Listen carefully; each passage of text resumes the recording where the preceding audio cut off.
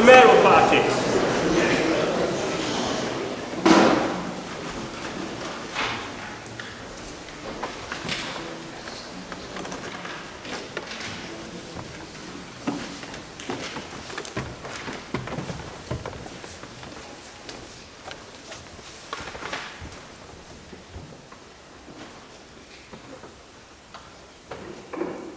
Good afternoon, Colleagues, please be seated.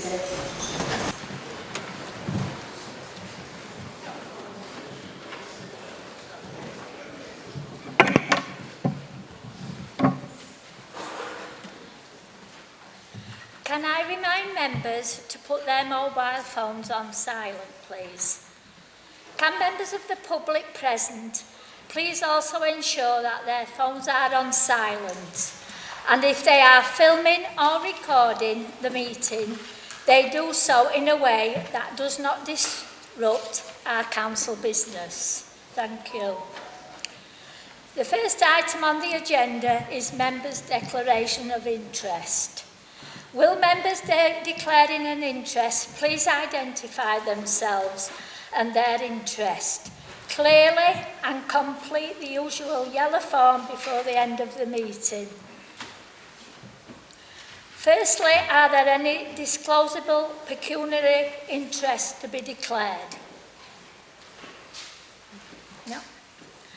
Are there any other interests to be declared? Councillor Hemingway. Thank you, Madam Mayor. Yes, declaring an interest in agenda item 6 and agenda item 13.5. I am an employee of Unison, so just declaring that for transparency. Councillor Eyre. Exactly the same, Madam Mayor. Thank you.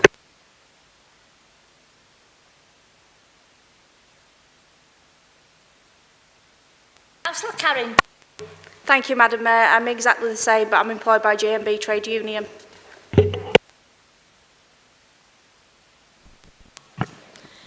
There are no exempt items before us today, so we will move to agenda item 3, which is to receive and confirm the minutes of the full council meeting in July. Are these minutes moved? Move the minutes, Madam Mayor. Are these minutes seconded? All in favour? That is carried. Agenda item 4 on the council summons is to receive apologies for absence. In advance of the meeting, apologies have been received from councillors Cummins, Ferguson, A. Garbett, Graham, F. Eptinstall, Isherwood, Law, Masterman, Roberts and Vickers. Councillor Kevin Swift has indicated that it... Oh, you made me jump then. Yeah. Councillors Carrington, M. Jones and L. Jones have also informed me that they may need to leave the meeting early. Are there any further apologies to be noted? Councillor Keith, forgot your name then. Thank you, Madam Mayor. I've got a doctor's appointment. I will be leaving for a short period and then pop back, but I won't be taking part in any of the discussions while I'm away, obviously. And when I come back, if they're still on with, I won't be taking part in that. Agenda item 5 is to deal with such communications as I may decide to lay before council. Colleagues, yet again, we have a packed agenda. I would hope that we can deal with the items on our agenda and within the rules in the same spirit as we did at the last meeting. We need to showcase the best traditions of democracy, debating politics and not become personal. Since last council, we have had a new group form, the Unity Group, led by Councillor Williamson. To assist me in noting who wishes to speak on which item and to help the meeting run smoothly, I have invited the Chief Executive to join me on the dais along with the Chief Legal Officer. As anyone who has sat in this seat will know, it is not easy to make sure that we catch everyone who indicates a wish to speak. I thank the Chief Executive for assisting us with this. Our thoughts are with the family of former Mayoress Molly Lund, who passed away recently and whose funeral is taking place today.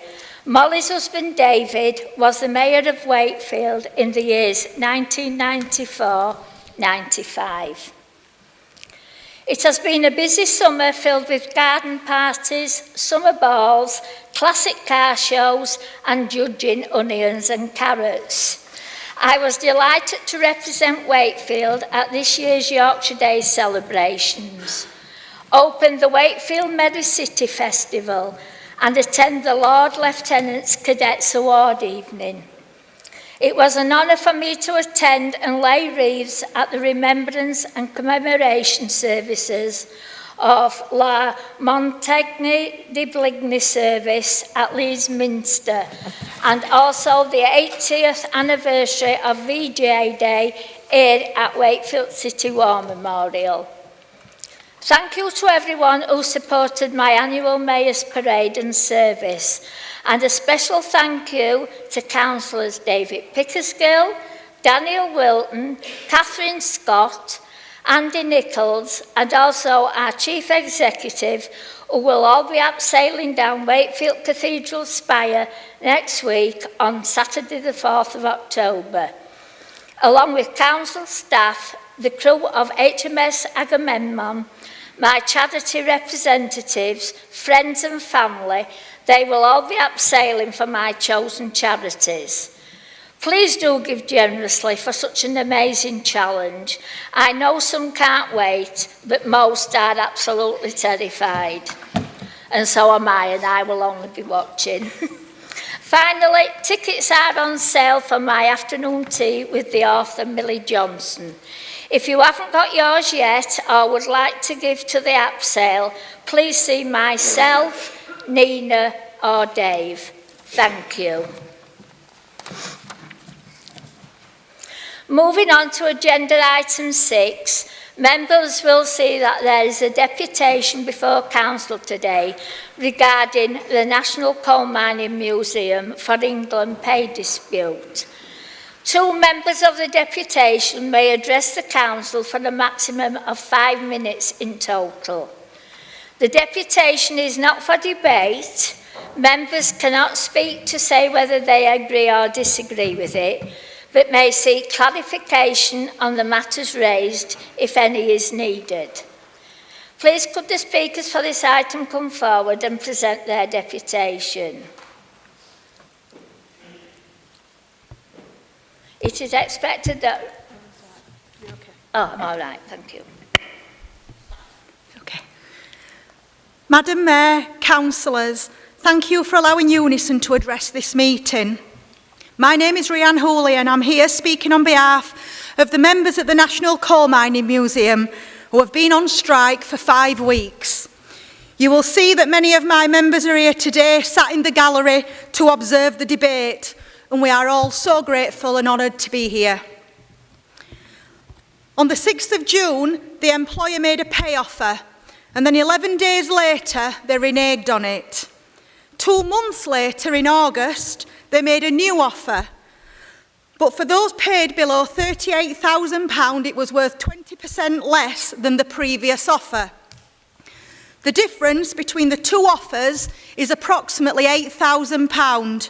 That is all it would cost to resolve this dispute. The vast majority of our members are mine guides, but we also have members who are cleaners and housekeepers, and they're paid the foundation living wage at £12.60 an hour. The mine guides are paid just 26 pence per hour more than the lowest paid. They're paid £12.86 an hour. And they're not just tour guides.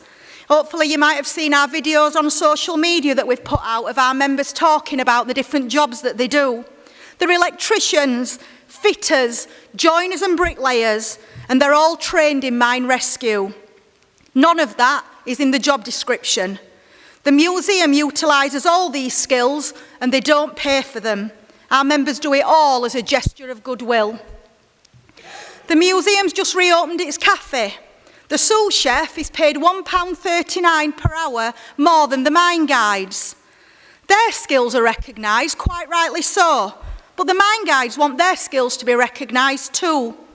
They also want a progressive and a transparent pay structure that means that when they leave, the wage is attractive for the next generation.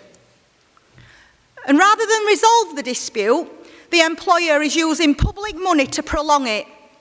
In week 1, when the chief executive crossed the picket line, I asked her if she'd come back to the table and resolve the dispute. She screamed never out of the car window as she drove off. There have been no talks with ACAS since the strike began. The museum is a national museum. It's a national asset, and we are all charged with a responsibility to protect it for future generations. It is a special and a unique place, and as far as we're aware, it's the only museum in England that has an underground tour. This region, and the Wakefield district in particular, was built on coal. It is our industrial heritage. It is part of who we are. Our members take approximately 200 school children every day underground.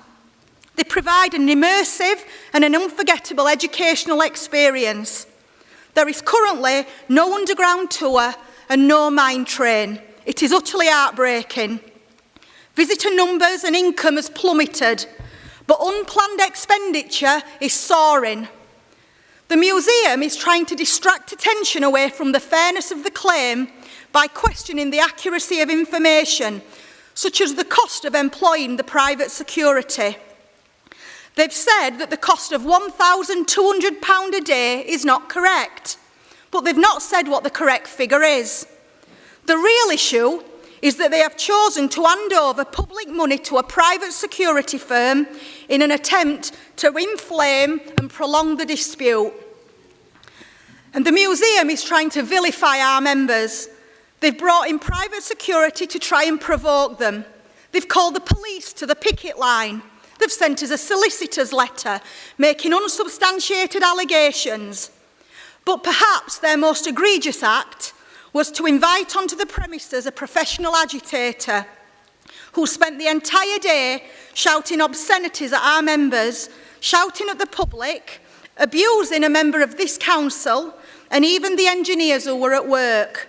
It appears that if anyone stands with us, it's fair game as far as the museum is concerned. But nevertheless, we know that many of you in this chamber were miners yourselves, or you're from mining families. We know that you recognise the enormous contribution that the museum and our members make to the district and to this country. They keep the history of coal mining and its cultural and industrial significance alive. This dispute could be resolved for £8,000. I and everyone from Unison in this gallery ask you to please bring the employer back to the table with an acceptable offer. Madam Mayor, councillors, thank you for your time.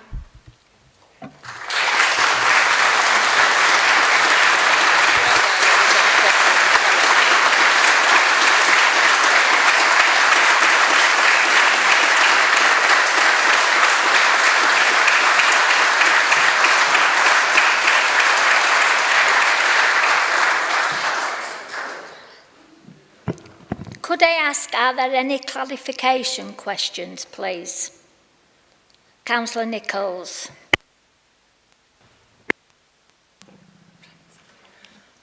Thank you, Madam Mayor. I may need your guidance with this particular question, but it does relate to the dispute outlined by the deputies. I'll ask my question and hopefully they can clarify this. I saw Unison's press release on Friday about your public disclosure to HSE. I've picked up that the museum is saying that your press release is incorrect. Please could you take us through what happened and confirm if Unison stands by its press release?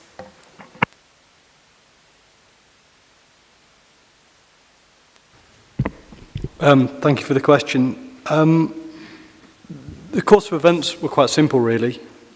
The union were asked to provide an exemption to send a member of staff in to fix the monitoring system in the mine. Some of the managers at the museum came to the picket line to discuss the issue. It was agreed with the managers and the striking workers that there was a risk to life and limb, there was a risk of explosion underground. So for that reason, there would be an agreement that that could go in and be repaired. Then, when that was communicated to the Chief Executive, she refused to allow the worker on site, cancelled the repairs, and our members were forced to report it to the Mines Inspectorate. They then became involved, and the repairs took place the next day. I've seen the museum statement that says it wasn't an emergency repair. You wouldn't approach the union for an emergency exemption for repairs if it was a routine matter that could be fixed at the end of the strike. So by their actions, I think it demonstrates that it was an emergency. There was a severe risk to life and limb, and we stand by our public statement. Thank you for that clarification. Councillor. Yeah, thank you, Madam Mayor. Can you just clarify? Can you just clarify the professional agitator came from management?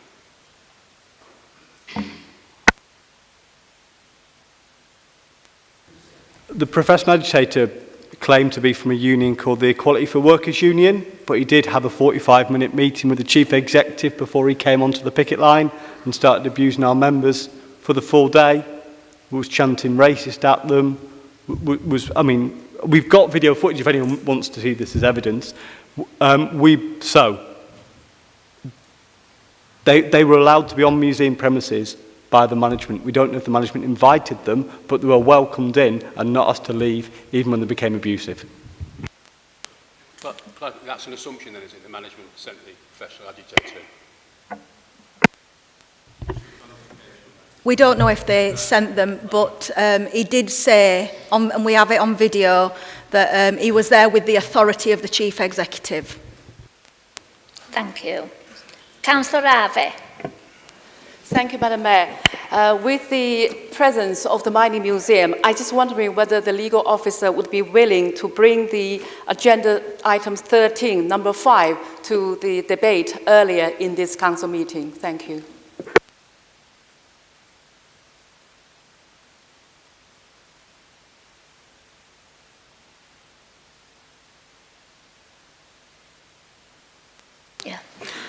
We could do that, Councillor Harvey, but unfortunately we've got other motions and there's people in this chamber that want to listen to all the motions, so we'll leave it where it is. Thank you. Councillor Keith. Yes, just a matter of clarification, Madam Mayor, please. You said that this dispute could be settled for a mere £8,000. When you divide that by the hourly rate, am I right in assuming, I've heard rumours that it boils down to 80 pence an hour, which is a pitiful amount of money, and it's basically coppers that could solve this dispute. So, £8,000 is the figure. A couple of days before the strike began, the museum did offer 80 pence an hour. The original offer had been £1 an hour, so there is currently a 20p gap between the museum's current offer and the offer they withdrew, and our estimation is that it's around £8,000 a year. Just to be clear, we estimate the museum have spent over £50,000 to try and break the strike in various measures, and they could have resolved it for £8,000.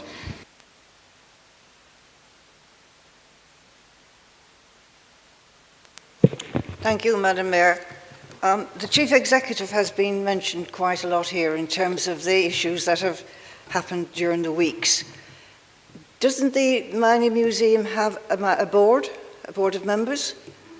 And is it possible, or has it happened, for a request to go past the Chief Executive to go to the board? Or are we assuming from the information that you've given us that the Chief Executive is acting on their behalf and their agreement?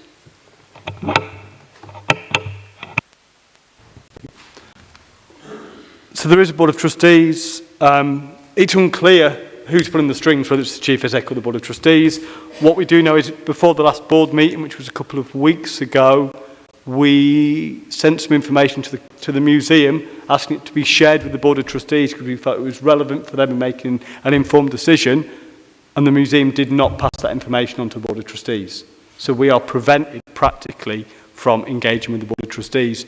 When the meeting took place, one of them stopped to speak to our members, none of the rest stopped, and none of them have been out to the picket to speak to members, and none of them have agreed to meet unison. They are not agreeing to, whether it's the Chief Exec or the Board of Trustees, they have not agreed to any took to resolve this since the strike began, and they are still refusing to meet us. Thank you. Could I invite the Leader of the Council, please? Is it a question of clarification? Sorry, can I? I think the Dean had his hand for a question, please.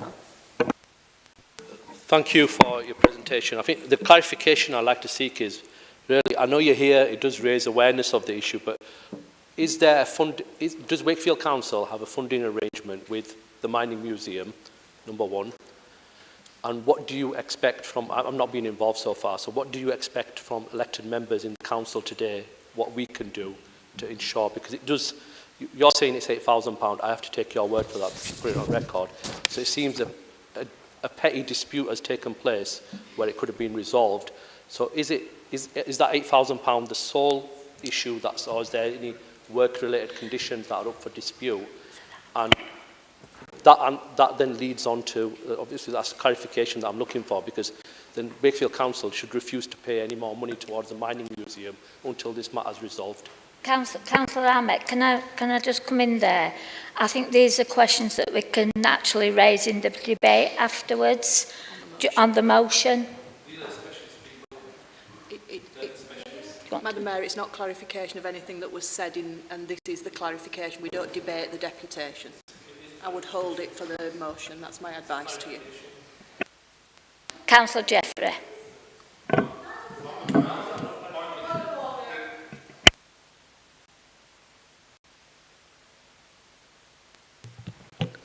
Councillor Nichols didn't raise anything that was part of what was said. Not one word of Councillor Nichols' question was anything to do with what was said. We can't just pick and choose. That is not a point of order. It is a point of order. Shah. It is, because you've dictated what the rules are, and now you're choosing not to follow them yourself. It is not a point of order. We move on. Councillor Williamson. The rules do state that any councillor gets to clarify. Now, I do believe Councillor Ahmed's point about asking the Unison officials what they expect the council to do is a clarification, a valid clarification. I think it should stand. To go in there. So there were two.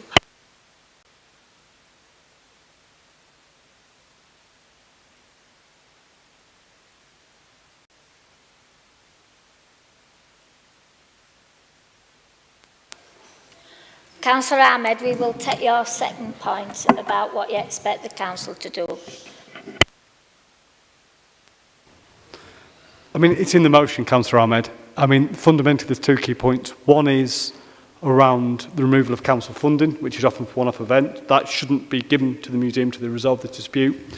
And the second key point is to put pressure on the Chief Exec and the Board of Trustees by writing to them and trying to force them back to the table to negotiate with my members who are sat up there to get them back to work. They want to be doing tours underground. They don't want to be stood on a picket line. So they're the two main things that were... there's other things in there, but the two main drivers for us. Just clear something on a point of clarification, which I didn't quite get what... when Councillor Harvey had suggested regarding linking the motion that's on the order paper today or the agenda today with the deputation that we're talking about. I didn't quite, I weren't sure what you said about, because I can't see no reason at the moment with what's going on with this situation at the Coal Mining Museum, the amount of people who've turned up in support to look at this situation with this Coal Mining Museum, that this resolution, there's nothing stopping us moving this resolution up the agenda to debate it while we're in the process today of talking about issues that colleagues are putting to these two people from Unison. And I think that should follow on, and I'll ask if you're not listening to go to a vote to make sure that that's done.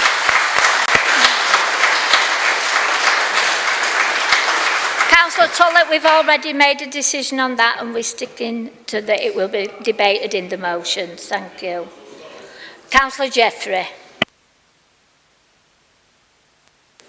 Thank you, Madam Mayor. Can I thank both of you for coming here today with this deputation and talking about this important matter that affects you, your members, and the guides who are all been colleagues of mine. As many of you know, I was chair of the Mining Museum for the last 11 years, and I had to stand down 2 years ago because I'd done my time with them. The Mining Museum matters very much to me, as it does to all of you. The guides, they love the place. They do the tours, yes, but they do everything else, as you've said, Rhiann. They do all the extra work that the mine would have to pay a fortune for. And it matters to them. They love the mine. They care so much about it. They do all these things as volunteers. And it breaks my heart that we're in this situation. I've been on the picket line, as many of you have. And I know, Sam, you've been there nearly every day. We really care about this place. It matters to our community. And it matters to the district. And it matters to the national. It's the only museum that has the underground tour, and it's bringing tourism to our area. I'm absolutely shocked about what's happened, and I cannot understand why they won't come to the table. We've already written, I know colleagues have asked about, have we contacted the trustees? We've contacted the trustees, and we seem to be at a stalemate. So we shall continue to support all we can do. And if we've got to tough it out, then we'll tough it out. But I do think, and I urge everybody to come to the table again. I know you're willing, but I don't think the museum are at the moment.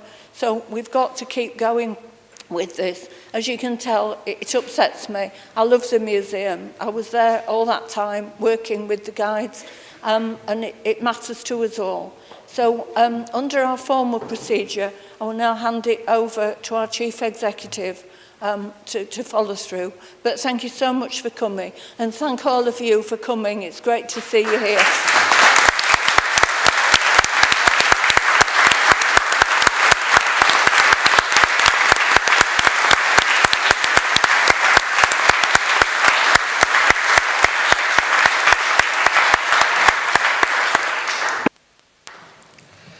Agenda item 7 is the Leaders' Report, and Councillor Jeffrey will also incorporate updates in relation to her property portfolio. Once the leader has presented her report, she will receive comments or answer any questions from members on the matters raised in her report. Councillor Jeffrey. Thank you, Madam Mayor. Just for clarification, I know that there's a motion on the agenda from Councillor Bates about the fact that questions in the constitutional thing. Well, I mean, obviously you might wish to carry on with your motion, but I feel that we must accept this and that questions should be asked of the Leader of the Council on any matter. We will separate the property portfolio questions out from the Leader's report. I understand we have to change the Constitution, but I really feel that we must do that. I think it's a long-standing thing that leaders haven't been questioned. Well, I'm not frightened of debate, and I'll answer any question. If I can't answer them, I'll come back to you. But that's what I think we should do. So if that could be noted, that we'd like to move forward with the Constitution. Yeah. Okay. There's been a lot of talk about flags. Some people like them, some people don't, some people feel intimidated by them, but they're our national flag. And they're there showing how people feel about this country. Some councils have taken them down, some have left them up. What we've done is where there's been some vandalism on road signs, etc., we have had to remove that. But we are going out to consultation, and we've already had 2,000 responses from the public. And the closing date, I think, is next week. I think it's on Friday, and people can give us the views. We want the public of Wakefield to say what they want to do about the flags. So I'll leave that one there. I was pleased that we brought in the free parking for 2 hours across the district. That will be coming into place at the end of October, hopefully. This is to help business. We're helping business along with the pavement licences. We've waived that as well. We want people to come back and shop in our town centres. They are failing. I know we get criticised for our failing town centres, but I do blame online shopping, and I'm sure everybody in here online shops. But if we didn't, and we start to look after our towns and shop locally, it would be easier and better for the businesses.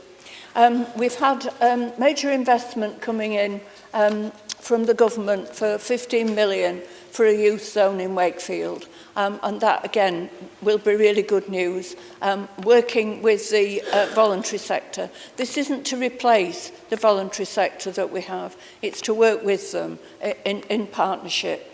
If Margaret Isherwood was here, she'd probably want to talk about it. I don't know whether Helen wants to, but it is good news for the district. On the Ofsted and the HMIP inspections, we've had one for Children's Services, and the Ofsted have confirmed that we deliver high-quality children's services with outstanding support to children in care. The adult and social care inspection, and I know my colleague Michelle will be talking about that. We continue on our improvement journey. We have been told that we continue to look for improvement, and we were aware of that, and we will do that.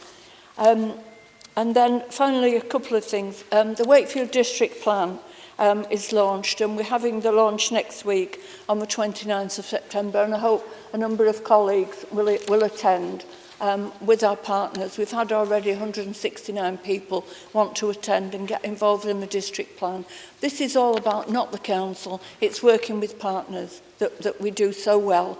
And I know perhaps Dan in his report might want to say something about it. And then also to colleagues, I'll go on now on the property portfolio. Obviously we need to make savings across the council, and we are looking to sell property and land. So if any members have got issues, I will be circulating to all members areas in their ward that may be put forward for sale. And if anyone wants to talk about that or is concerned about it, I'm happy to talk about that.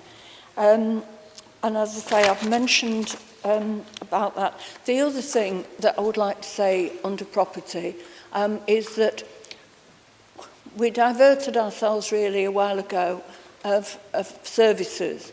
And of course, we want to bring them back in-house. And I know there's a motion on the agenda and we should be speaking to that. But I've already spoken to officers about doing a piece of work to see what it would entail, how long it would take and how much it would cost us and what are the implications. I think on this side, and I know across there, we all want to bring services back in-house. And that's something that we should move to. And just on the real estate, the last couple of weeks we have sold 3 significant properties. Woolly Hall has now been sold. Pontefract, the former Pontefract Swimming Bath has been sold, and Queen Elizabeth House in Eastmoor. These are all significant properties, bringing in significant funding for the council, and hopefully now those buildings will be brought back into use for the support of the district. And then the final thing is the survey on the county hall and the building we're in is working forward, excuse me, to get things going here. So I'll answer any questions on that. Are there any comments or questions on Councillor Jeffrey's report? Councillor Ahmed. In order, there was quite a few things raised on there. We'll start with the first things first, flags. I just want to know which group of people in this country are intimidated or threatened by flags. I just want to know who's done that research and who these group of people are. Is it the same group of people that were offended by poppies or Christmas trees? Because that was a lie then and it's a lie now. So even that I don't agree with that. It's a load of rubbish.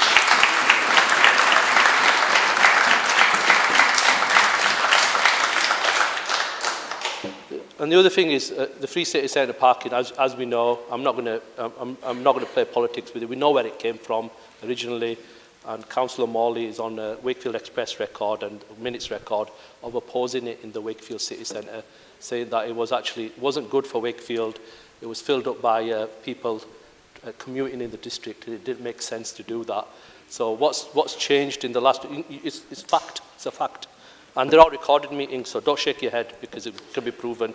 So that's the second thing. So what's changed since the last time you did it in COVID to now? And if you're listening to the people of the city centre, haven't they been asking that for a while? And haven't they also been asking to remove those people that are walking around in city centre, intimidating people, aggressive beggars, walking around high on drugs? They're the people that we need to scourge off the city centre.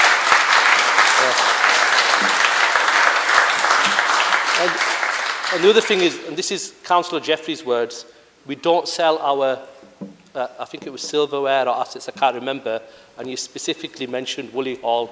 So what is that? Is that the failure of the Labour administration now that you started selling the silverware, or what's the reason why Woolly Hall and other ones are now getting flushed down the pan? So is the silverware, is it not silver anymore? So what's the reason behind the asset disposal of Wakefield Council under a Labour government?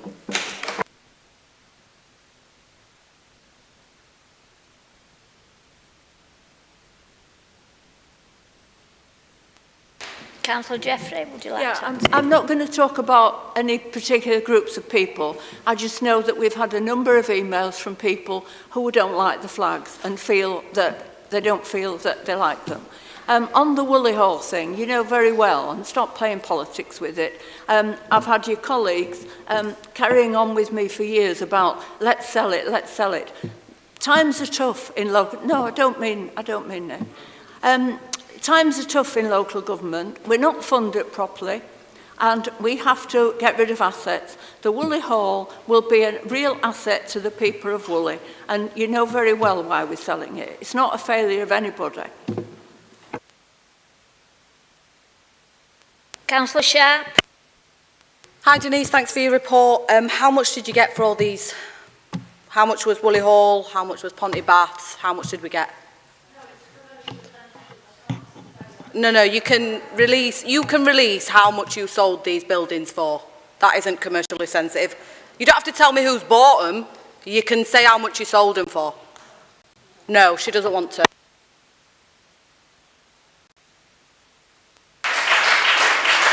Councillor Keith.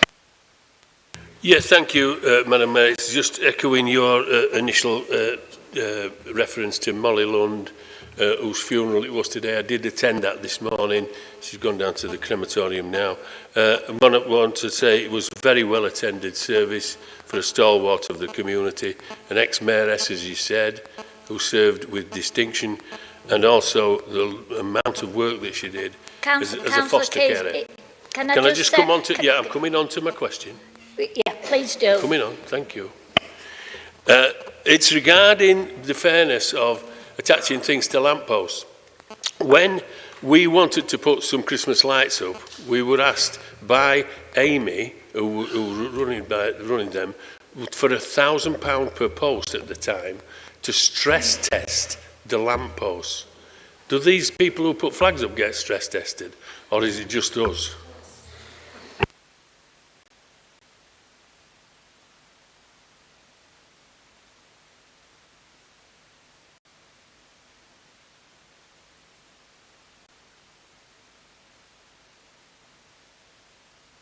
Can I remind everybody to use the microphones, please? Thank you. When we wanted to put up some Christmas lights, or indeed Jackie Williams and I started the thing with hanging baskets, attaching them to lampposts, we were asked by Amy, who run the lamp standards and have installed them. At the time, we were asked for £1,000 per post to stress test them. Now, I said to them, if you'd have said to me that hanging a bag of shopping onto a lamppost would pull it over, I think you've put up the wrong post. But what they were saying was it's the wind resistance, etc., etc. Admittedly, they've come down from that now.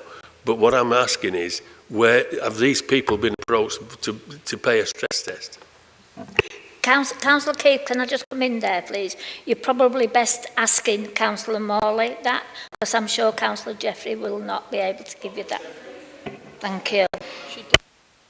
She did raise it in a report. The full answer is probably best. Yeah. Councillor Mel Jones. Thank you, Madam Mayor. I just want to draw the leader's attention to a property issue in South Hindley, Highwell School.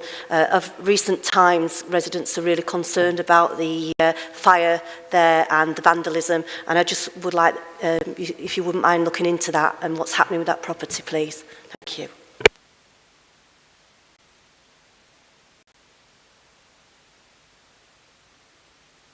Councillor Gert. Yes, thank you, Madam Mayor. I'd like to come back to the issue of the free parking, if I may. As you all know, I worked in parking enforcement for 16 years, so I'm speaking with a bit of authority on the subject. There's no such thing as free parking. It has to be paid for from somewhere. Now, we recently passed a budget which was quite austerity. You've said in your own report that this council is short of money. So what I'd like to know is where is the money coming from to pay for this free parking, and what services are getting cut to pay for it, because it's got to be paid for somewhere. And it's not even really going to achieve much, because the car parks are full anyway. And the charges in Wakefield, when you compare them to other cities, are very, very reasonable. I parked up today. I had to drive around the car park 3 times before I found a space.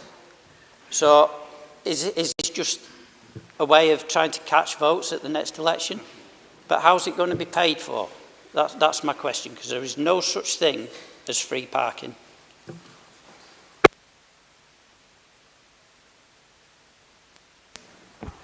Yeah, we're looking at this to help businesses.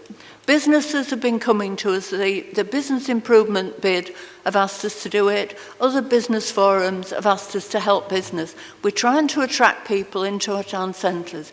Yes, it's going to have to be paid for, but we shall budget for it in a proper manner. If you'd seen the council report, you would see how we're going to do it. But I'll send you some more details, Peter. Councillor Morley. Thank you, Madam Mayor. Thank you, Denise, for supporting myself, Jack and Lynn, quite recently, as you mentioned in your report, when some land was put up for auction in our ward without our prior knowledge. And thank you for your swift action on that. We are working with the community to make that into some public realm, which will be much needed in the Lofthouse Gate area. So we appreciate your swift action. Councillor Harvey. Thank you, Madam Mayor. I have to say that I'm very disappointed to learn from the leader of the council that Woolly Hall has been sold, because you know that I have represented the community for years, wanting to know what's going to happen to it. And you have promised the resident association and parish council over and over again that you will consult them, whatever is going to happen. You want to build a spa because it's a beautiful venue for the people of Woolly and for the wider Wakefield district with wedding, everything. We have a fond memory of that beautiful place, and it's a beautiful heritage building. But what has happened was, I was promised by you over and over again, you said you will let me know what's happening and you will have a consultation. Just only 2 days ago, I was asked by a local investor, he said, what happened? I also want to put a bid on, but I did not know what's going on. So is it any transparent going on in this process to begin with? And also, why the people of Woolly has never been told anything about it through their representation, if anything else? So who you, as the leader of the council, govern in this council? Thank you very much.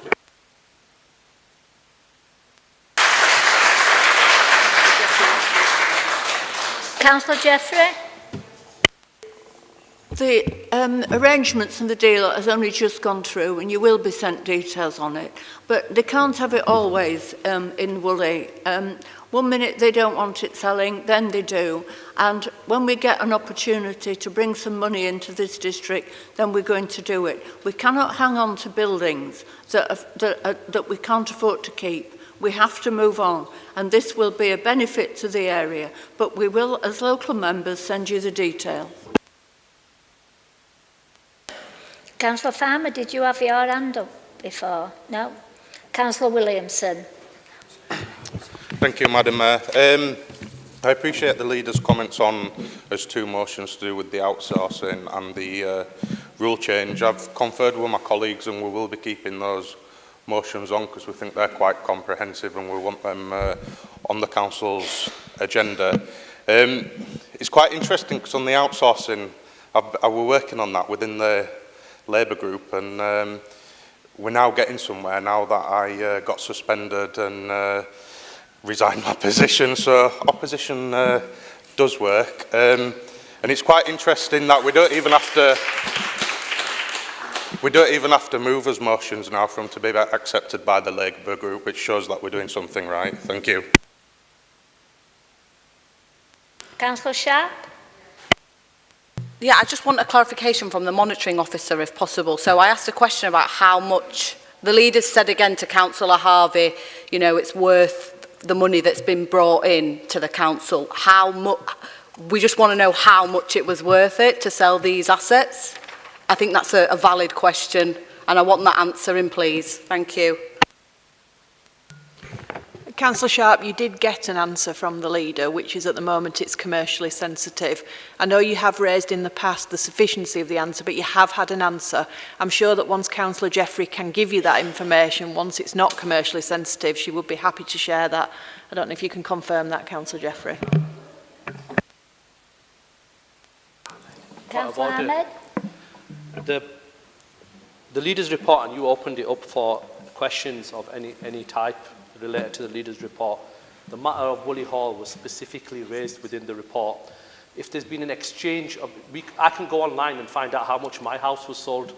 So if that's public information, somebody pays £2.50, they can find out from the land registry. There were two questions asked by two councillors. One was the price of Woolly Hall, how much it sold for, and number two was, I think the procurement or the selling process followed the normal processes of Wakefield Council. So the price, because Councillor Harvey's just raised that somebody was interested in buying and they weren't involved with it. So how did that, so it's not hard to say. It went to auction at Leeds at this time. It was sold, because these are public record things, unless it was done privately, then how is a sale of a public asset done privately?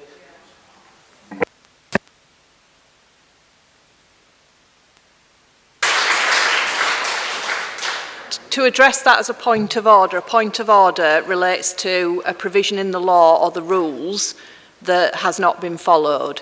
The rules here allow for a question, the question was put, the answer has been given that the leader at this time, for commercial reasons, is not able to give that information in public. I hear what you say about land registry data, but you will of course be aware that there is a lag between a sale and that information becoming publicly available. All I can do is repeat that an answer has been given. If you are not happy with that answer, then you could follow that up in writing with the leader, or you could put it to the next council when perhaps more information might be available. But the rules are really clear. The answer's been given. It could even be given in writing. So the rules have been followed, and it's not a point of order, Madam Mayor. Are there any more questions or comments? If not, I thank you, Councillor Jeffrey. Agenda item 8 is to consider Cabinet members' reports. Cabinet members have up to 5 minutes to present their report, and there are a further 15 minutes allocated to enable each Cabinet member to respond to any questions or brief comments on matters within their portfolio area. The first report is from the Portfolio Order for Regeneration and Economic Growth. Councillor Hemingway, would you please introduce your report to Council? Thank you, Madam Mayor. I'd like to start by drawing members' attention to agenda page 21 and to update members on the work on the Civic Quarter, which is progressing really well.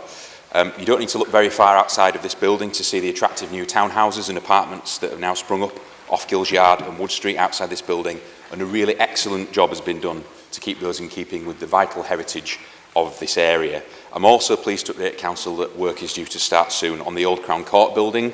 You'll have seen some of the hoardings going up earlier today. I've had a look round there with some of the developers recently, and there's some really ambitious plans to bring restaurants, bars, a community space into the heart of the city that will really regenerate this area of Wakefield and provide a bit of a hub as well for the new residents that are coming to dwell in those new properties.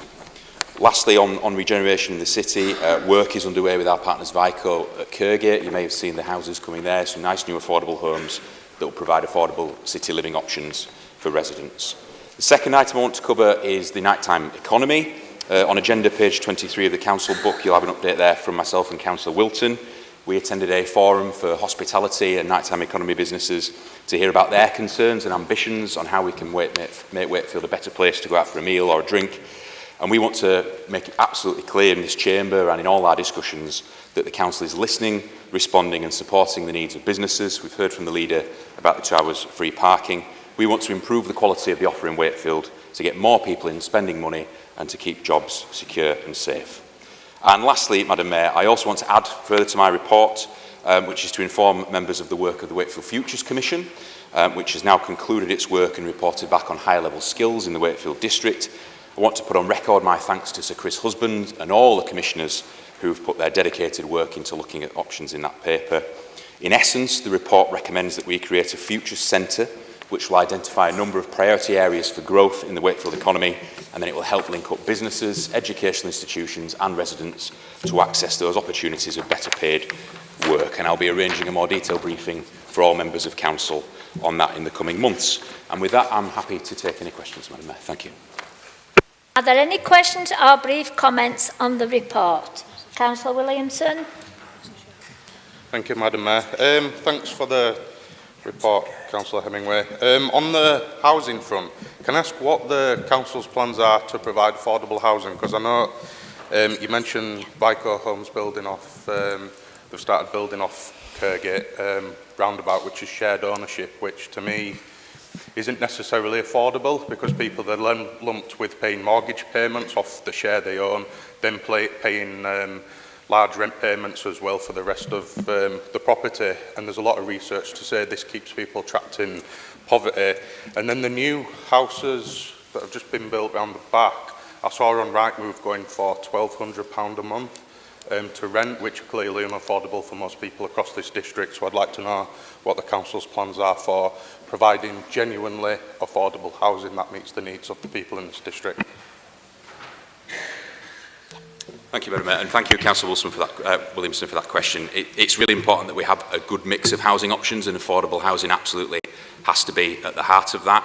As you know, the council doesn't directly deliver housing. We're not a council house provider anymore. We work closely, however, with Vico Homes, WDH, as was our main partner, to try and deliver more affordable, both for part ownership and for rent. I think social rent is absolutely crucial. My family grew up in council houses, and they're absolutely a really important way for people to have good quality living at an affordable price. So whenever we bring forward developments, we always try to negotiate a good amount of affordable housing. There's always a bit of pushback in that, but wherever we can, we introduce that, and we're making sure that it's at the forefront of all our housing strategies. And whenever we bring forward developments, there's one coming forward at Waterton Jane High School and Lupsit, for instance, that we bring as much affordable housing into the district as we can, and both purchase and rent is equally important. So I agree with you on that point. Councillor Sharp. Yeah, thanks for telling us about everyone else that's building homes. I don't see why it's in your report. We just authorise the planning. But what's really startling to me is the improvement of privately rented homes. If I had a second home that I was privately renting out and I came to this council and said, can you give me some money to improve it, I am positive that the officers in this council and everyone that would assess my application would tell me to do one. So how are we doing that, and how much have we spent doing that? Thank you. Thank you, Madam Mayor. I disagree with you, Councillor Sharp. I think it's vitally important that we work with landlords to improve the quality of housing across this district. Nobody should have to live in poor quality housing. And if we have to work with landlords who might not be able to afford significant improvements but can go part of the way or put an express expression of interest in, for whether it's green improvements, warm homes, then we absolutely should be doing that. And as you can see there, a number of 400 plus homes have been improved, hazards removed. That's people's lives improved. So I absolutely think that is the right thing to do. In terms of the exact figures, I'm happy to send those on to you, because there are a variety of schemes for how we do that, whether it's the Warm Homes Fund, some greening improvements, there are various other aspects. So if you can give me the specific areas that you want to know, or I can send you the full details of all the schemes that we use to support them. Thank you. Councillor Harvey. Thank you, Madam Mayor. Thank you, Jack, for the report. And it's very, very exciting to see Wakefield building. And you mentioned about the family accommodation in City Fields and also the repurpose of City Centre of Wakefield. Can you guarantee that this accommodation will not be used by asylum seekers or illegal immigrants in this city?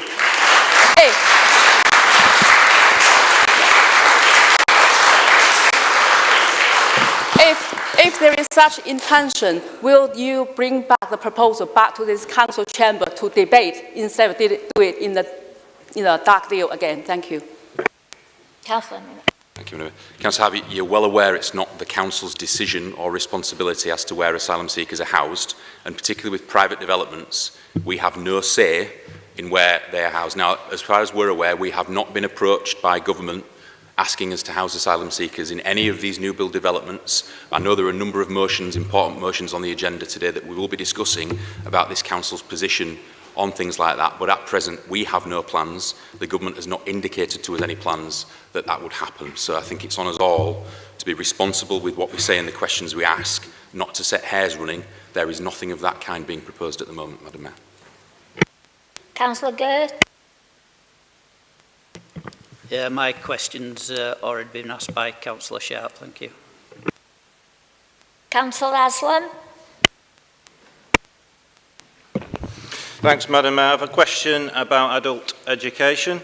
So at our surgeries, our community events and on the doorstep in Featherstone, residents are approaching me, indeed yourself and Councillor Vickers, with concerns about how the reform activists are blindly following national and other reform control councils' policies. We know that reform councils in the East Midlands have taken the decision to close 5 adult education centres. It's led residents of Featherstone to believe a vital bloodline and access to adult education and obviously new job opportunities through our fantastic Chesney Centre may be on the cards to close. Many residents have told me their stories about how that vital centre enabled them to move into a better paid job while balancing parenting responsibilities. When considering the Wakefield Futures launch, it's clear in my mind that the future of Wakefield's growth and prosperity is through investment in our people through our education centres like Featherstone's Chesney Centre. What I'd like to ask is, will you confirm our council's position on adult education, investment in people and with our Featherstone Chesney Centre? Councillor Mimmer. Thank you, Madam Mayor, and thank you, Councillor Haslam, for that question. I can confirm this council is absolutely committed to providing high quality adult education, whether that's through our service that delivers a range of flexible education options, and as you say, that can support people who may be working full-time or have caring responsibilities. That's a service that recently was awarded good in its latest inspection, doing really well there. We've got Step Up programme, which tries to retrain and reskill workers that might find themselves unemployed or wanting to upskill. And I was really concerned to hear about the sudden closure of a number of adult education centres across the East Midlands with limited consultation. We absolutely won't be doing that here, and we are committed to providing good quality adult education and opportunities for everyone. Thank you. Councillor Farmer. Madam Mayor, yeah, after 15, 16 months of chaos, sleaze, and there is no growth, by the way, just a question for you about housing. Angela Rayner promised us 1.5 million houses. Right. So I looked at, you've been in the power a year, so I've looked at the data, I've looked at the results of what Wakefield Council were meant to have 1,541 homes this year, or each year, to keep up to the figures of Angela Rayner. We all know that she's more interested in other things. 1,292 were added per year on average between 2021 and 2024. That's 1,292. 751 new homes received their first Energy Performance Certificate, EPC, in the year to June 2025. That's 234 less than the year before. She's not going to hit those targets. Well, obviously she's not going to hit them, but it's just another complete lie. There's never going to be 1.5 million homes built, is there? It's just another lie that we've had. Thank you, Madam Mayor. Thank you, Madam Mayor. As much as I'd like to, Nick, I'm not responsible for national housing policy and can't necessarily deliver 1.5 million homes in Wakefield. But I accept the premise of your question. I think from our point of view, look, we need to deliver new homes, affordable homes for new families, for professionals starting out, for older people wanting to downsize. There are very good reasons why we build housing, and we're proud of our record delivering housing in this district. All along we've been clear, and we've made this representation to our own government to say that those targets are very ambitious, that we might not be able to hit them, that we'll work the best we can to get there, but we also want to see the infrastructure that supports that level of housing delivery. So I understand where you're coming from, but I think housing can be a good thing if it's done right, and that's the point that we're making to government as much as anyone. So I'll leave it there, Madam Mayor. Any more questions or comments? Councillor Walton. Thank you for your report. I just wanted to say that I welcome the launch of the HERO scheme for sustainable developments within housing. And I just want to say, could we please also remember that we have flat owners as well? So as a leasehold campaigner, just to remember to put flat owners on that recommendation.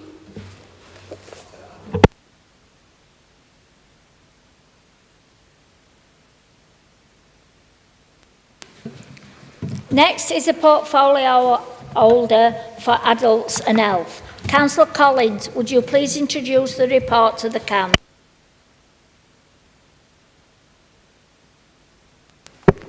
Thank you, Madam Mayor. Yeah, and in moving my report today, I would just like to speak about the most recent CQC inspection in which we were rated as required improvement. I completely accept the rating that has been given from the CQC, and I think from the very beginning I've been completely transparent about that. I stood in this chamber when I took over this portfolio around 12 months ago and said that we were on a journey, and this report that we have received from the CQC confirms exactly that. There were no surprises within the report, there were nothing that we didn't already know, and I remain steadfast in my commitment now, as I did then, to keep driving forward those improvements, including making the improvements that were highlighted in the report. I would like to highlight, though, that whilst requires improvement, the CQC made it very clear how close we came to being a good authority.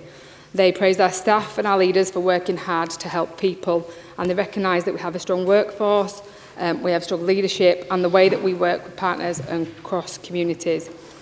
I'd just like to say to all of our staff a big thank you. Their hard work, compassion and commitment shines all the way through this report, and as an authority I'd like to say that we are incredibly proud of you. As I said, we did come within the smallest margins of good, and that is within our sights, but our ambition is to go further than that, to deliver the very best care for the people of Wakefield. We've now got in Rachel strong and permanent leadership, with a clear vision for change. We're building on the strengths and addressing those areas where improvements are still needed. We're already well on our way with our improvement plan. It started before the inspection and it continues now. And I have arranged a members' briefing so that all colleagues in the chamber can be informed and engaged throughout that journey. The report shows that we're on the right path and that we continue to focus on partnership and with our determination, I have got no doubt in my mind that we will achieve good and beyond the next time we're inspected. And just on a final note, I want to be really clear that while this rating says require improvement, it does not take away at any point from the incredible work that our staff do each and every day in this authority. It reflects what it is, a system on a journey, and together with our staff we will get to where we want to be. So with that I will move my report and take any questions. Are there any questions or brief comments on the report? Councillor Melanie Jones. Thanks, Michelle, for your report. It was great to see on page 26 the National Back Exchange, of which I used to be a member when I was a nurse specialist. For clarification, the National Back Exchange is the peer review body of moving and handling coordination to ensure proper ergonomics and safe moving and handling within care. So it's great to see, and I'd like to pass on my congratulations to Dan and Chris. It's a really good recognition to get, so thank you. Thanks, Mel. Yeah, and we'd like to wish Dan and Chris all the very best and every success. Councillor Sharp. Yeah, I just really want to know what on earth is going to make the biggest difference. Because if we came within a margin of being good, what in our process that we currently deliver in this council is going to significantly change to get us to that good? Because that hasn't been highlighted in this report. You haven't said anything about that. You haven't dictated or made us aware of any process that needs to be different, anything that needs to be looked at. This has obviously been since before you took over this department. I understand that, but you've not highlighted what's going to be any different. Thank you. Thank you, Madam Mayor. I think I did reference that there is going to be a members' briefing that I think is arranged for next week that has been sent out to everybody, which will go through our journey, where we're at, the areas that were highlighted as needing improvement. I think we would be here a very long time if we were to sit and list everything, but we were already aware of some of those problems. So with the uptake of personal budgets, for example, the way in which we engage some of our BAME communities and make it inclusive for that, we are well aware. These are things that we had already highlighted and we're already working towards. I think the difference is throughout the inspection and just prior to it as well, we didn't have a permanent leadership team. We had interim people in place who had started that journey. Obviously, we have now recruited. We've got Rachel here with us and we've got a new service director starting shortly who are going to continue that journey with us and be able to lead with our teams through that. But if you attend the briefing that is next week, it's online, so it's very accessible. We will be able to go with that through the report in more detail in terms of what the recommendations were, where we could get more points. But I think it's important to note that we already knew what it was. There were no surprises for us, and the CQC have recognised that we are very much on that journey and that we have a very strong authority. Councillor Pritchard. Thank you, Madam Mayor. I'd just like to thank you, Michelle, for your Forever Young initiative around Wakefield Council, Wakefield Libraries and offering free blood pressure checks. As somebody that spent 18 hours in resus not knowing whether I was going to survive or not due to high blood pressure, I really welcome this because blood pressure is a silent killer and people really should be getting checked. So I'd like to congratulate you and thank you on that. But I do look forward to it being rolled out across all libraries in the near future. Thank you. Thanks, Josie. Yeah, I think it is something that we need to campaign more about because it's not the most attractive thing to say, oh, go and get your blood pressure checked, but actually what having undiagnosed high blood pressure can cause fatalities and just a lot of long-term health issues. So anything that we can do to promote that. I'd like to say thanks for Hannah as well for working with us in terms of getting it into libraries, getting it into accessible spaces, and to all of our staff who are very willingly trained up how to do these checks and how they can facilitate that so that people can come in. You're not having to go to a GP's or a pharmacy. You can just bob into the library and check as a health check, and then if there is anything that it can be sort of move forward into health space. Councillor Wallace. Yes, thank you, Chair. Yes, Councillor, Madam Mayor. Councillor Collins is also on Forever Young on page 26. It's again about the blood pressure tests. I'm a great believer that as many people as possible should be able to administer first aid and also be with blood pressure testing, and also believe that there should be as many facilities as possible locally for that to be done. I was at the local library when the library staff were being trained at Castleford Library, and I was the first volunteer for a training librarian to have the blood pressure tested. My question, though, is, again, with my belief that there should be more medical provisions, given that Castleford was accepted to be an area where there was a need for a new medical centre to add on to the good services which the surgeries do, but unfortunately that didn't happen. So my question is, the well point at 2 libraries, is there a possibility that there'll be a well point at Castleford Library? Thanks, Tony. Yeah, we're certainly looking at how we roll things out more. Obviously, we just wanted to start as a process in terms of getting people trained up and being able to facilitate that, but it's certainly something that we're looking to roll out further, because the more we can do to promote good health in the district, the better outcomes for people. Councillor Harvey. Thank you, Madam Mayor. Last month, I went to the reopening of Hazelgarth with Councillor Michelle Collins, and I have to say that a year has made a bit of difference. But last May, we closed a care home with 24 hours notice and kicked the residents out, 36 of them, and the staff. It has caused so much stress. So the CQC, the almost good, is not good enough for the people of Wakefield. You have 60% of the adult social, the council's budget every year, over 60% spent on that. So we need to make sure the money is well spending. And I really, really appreciate your effort and your passion and your hard-working attitude towards, and I wish you good luck for the future. Thanks, Sam. Yeah, I think we've gone over Hazelgarth so much over the last year, and I know certainly from the staff there that they're ready to move on from that. Thank you for coming. I know I was joined with colleagues from across the chamber at Hazelgarth, and it was really lovely to see the improvements and how that's done. You're right, we do have an enormous amount of the council budget, and that informs the demand on adult social care at the moment. The demand is larger than it has ever been for adult social care, and we are doing all that we can to keep people at home for longer, to maximise independence. And not saying that we're not providing care to people, but actually are there preventative steps that we can do first to allow people to live better for longer, because we know outcomes are better for people when they're at home, when they're in their communities. If you look within my report today, you will see there is a tool, it's like a virtual house, and I know you, when you was at Hazelgarth, you looked at a lot of the tech-enabled technology that was available that we can put into people's homes. And it is like a virtual house, so you can literally go around looking at how that can be achieved.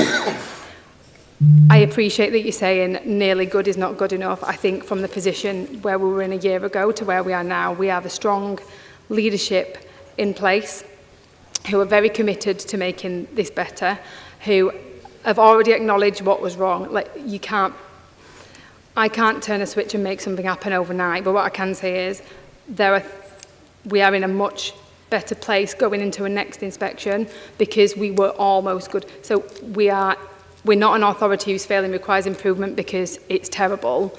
We are delivering the care, and a couple of sentences differently, and we would have been a good authority.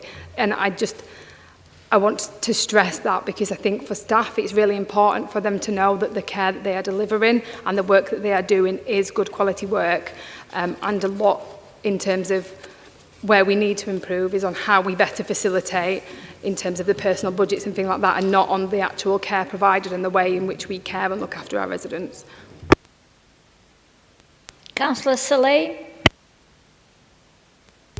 Yes, I just want to comment again on the Blood Pressure Champion initiative. I think many have covered it already, but I think it's a brilliant initiative for the VSC sector. My quick question was, is there similar initiatives planned for the future, such as community diabetes screening, as we know that's people from marginalised communities who would benefit from that as well. So I just want to know if there are future plans for ongoing screening similar to the Blood Pressure Champion ones.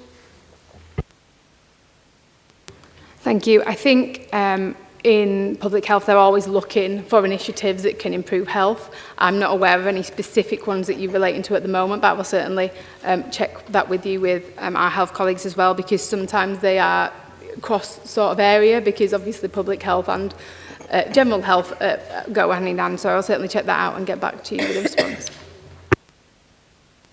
Councillor Hamed. Agenda page 25, introduction and delivering our plan. There's a number of things that you've raised on there. Now, before I say these things, I think the role of elected councillors isn't to scaremonger about staff or anything like that.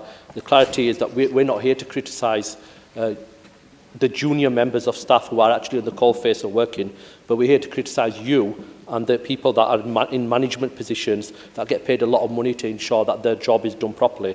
So if on this report here it says, we came within touching distance of a good rating.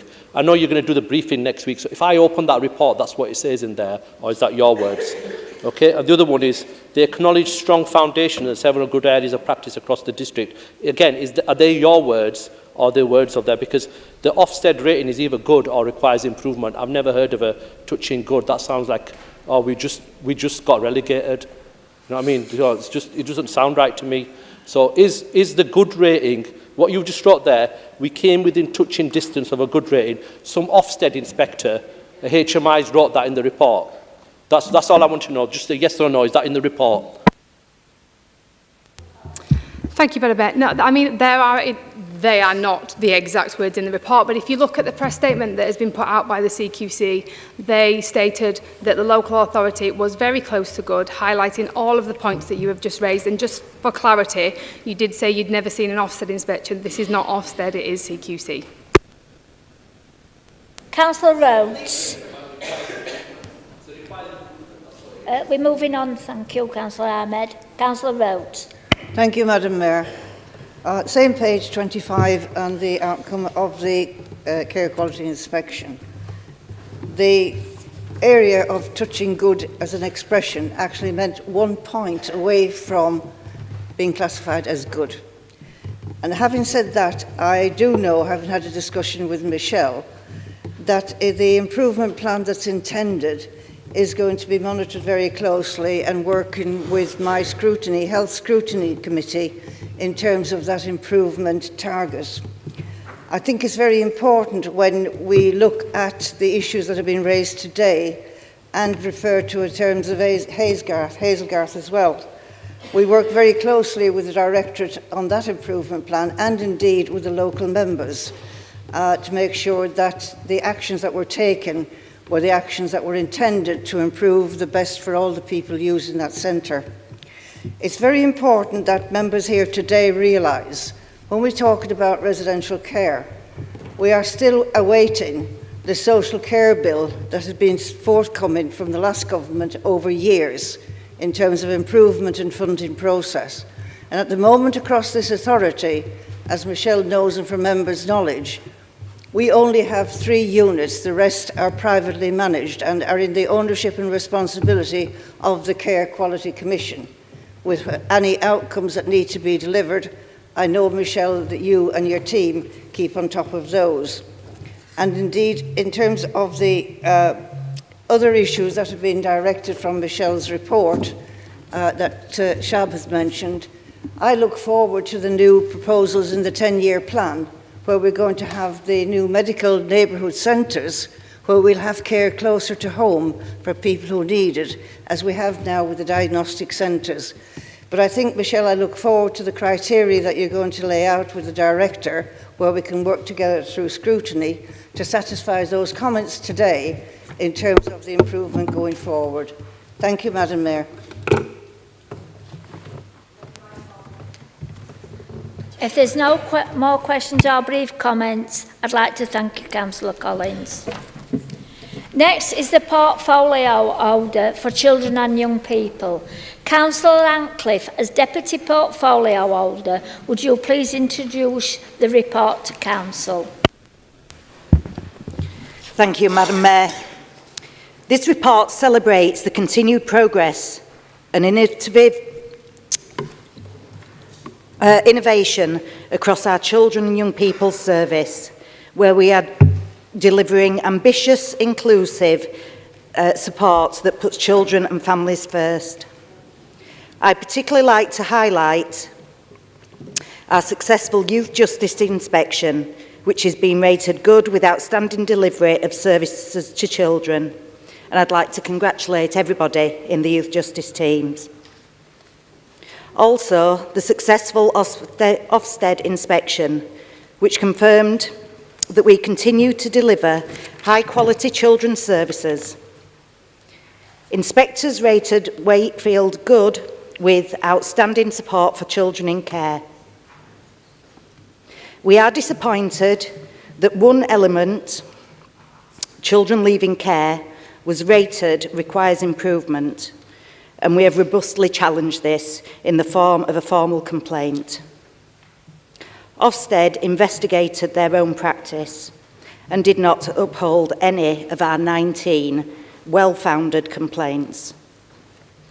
We are satisfied that the support and outcomes for care leavers are strong and compare very well against other local authorities, and I would like to thank the staff in Children's Services for their dedication and support.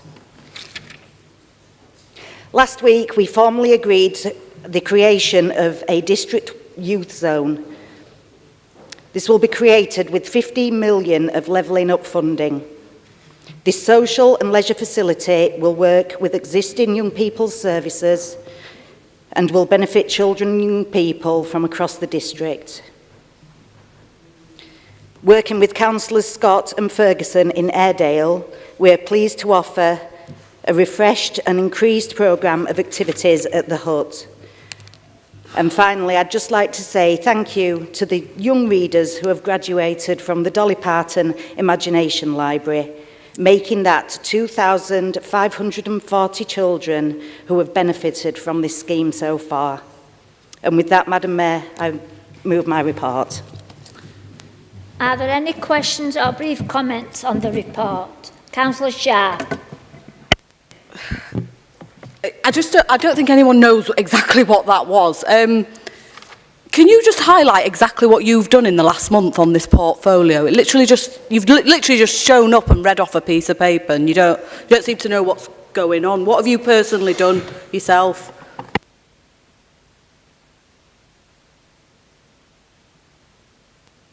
I'm not dignifying that with an answer. I've been very busy for a month. I'm not going to sit and go into my daily timetable.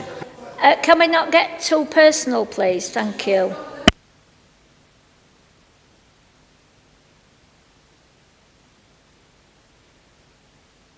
Shouting across the room, please. Councillor Scott. Yeah, I'd like to say thank you to Helen for attending meetings with myself and Jackie, with management, to look at what we were doing at the hut. They've been and attended at the hut, and we've had meetings in Create to see what's happening in the hut and to take it forward. We've also worked with Friends of Airedale, Airedale Library and Airedale at the hut at Airedale to put events on, and looking forward through to next year to put things throughout the year and carrying on with Casper Tigers Trust and other charities to put things on for children and youths in Airedale. And that's working with other organisations as well. And Helen has met other people with ourselves. Helen has met other people with ourselves and come to the hut. And I'm not allowing anything. Let Councillor Scott please finish what she's got to say. And I would like to say thank you for all the help that Helen has given us through this time to take the hut forward, and other organisations with other charities. Thank you, Helen.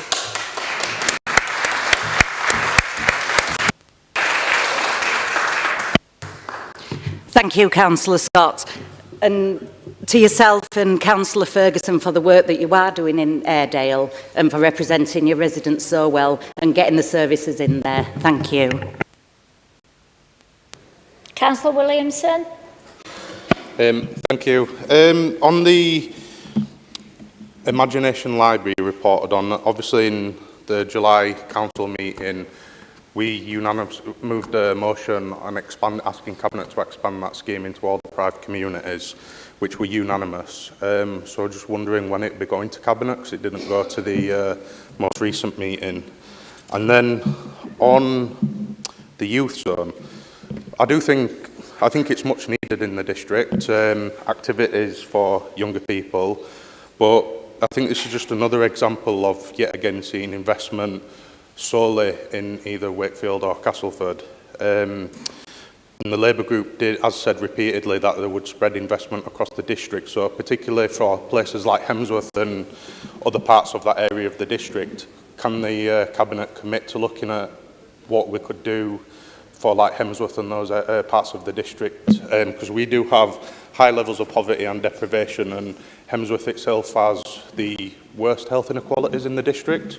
So leisure facilities or, you know, some sort of youth zone or something is really much needed in that area. Thank you.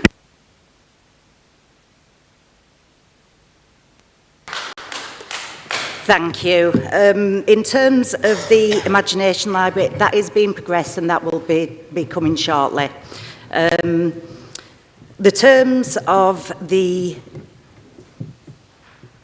funding for the youth zone were quite specific. I do fully, and I represent Pontefract North, and I fully understand residents feeling that Wakefield does get more facilities than other areas of the district.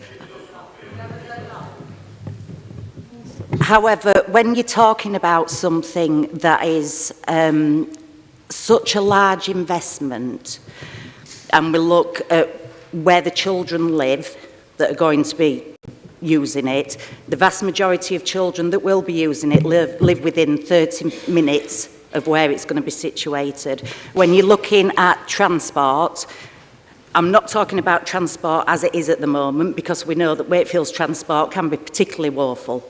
But this is going to be built in 2028. Also in 2028, we're going to see the fruition of the West Yorkshire Mayor's work on public transport. And so, although Wakefield does have a lot of services based within it, the transport links to Wakefield from outlying areas are actually better than, say, if we put something in, you know, a different part of the district. Residents going there is much more difficult. Do you understand? So,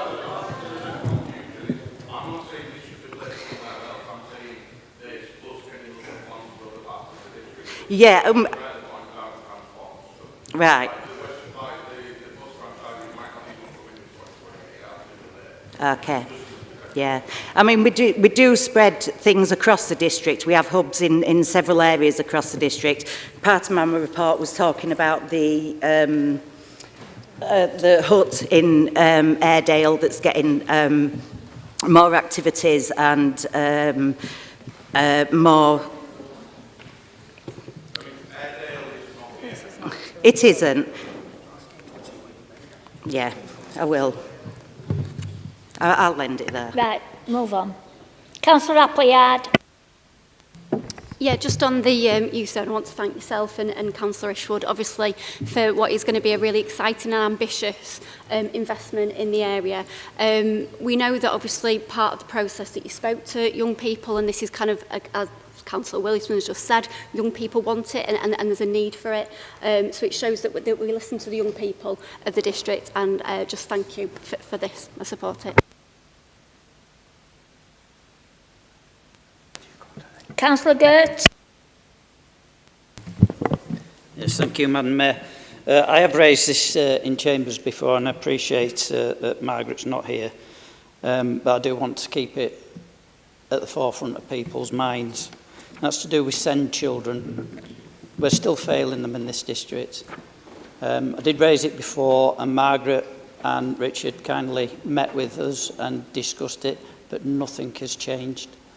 I've still got parents coming to me saying that they're being bullied into taking their children out of mainstream school and home educating, and then be given no support whatsoever.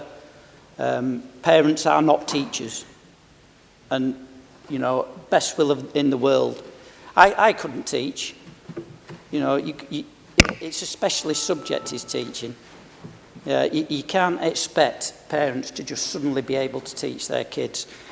And I've got more than one now that, on my books, that for over 2 years, these kids have had no meaningful education.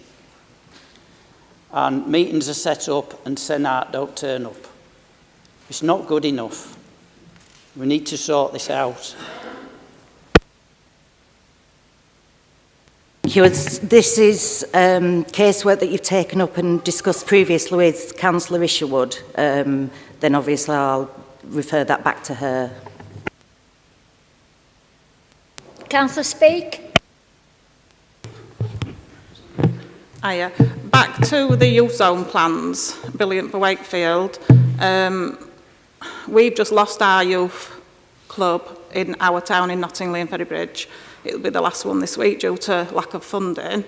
Over 100 people go to that youth club a week.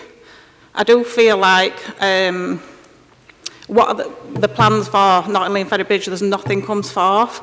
Now there's nobody, it's a town that lives in poverty, you know, generally.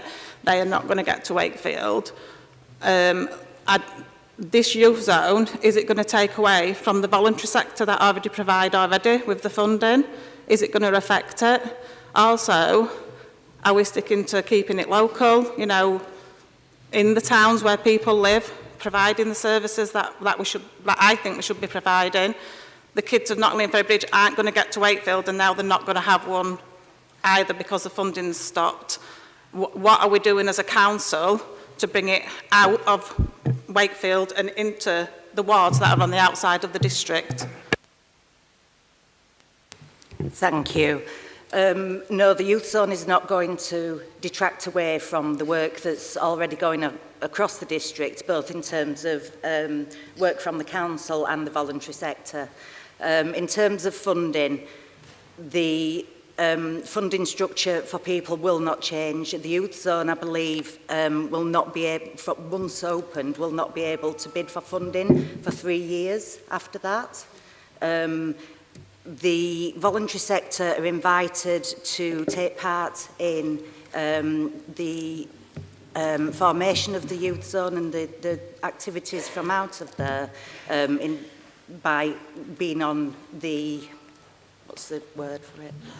But I'll say committee, but there are arrangements to involve the voluntary services within the youth zone.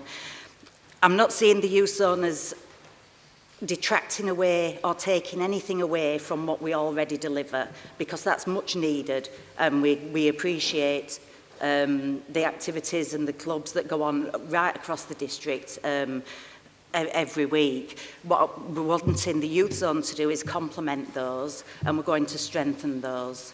So it'll be able to offer a different package of support in terms of social and leisure activities for young people, but it won't take away from what we've already got.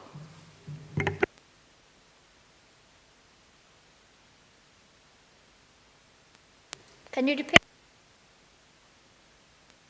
The plans for the outer wards of the district, well, there is no support in ours already. So what are the plans to give like these facilities for wards that are on the outskirts of the district?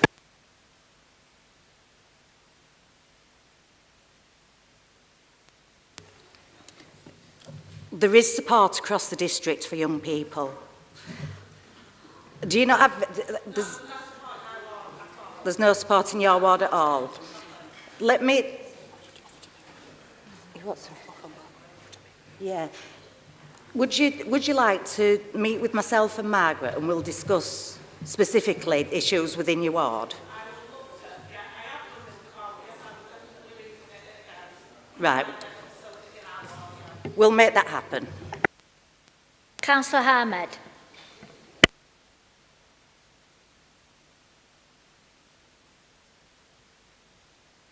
Any investment into Wakefield, particularly for young people who have, there's not much going on for young people apart from school, and so this is a welcome plan, but my worry is there's some centres within the Wakefield city who, there does seem to be a duplication of work here, outsourced ones. What's the youth zone plans and the £15 million that's been invested there, how is that work not going to be replicated by what other organisations are doing? And if other organisations that are council funded or otherwise, does that mean now it's time for us to look at their work itself? And there's a particular one in Eastmoor Pinderfields.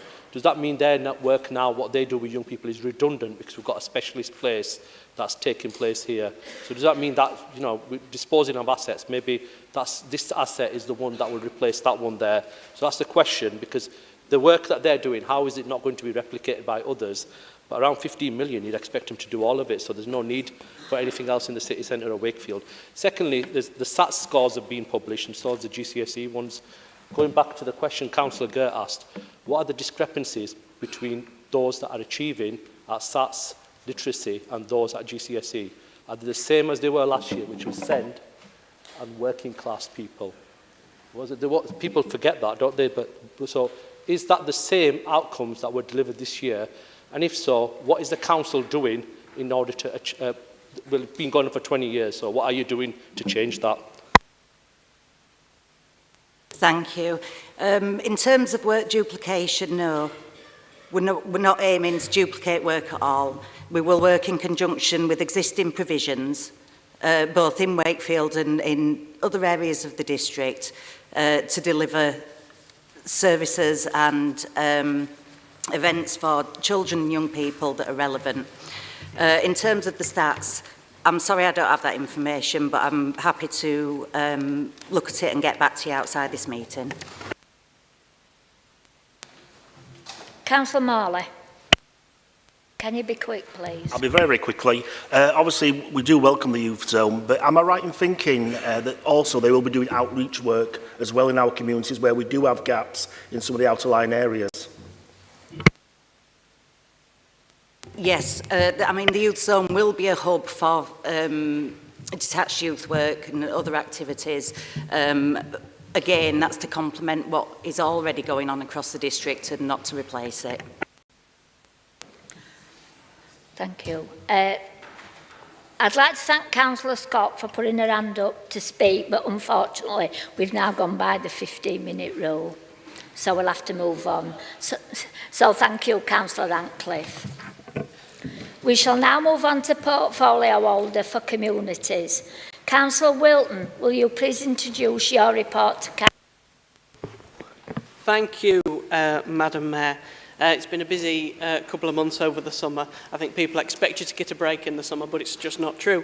Over the past couple of months, and with the new funding from the Community Safety Partnership, we have given out over £80,000 for community projects across the district, including support to domestic abuse victims through the police's CCTV doorbell cameras schemes. We've also delivered the first specific violence against women and girls project, which is a theatre-style performance, which I'm hoping that I can go along and see. We've continued across the district to improve our CCTV, and in July alone, the CCTV assisted in 68 arrests, and I hopefully have some updates for specific ward members about improvements in their areas in the coming weeks and months. As Councillor Jeffrey alluded to before, we are continuing to support local businesses, especially through our free cafe licences to allow businesses to get out into the high streets. And this has been a really positive thing, especially over the summer and warm months, and it's something we're going to continue.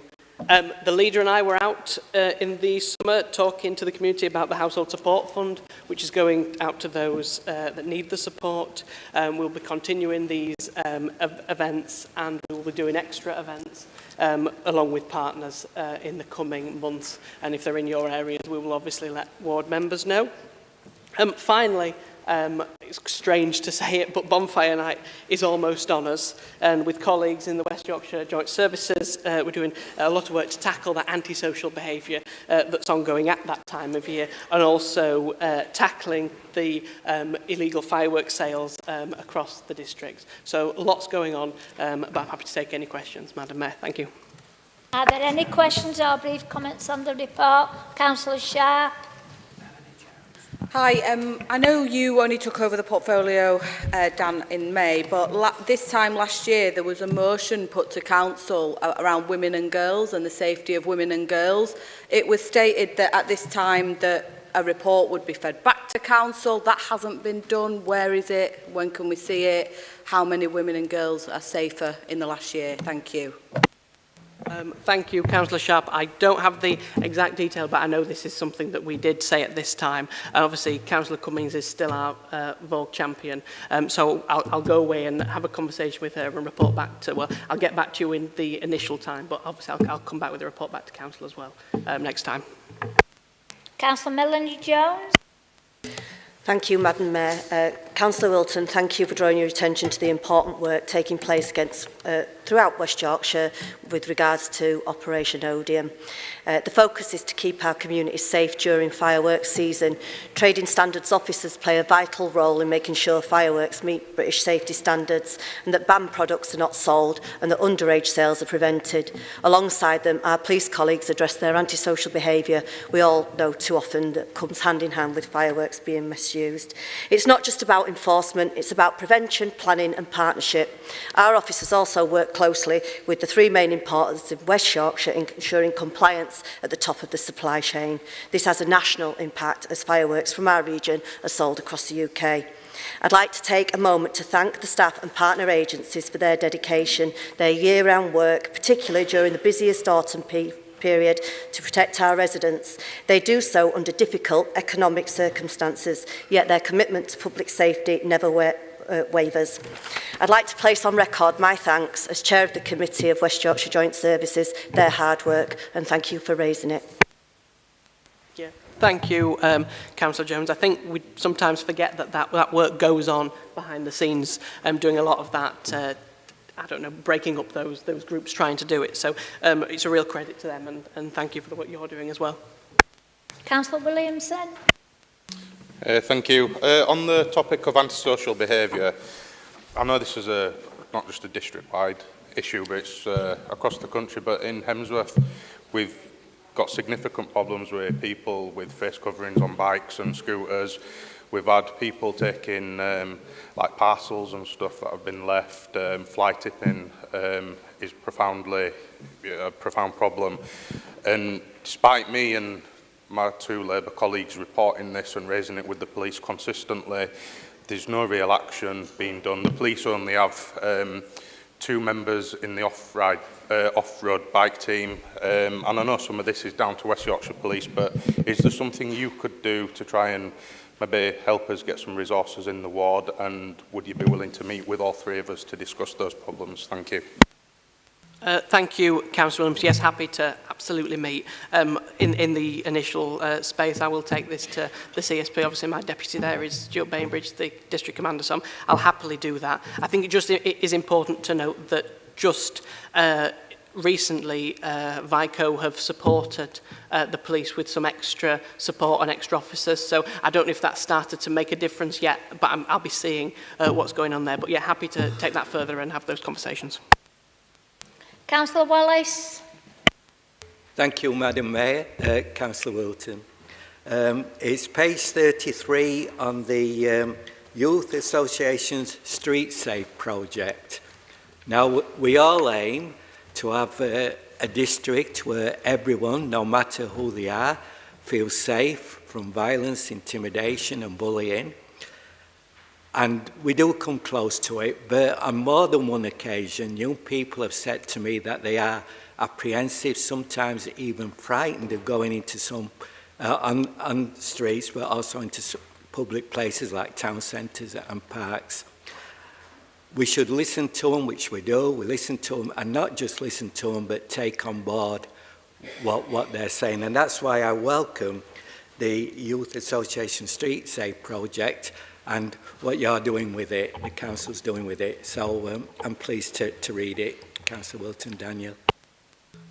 Thank you, Councillor Wallace. I think really it's a really exciting thing, which is getting out to the young people and understanding what it is they face, because it's probably very different to what we face.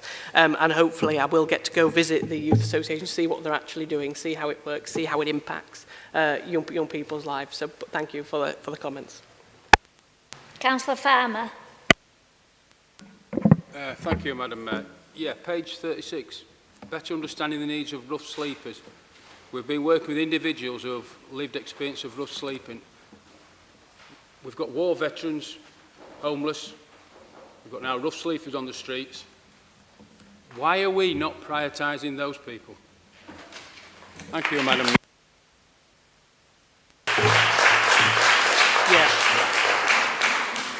Thank you, Councillor Farmer. I think having it in my report only proves the point that we are supporting those on the ground. And I know Councillor Pritchard's here, and we do a lot with the Armed Forces Covenant, ensuring we're supporting veterans across the district who have come into financial hardship. But the people that are on our streets are an absolute priority, and I absolutely cannot praise the homelessness team enough who are out there supporting people. There was a few rough sleepers just around the corner only the other day, and I went in and spoke straight to our service manager, and she was sending the team out there to support the people, do that outreach work. So I think you probably know, Councillor, that we absolutely are supporting people in that situation across our district, and I'm proud of the work that we do. Councillor Speak. Hi, again, back to communities. It's not just about the youth that we provide, it's about the whole package that comes within a community. We have lost a men's mental health group because it's not funded. It's only funded into the libraries, is what they've told me. We did have it for over 12 months, but now it's not there. We don't have a library in Nottingham Ferrybridge. It was taken away, it was demolished, however. And there's no more buildings either. There's one centre left, and that is that centre. I have reached out many times to build a relationship with the council. When we signed the new lease 3 years ago, there should have been something drafted up to work with us to provide services that could come through the council, through us, to the community in our town. But we're still getting missed as a whole. That town is getting missed, and it needs picking up somewhere down the line, not just for the youth, but for everything. And I did the blood pressure clinics to try and provide that, but there's not enough support coming through into our town. It needs looking at. Thank you, Councillor Speak. I don't know the specific details, but let's not waste time. Let's set something up straight away after here. Let's get different departments around the table and see what we can bring in, because I think there's small things that we can probably do quite quickly that perhaps we're missing. So let's get that set up straight away, and let's try and get some positive things into your area. Councillor Pritchard. Thank you, Madam Mayor. I just want to come back to Councillor Farmer on his comment regarding veterans on the streets. We do a lot of work with Councillor veterans. Pritchard, can I just... You've got to come back to Councillor Wilton, not to Councillor... Sorry? You have to come back to Councillor Wilton, Well, not to Councillor Councillor Wilton, Pritchard. then, the work that Councillor Wilton and myself do, along with the Armed Forces Project Covenant Officer, we do some great work with veterans. And the trouble is, when a veteran comes to us when they are at crisis point. Once they are at crisis point, that's when they turn up at our door. Councillor Wilton knows that myself and the Armed Forces Project Officer does a monthly surgery down at CAP. So we are integrating with them, and we're picking up. But a lot of veterans won't ID themselves. They won't come forward and say, I'm a veteran. They hide it really well, and you have to do a bit of unpicking with it. But what I will say, if any member in this chamber knows that there are veterans on the streets that are homeless, you must report them in, and also contact myself and Councillor Wilton. We work together. One veteran were on the street one night, and that's because he came to our service at 6:30 p.m. By the next morning, I worked till 12 midnight and beyond, along with Councillor Jeffrey and Councillor Wilton, and we got that veteran into a hotel with his dog for days, and then we got him accommodation that was suitable for him to process with his support from the armed forces for his mental health needs. Any veteran that is homeless must identify as a veteran and not be ashamed. Being a veteran is nothing to be ashamed of. And please do contact us if you know where they are. It seems like some people in this chamber knows where they are and they're not reporting them in. But please do so. And Councillor Will and myself and my officer will work hard to get them off the streets ASAP. I have absolutely nothing to add. I think Councillor Pritchard sums it up perfectly. Councillor Byford. Thank you for your report, Daniel. On page 35, it says £10,000 to help end bed poverty. Can't believe that we're having to do bed poverty, but it is an unbelievably worthwhile scheme. However, I would like you to just make a slight amendment and correction to what it says here. The second paragraph says that it's organised by Prosper and Zarak. That's not strictly correct. It's organised by Wakefield Community Foundation, of which I'm a trustee, and Prosper, using Zarak as a supplier. And at the end it says thank you to everyone involved. They are more involved than the other two that have been mentioned, and they must get credit for this scheme. Thank you. No, thank you, Councillor Byford. You're absolutely right. The Community Foundation do a fantastic job. I've annoyed myself here because I just got on before I came the numbers of how many beds have been given out across the district, and I've annoyingly not brought them with me, but I will ensure that members know it is a fantastic campaign, and they should be absolutely commended. Should the Community Foundation. Councillor Shaw. Yeah, I was just going to ask just to Councillor Wilton's point about beds from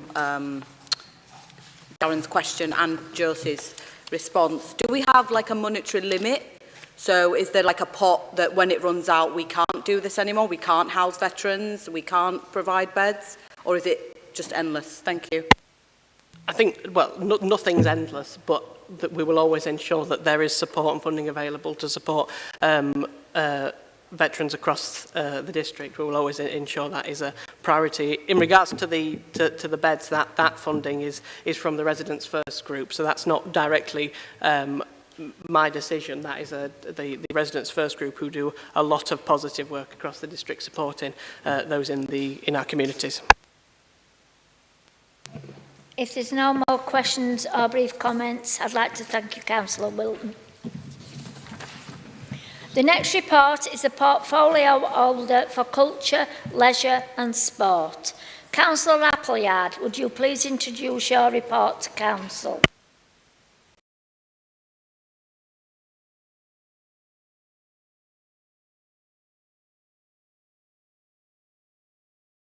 And the audiences that took part in Heritage Open Days. It was a fantastic 12 days across the district where we got to celebrate our heritage.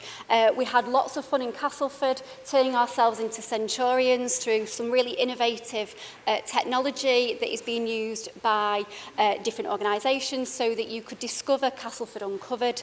At Pontefract Museum just this weekend, I must admit I'm more of a quill and ink girl, a wax and stamp. I was a little bit sceptical about VR, but I am now totally hooked on VR. I got to discover the Hermitage in Pontefract and discover the skeletons in the water. It was absolutely fantastic. When people ask us, and ask me, why is heritage so important? Why are days like Heritage Open Days important? We've got to keep it alive for us geeky ones that love it anyway, so we've got some new ways to discover it, but also to bring new audiences and younger audiences to appreciate it. And I would take this point as well just to reference again just how important the National Coal Mining Museum is in our coal heritage. And I thank the guides and I thank everybody for what they do there. I would also like to point out the Aspire Health Referral Service. So it's just celebrated its kind of first anniversary as it's been kind of revamped. And again, just shows the commitment and how important it is that we help our residents to make improvements to support their physical health. But we often know, well, we all know probably, that obviously improvements in our physical health will then have improvements in our mental health. And we saw that also with our second Inclusive Sports Festival, which was so much fun. We had lots and lots of organisations there, lots of young people, lots of older people coming and discovering different types of sport. Myself and Nat had a go on adaptive bikes, so we learned about the different technologies there that are supporting people. What I would just say, that it's not necessarily in my report, but it has been raised by councillors in Nottingham and Ferrybridge, because you've mentioned kind of libraries already. I have had an update this week about libraries, and we understand obviously that there's an absence there. The library managers are looking at doing some pop-ups at libraries, as you say, whilst we kind of find an alternative. What I'll make sure I'll do, just in conjunction with Daniel, is that the library managers speak to yourselves so we can get your input on where you think they might be best placed. Thank you. With that, Madam Mayor, I move my report. Are there any questions or brief comments on the report? Councillor Foster. Thank you, Madam Mayor. Councillor Appley, I'd just like to say, you touched on the Discovering Romans in Castleford. Absolutely fascinating. The people that attended really thought a lot about it, and people are still talking about it now. So well done to everybody that were involved. Thank you, Councillor Forster. And again, just to reiterate that events like that one in Castleford wouldn't have been as amazing as they were without the community groups that got involved, the Cass Civic Society, Cass Heritage group. So thank you to those members as well. Thank you, Madam Mayor. Hannah, I just want to highlight, it is in your report, the picture, but the mural that has been done in Southend. So I think we're always a little bit worried when we're doing this, and we work with lots of groups to get to a point of what you can see in the picture, but everybody absolutely loves it. It's been incredible. We've had reports from the shops around there that actually that area is now improved in terms of antisocial behaviour because people are taking pride in it. It is just absolutely stunning, and thank you to all your teams. It took us some time to get there, but to get it over the line and see it up, it's absolutely incredible. Thank you, I agree. I remember kind of driving up that morning, and it is, I described it before as a showstopper. It really, really is. And again, it's combining heritage and the future, and I do think it's a fantastic one, so I'm really pleased to see. And I think you did say, actually, didn't your video kind of go viral? 100,000 kind of views of this mural. So, yeah, again, thank you. I'll pass your comments back to the team. Councillor Rhodes. Thank you, Madam Mayor. Page 39, Inclusive Sports Festival. I really welcome this article here in terms of the value that this activity brings to those people who have an offer in terms of sport and to get involved and keep fit. Many years ago, through the Wakefield Council, we used to be part of a forum that presented mini Olympics. And I'm wondering, through you and your portfolio, Hannah, if this would be worthwhile setting up something of that nature and style with a West Yorkshire mini Olympics, starting with encouraging people with a disability of any kind, of any attainment, to actually have some goals further down the line to keep it going. I'm an avid Leeds supporter fan, and if you want me there clapping him on, I'll be there. Thank you, Councillor Rhodes. I couldn't agree with you more. I said on the day when myself and Nat went down, we need a little kind of mini Olympics here, absolutely. So I'll take that on board, and I'll kind of pass that back to the team, because I think it would be a fantastic event for the district. Councillor Ali. Madam Mayor, I welcome Councillor Appleyard's report. It's great to see the fantastic work she's been doing. And this festival, the sport festival that's happened at Torrance Park Stadium, we've got a very big ward, Croft, Ryan and Walton, which includes Abercroft, Coley, Wintersay, Norton and Cheviot. It'd be nice to see if we could take this initiative across in my ward, and with Councillor Cummings and Councillor Faith Heptonstall's ward, or across the district. I think it's a great way of bringing children, families and communities together. So I look forward to meeting with you at some point in the future. Thank you, Councillor. Councillor Walton. Oh, I'll come back. Councillor Appleyard, I didn't. This microphone doesn't like me. So I totally take that on board. Last year, obviously, we did it in Featherstone. We've done it at Thorns this year. So again, I'll make sure that the team know that you're interested. And likewise, we'll happily meet you and discuss it further. Councillor Walton. Thank you, Madam Mayor. Equally, just to say thank you to the council team and various different individuals who were involved in making the accessible sports happen. It was absolutely fantastic. And on the back of that, and also to think about the summer holiday activities, we were really fortunate in Eastmoor to be able to bring some of that accessible activity to our ward at St Swithin's in an open day. So those connections and those conversations are really important, that they start maybe at Thorns Park, but they do go out to the district, and we're happy to be able to support those conversations to get that activity out into other areas of the district. If there's no other questions or brief comments, I'd like to thank Councillor Appleyard. Next is the portfolio holder for planning and highways. Councillor Morley, would you please introduce your report to Thank you, Madam Mayor. Yes, quite happy to move my report. As you can see, there's stuff going on right across the district, in all our communities and wards, tangible stuff that makes a difference to people's lives that they're asking for when they're out on the doorstep. So I'm pleased to move the report.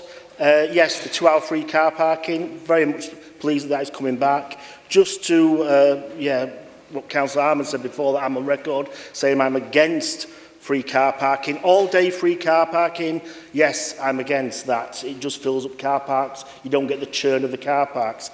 2 hours free car parking with a limitation on it gets that churn going, gets people into our city and town centres, it keeps people moving, it supports businesses, and yes, me and this controlling group supports that. That's why we're fetching it back, Madam Mayor, because of the outpour that we've had from our business forums and the bid and everywhere else across the district. So please, that's coming back, and quite happy to take any questions. Are there any questions or brief comments on the report? Councillor Sharp. I remember a meeting 2.5 years ago where I was kicked out of the meeting because I asked a question and I didn't understand why we were cancelling the 2 hours free parking in the first place. At the time, I remember vividly you saying, Matthew, it's costing us £1.3 million, and if we don't get that back, then council officers will have to lose their jobs. So either we cancel the 2 hours free parking and get that £1.3 million back, or we lose council officer jobs. So are more council officers going to lose their jobs, or how are you going to find the one? Because I can imagine with inflation it's probably about 1.35 million now. So where is that deficit going to come from? Thank you. If you were chucked out of the meeting, I don't know how you knew what happened in the meeting, but if you read the report, you'll see that we've had clawback on some of our contracts that we've had with Amy and Biffa. So that money is in the report, is how we're paying for the free car parking. Councillor Speak. I just want to bring to attention, I have reported this before and it's been knocked back, and I've been told it's a police issue. There's a piece of road in Ferrybridge that's becoming very hazardous to people who are using it. The A162 has about 60 wagons coming down it on a morning altogether. That run comes right into Ferrybridge, and it's still the speed limit from the A162 where people are crossing. I've pointed it out. The subway where people walk, it's for people to walk in. We now have big HGV wagons reversing into that where they walk, to turn round to come back to off onto the A162. There's a piece of road that needs looking at desperately before somebody gets hurt. I have tried to address it, but it's been knocked back, so I would like it to be looked at again if possible. Thank you for that. I'll take that back away and get a response back to you on that one. Thank you. Councillor Farmer. Thank you, Madam Mayor. I'm completely lost on this 2 hours free parking. I certainly agree with it. You got rid of it in April 2023. We've listened to local businesses and our residents who have been telling us how much they value support like this, making it easy to spend time in our cities and towns. But just before July, you wanted to bring in Sunday parking charges. And the council, it's not what our towns and centre needs. Didn't you know that, Matthew? This is just a political stunt. The members of this city aren't going to believe all this rubbish. You didn't listen to him in 2023. You're not listening to him now. It's a political stunt because in May, you obviously believe there are no ugly ducklings here in page 43. A lot of you are sitting ducks. Thank you, Madam Mayor.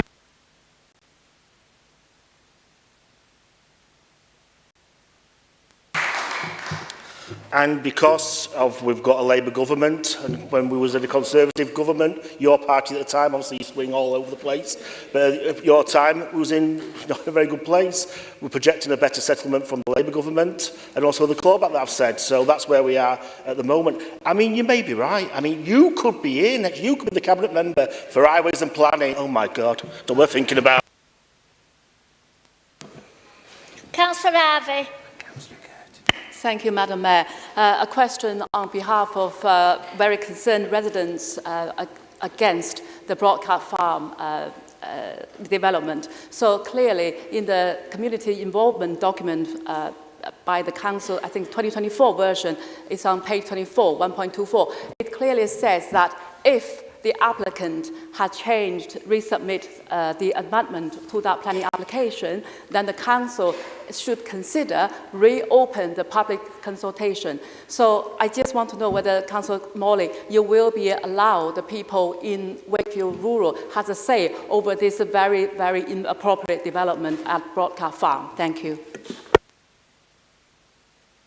Yeah, with that one, Councillor Ravi, no, I'm not 100% sure about being reopened the inquiry. I'm quite surprised by that, but I would assume that it does in line with what they are doing there. But I will get a response back to you on that one as well. I do apologise. Councillor Melanie Jones. Thank you, Madam Mayor. I'd like the Cabinet members' support on a piece of road in Hemsworth, which is Station Road and Pontefract Road. There's recently been a tragic accident in a fatality. I have raised it several times with highways. It goes from a 30 straight to a 60 in a densely populated area with bends. So I would appreciate your support on this one. Thank you. Thank you for that, Councillor Jones. Whenever there's any sort of accident like that, we always do wait for the police report to come in, and any recommendations they do put forward, obviously we take on board with them. But once that's in, I'm quite happy to meet with yourself to discuss and see where we can go forward. Councillor Spate. Thank you, Madam Mayor. Matthew, I very much welcome the investment that this report highlights. I just wanted to mention that. But also to say a thank you from the residents of Altos for the installation of the pedestrian crossing on Church Road. A few years ago, a resident got badly injured on that stretch, and my colleagues and I have been working very hard since then to bring in some sort of safety measures, and it's great to see the crossing. It is appreciated, and I'm sure it's going to help improve safety on that stretch very much, so thank you. Councillor Gert. Yeah, sorry, Matthew, I'm coming back to the free parking. I suppose you'd be sick of hearing about this. I think it's important that everybody understands what's going to be expected. So I'm going to ask you about the enforcement of the 2-hour free parking. Because if you don't enforce it, then people will just park up all day.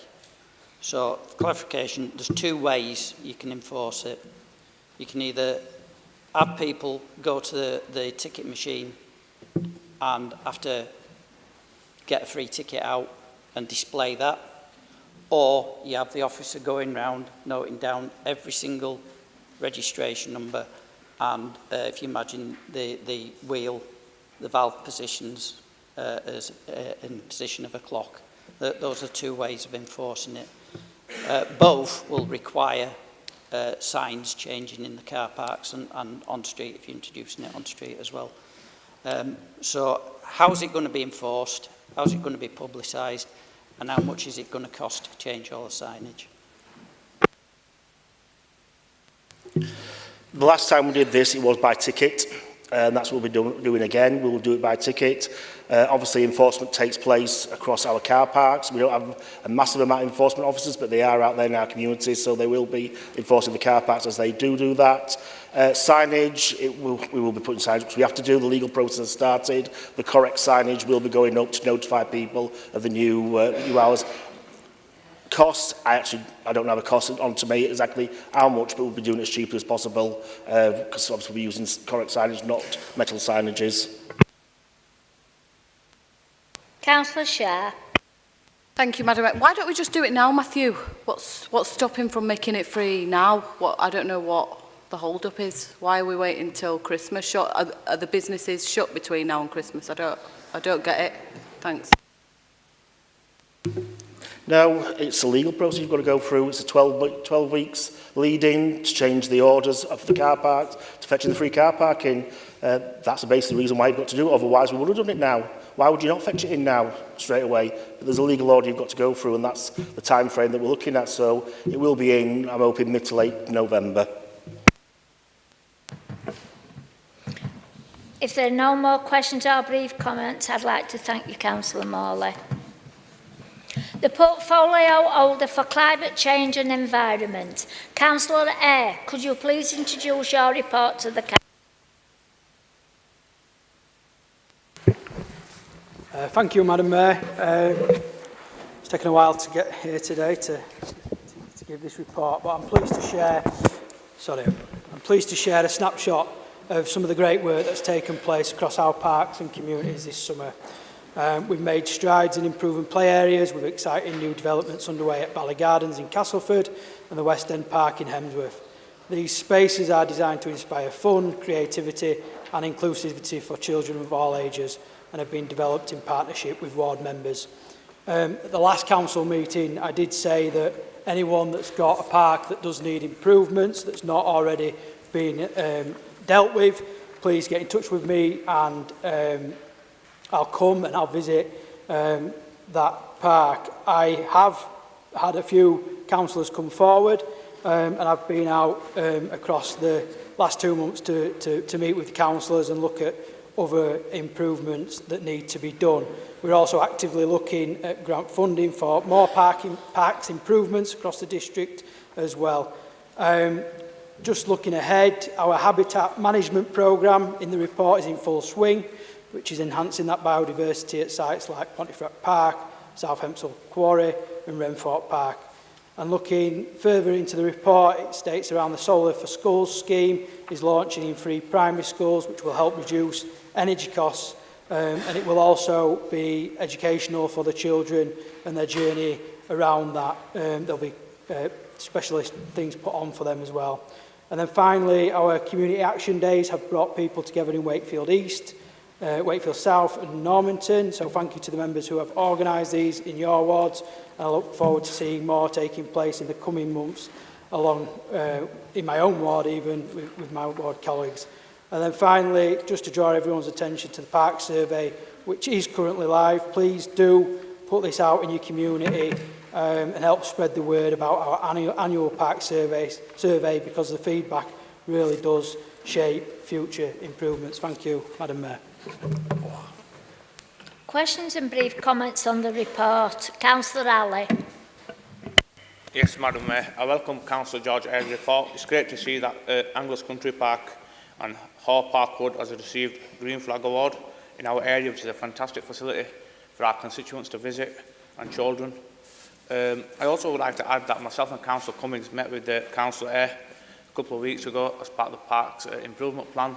We're working with him and the officers to look at some kind of investment for Hare Park in Crofton. Thank you. Councillor Sharp. Yeah, thanks for your report, George. I was wondering if we could get a better initiative or more money really for CCTV in the parks. We've all had several complaints where a man came into Outwood Park, flashed himself in front of children. Obviously, we know how the process goes, so you get arrested, then they're released on bail probably the same day. The next day, the guy came and did it again. So that was 2 days in a row where he committed the same offence again. Now, it's very difficult to prosecute with the CPS when you've got one person's word or 2 people's word, but CCTV is obviously very damning. It's very... There's no way, like you've either been seen doing it and it is you or it isn't. Like, it is very black and white. It would really help if you could advocate for more TV in the park, or all the parks across the district, not just Outwood Park. I think it'd be really beneficial. I think that's something that you do need to take forward, because we've got a situation now where kids are stopping at home more and more rather than playing outside. It's not like when we were kids. We were out climbing trees, you know, we used the parks. Kids now, you know, are getting groomed online and staying at home and being susceptible to that. We need to be advocating for our kids to feel safe in our outside spaces. Thanks, George. Yeah, thank you, Councillor Sharp. I think it's really important what you mentioned. I have had a number of people come and email me really about exactly what you described, not that exact case, but exactly what you described. And last week, myself and UB met with Lou Redpath, the new service Director, Management. Yeah, and she's taking it very seriously. She wants to do ward walkabouts with members in parks as well. And we did discuss the kind of option around CCTV to link up with communities' portfolio as well to see what safety measures we can put in there, but definitely taking it really seriously. It's not just the antisocial behaviour and the things that you mentioned, Councillor Sharp, it's also fly tipping happening in parks. And as a father of a 2-year-old, there's so many parks, we've got so much green space and it's being underutilised and it does need improvements both security-wise and with play equipment as well. So thank you for that. Councillor Speak. I just want to address the weed situation again. We had the same situation last year and I tried to address it and I'm at it again this year. There is a weed, they do spray the weeds once a year, which I'm aware, and it happened in our ward on the 1st of September, which is quite late. They're naturally starting to die back then, I suppose, but it's just not enough. There's not enough. I don't know where the route is that they spray, but it's not enough. It's not doing.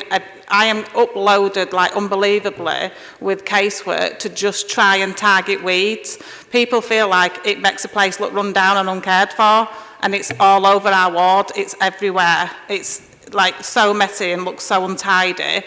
Maybe the weed programme needs to be looked at as a whole and see if it can be done more routes into the actual, estates rather than just on the main roads. It's not working however it's done now, so it definitely needs, I think, to be looked at. Thank you. We are looking at that and we are looking at the tree policy as well and what needs to be done around that, and it needs to be done urgently. I completely agree with what you said. All right. Councillor Wallace. Thank you, Madam Mayor. George, Councillor Eyre, it's good news to read on page 45 that at last there's a new play area for Castleford's Valley Gardens. It's a well-used park, being not just locally for the residents roundabout, but also because it's adjacent to the town centre. And that's in cooperation with the Friends of the Valley Gardens, and looking forward to that opening shortly. Good news travels fast, and there's another group what's come forward called GREAT, the Glassoutton and Redhill Residents Group. Their play area was installed about 20 years ago with REM funding, but it's now showing its age, and they've sent a request in that could their play area be looked at for renewal. The group itself has been very active with this area. They do hold an annual fun day on the ground adjacent to the play equipment. So my request is, and I've heard what you said, that you will come out and visit these places, look at these requests. That's very good of you, Councillor. And my request is, can you come out and look at what this group's doing? And finally, while I'm talking, I just want to say my thanks to the Friends of the Valley Gardens and to the GREAT group for the good work they do with their areas. Before you end, can I ask you to be quiet up in the gallery, please? We can hear you from down there. Thank you. Yes, I will come out. Councillor, thank you. Councillor Walton. Thank you, Madam Mayor.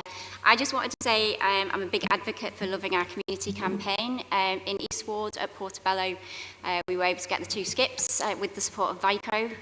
We managed to shift 2 skips and 7 flatbeds of rubbish that in one day, which was absolutely fantastic. That would have been fly tipped or distributed elsewhere. So thank you for that investment and the support that the community team has given and the environmental team. Thank you. Councillor Laura Jones. Thank you, Madam Mayor. So firstly, I'd like to say I'm really pleased that the work has been started at West End Park. The play area looks great, and hopefully the residents and the children will be able to use it soon. Looks likely they'll be next month they'll be able to play there, so That's great. Secondly, I'd like to push again for the footpath at South Eanley Common to the play area. It's a much needed footpath because residents aren't able to use the facilities, so if we can get a meeting sorted, that would be great. Get some meat on the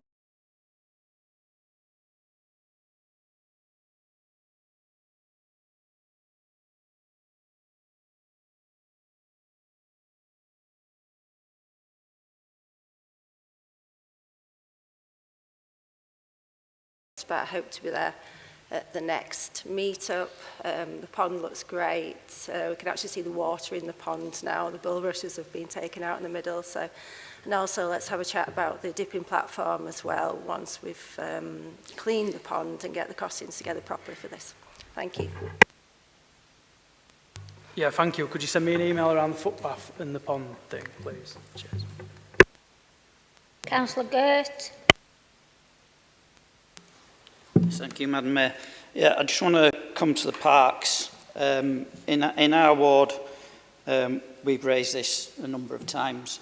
Now, I appreciate Ferrybridge Park now, thanks to the work of Councillor Hayes, especially, who's been dealing with that before I even got elected, and in later days, Councillor Speak, thanks to their work, that is now getting done.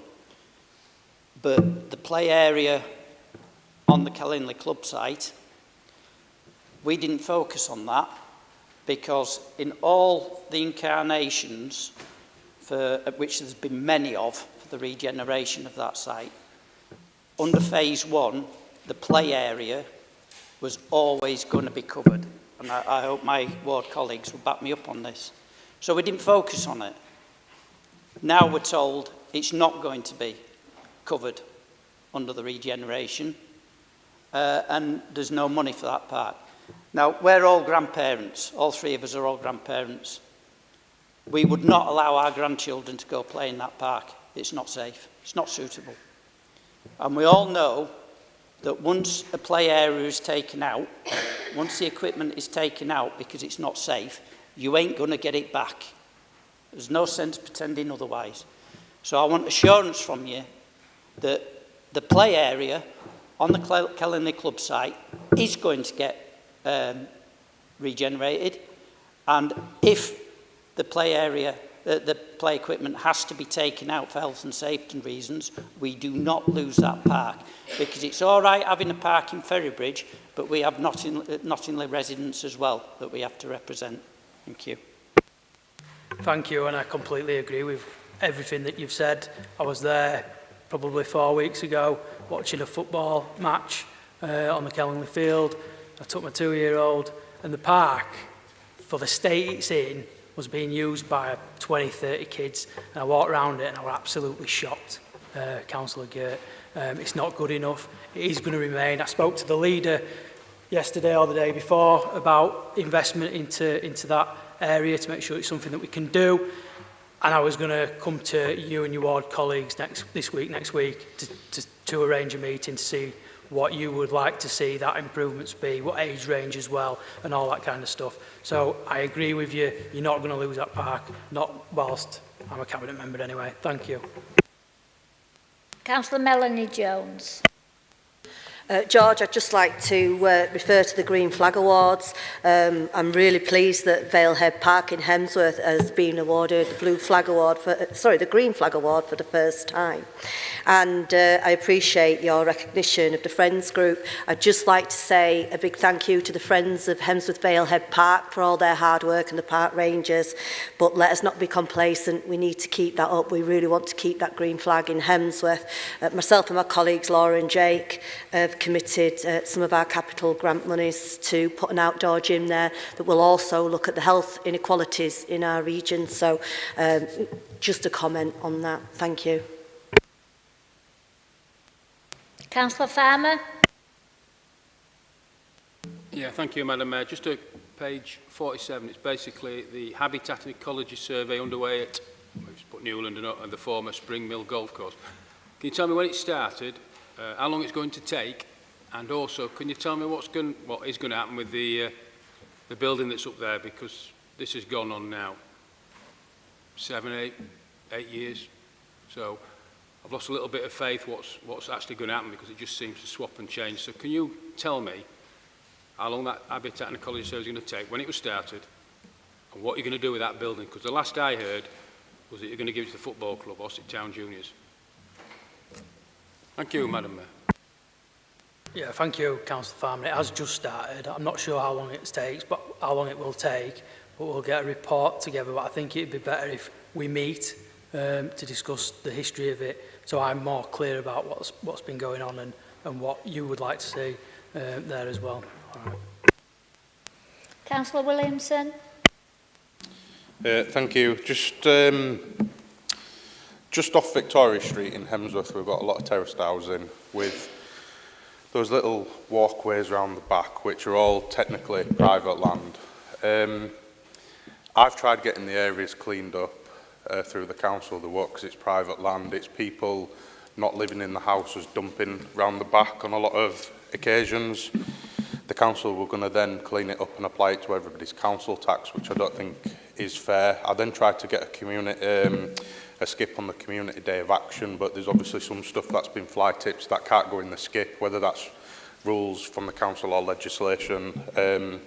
Some bits won't go in, and it's becoming a bit of an intolerable situation really for residents. So I'm just wondering if there's anything you can do, the council can do, just to get these fly tipped items cleaned up, because I don't really think it's fair that the cost should go onto the residents when it's other people, you know, fly tipping in that area. So anything you can try and do would be helpful.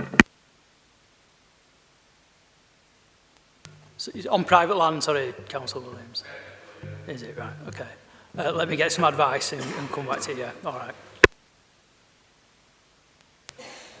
Councillor Salim, can you be very quick, please?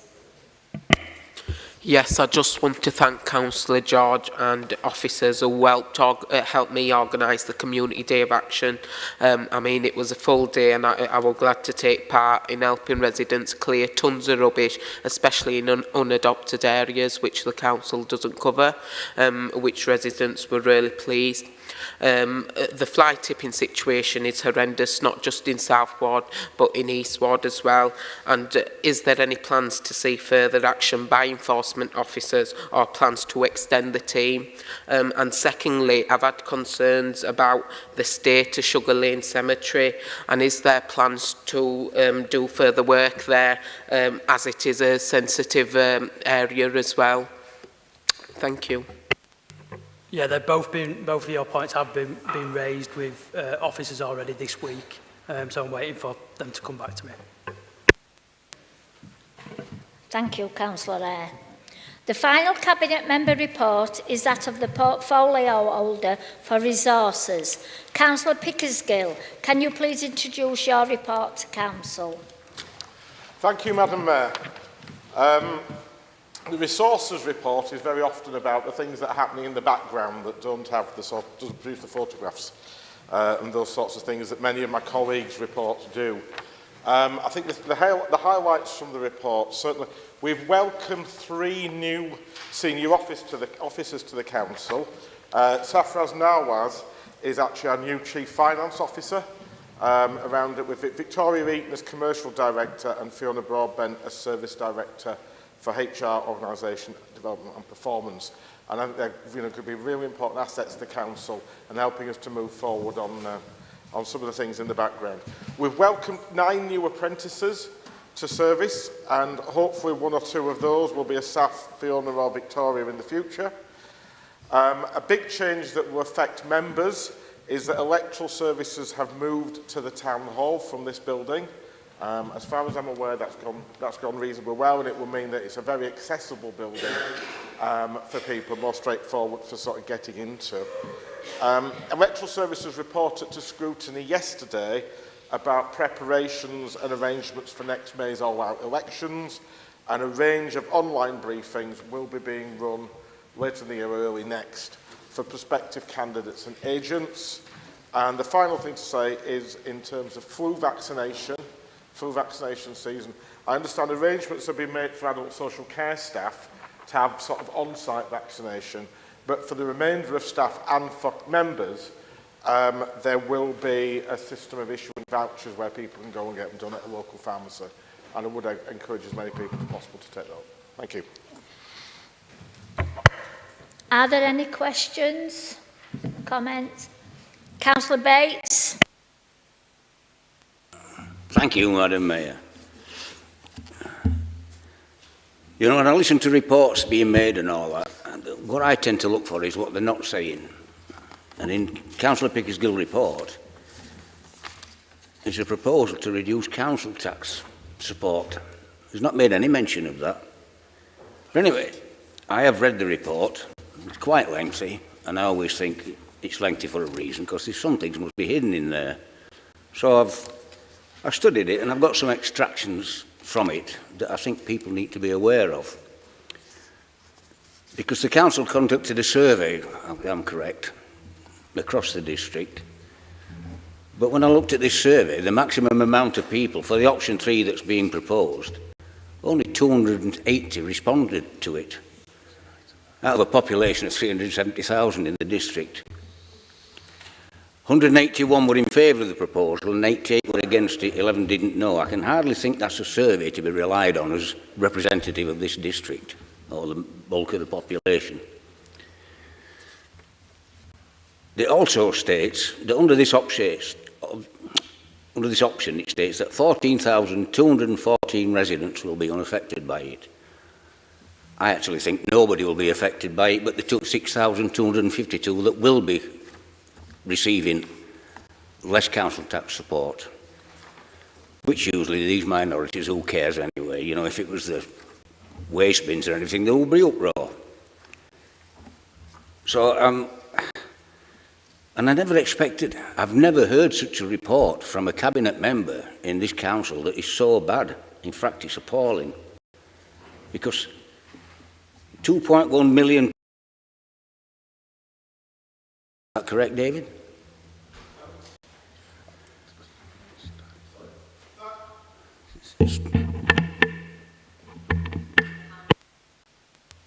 Thank you, Madam Mayor. Thank you. I mean, this is the subject of the next report to Council. I know it's about 40–50% of the paperwork for this Council, and obviously I will be introducing that item when we get to it. I didn't think, given that it was actually a separate report to Council, that I should include it in my report. And that's, I mean, I know the points that Councillor Bates is making, and he'll have the opportunity to make them, I guess, in the next half hour or so. Councillor Speak. Just a note on post. We found out a couple of weeks ago that we now have to collect our post from Pigeonhole. We got told it was a Pigeonhole. We had no idea we had a pigeonhole or where that was, so I came into Wakefield trying to find this pigeonhole. Yeah, apparently we don't get, the lady said if we're Conservative or Independent, that were only two what were mentioned, we now have to collect our post from there rather than it be sent out to us. I collected our post, I checked both pigeonholes when I found them eventually, and one of our posts were dated back to July. I think it's a little bit disrespectful that as elected members we weren't informed of that to even go and collect our post. You know, you don't know what's in our post or what we need to collect. We've had no information, nobody's, if we hadn't have asked something about one post that we were getting delivered, we would never have known about this pigeonhole, we're not posting out to you anymore. We're just in the dark with no clue what's going on, which I don't think is right as an elected member. I think we deserve better. I wasn't aware of that, and obviously I wouldn't have authorised a situation where communications are not going through to relevant councils. There are some proposals in terms of post arrangements in the not too distant future, but that's the specific point you said in terms of collection. That is something I'd not been made aware of previously. If you'd emailed me previously, I'd have looked into it. Councillor Harvey.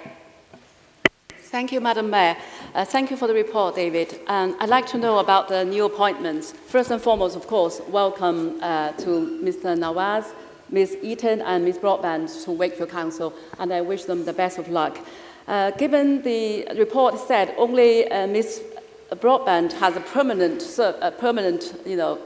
description on her report role, I just want to know whether the portfolio holder can guarantee the value for money for the people in Wakefield and for the taxpayer, because given the very high, unusual turnover of Wakefield senior officers in the last 12 months, then you'd worry that this position can also be tentative at this stage. Thank you.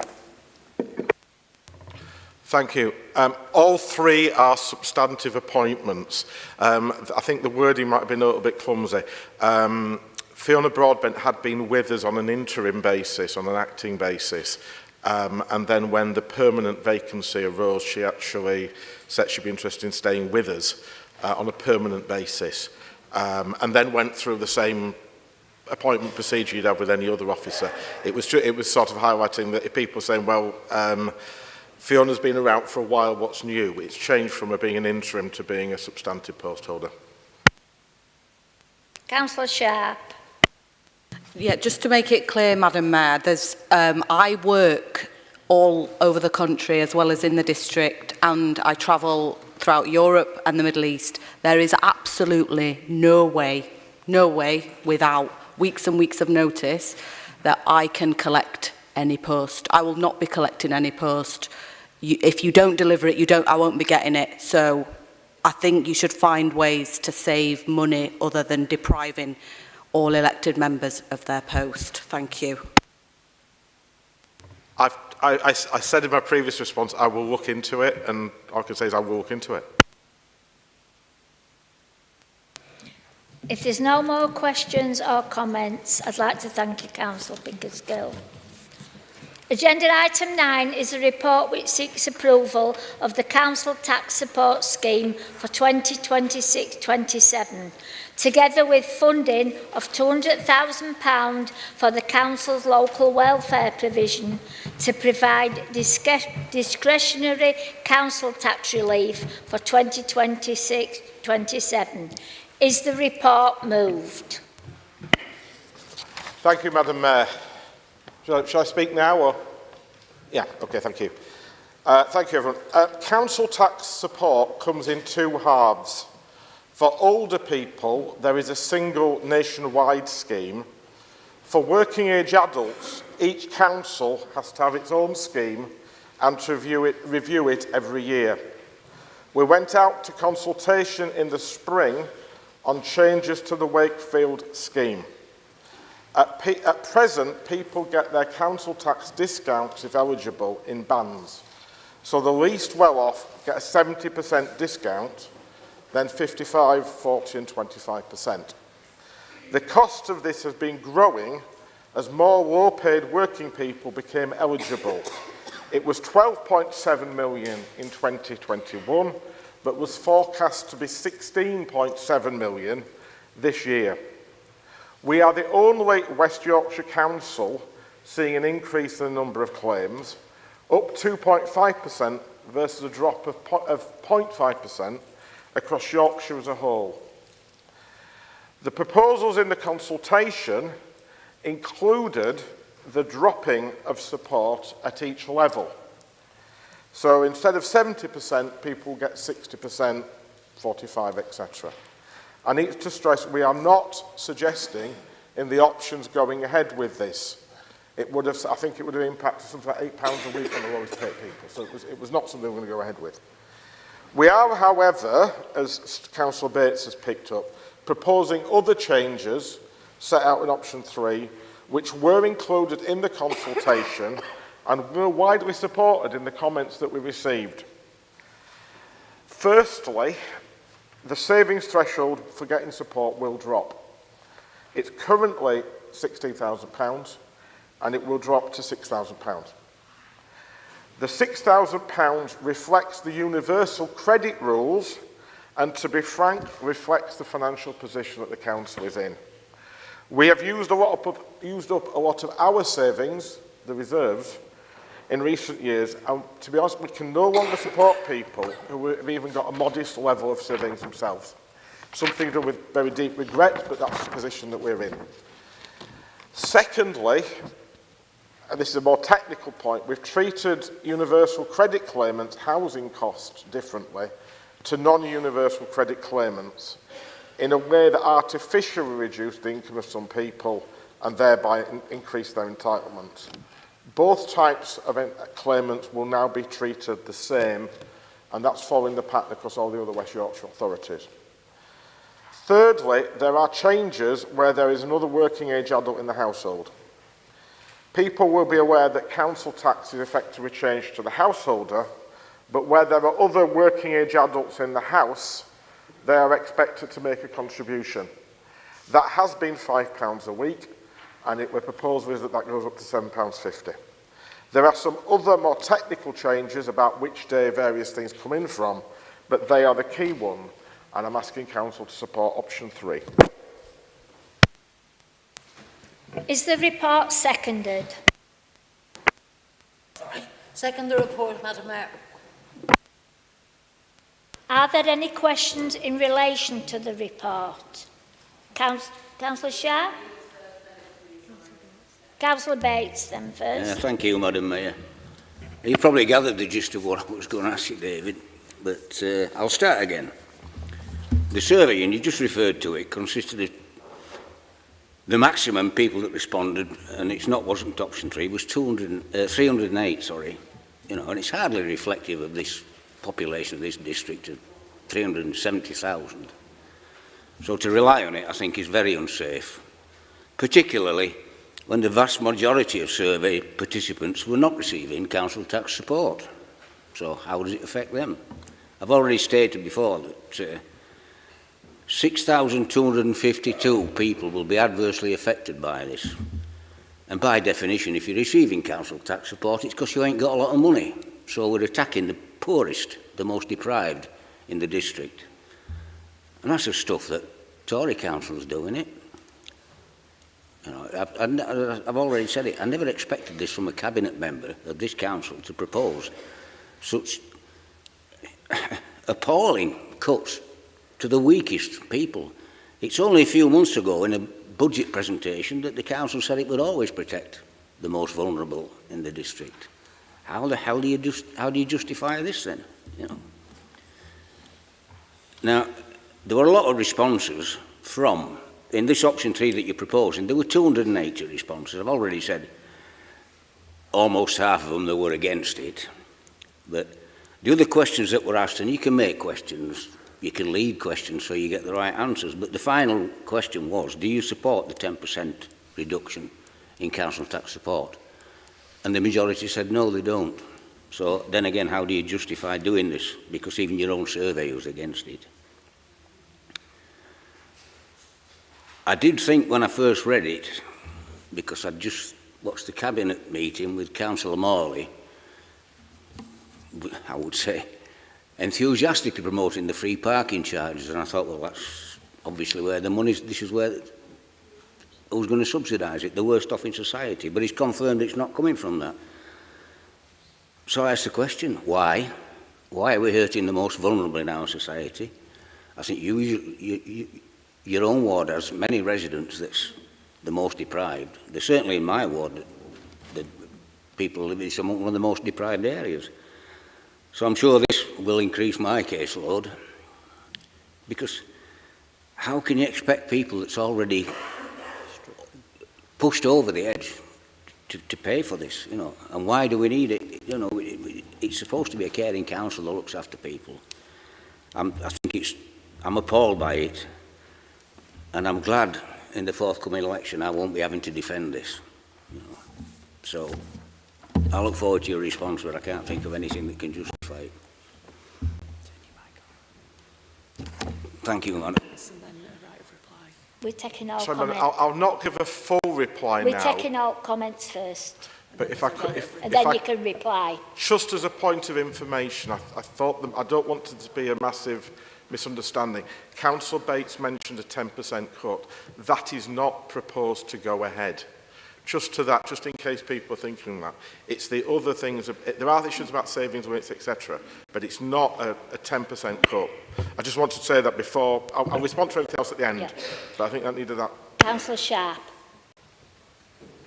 Thank you, Madam Mayor. Effectively, as a council, we are criminalising people for having £15,999 in their bank account, which could be used to pay for a funeral. It could be used to pay for childcare costs. The universal credit comparison, the universal credit threshold of 6,000 is given to people that work. The threshold that is further above that is the £16,000 threshold. It doesn't marry up with what is happening in the legislation as it is now.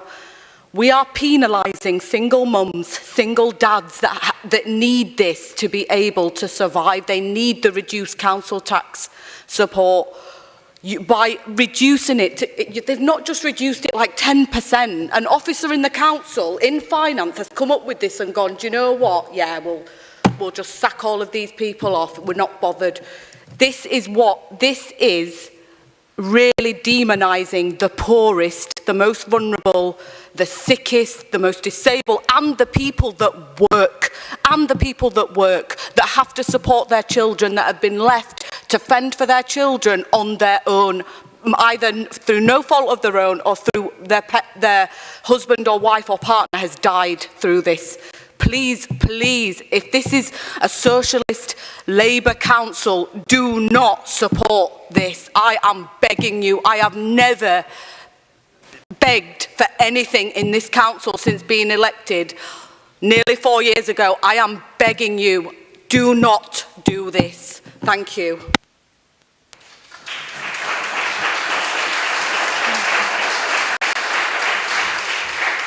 Councillor Williamson. Thank you. We all discussed the free parking earlier, and I think most people think it's a bit of a stunt, but the that cost about 1.8 million last time. This option 3 is forecast to save the council 2.1 million. I mean, if we scrap the free parking, we're nearly there. With the money, we can look after the poorest people. I just think the Cabinet's optics on this are all wrong. We're going to be providing free parking on car parking spots, which, as my colleague earlier said, he struggled to find a spot. So it's not really, there's no real need for the free parking, but we're going to attack the poorest and most vulnerable in the district. I just think it's wrong, and I think we should reject this and carry on supporting people. Councillor Melanie Jones. Councillor Pickersgill, can you just clarify the position on residents that are severely disabled with mental health and dementia that currently pay 0% council tax, please? Is there any comments? No, thank you. Would you like to answer, please, Councillor Pickersgill?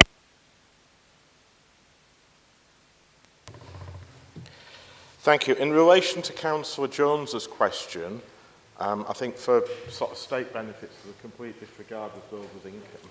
So someone would have to. Sorry, there's a where people it's people's income that's outside of state benefits. That's the assessment.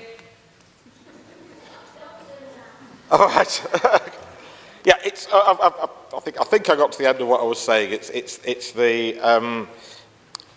There are types of income that are disregarded in this assessment for people. So if someone was on a, it's conceivable that if someone was on, again, it's conceivable if someone was getting a number of quite high-level benefits that they would currently attract perhaps a 40% reduction or something like that, rather than the 70 around it. As I say, the proposal is not to go ahead with the 10% reduction.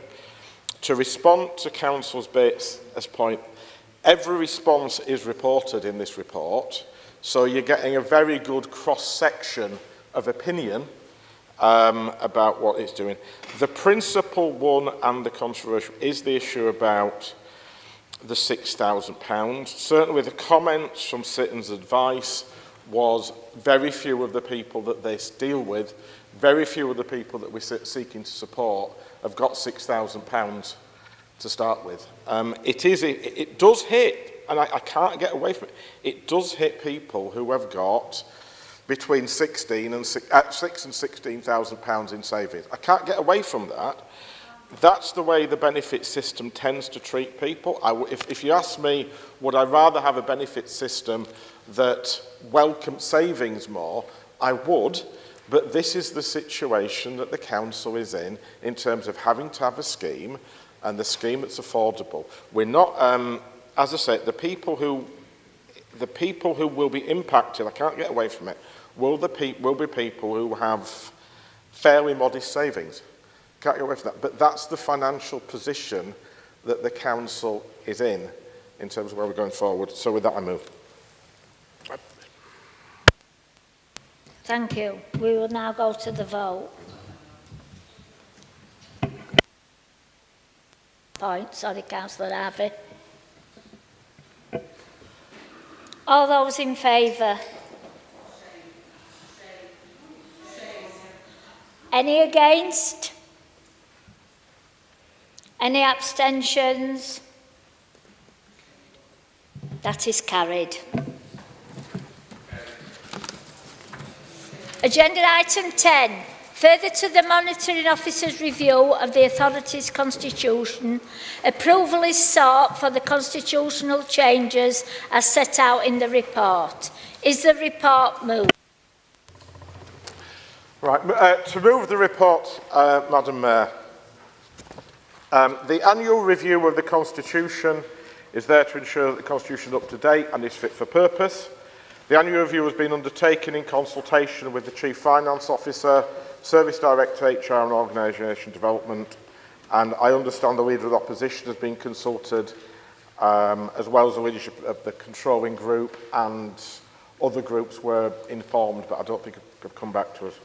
The Ethics and Governance Committee at their meeting on 1st of September considered the Officer Code of Conduct and Gifts and Hospitality Protocol and agreed to refer these items to full Council for approval.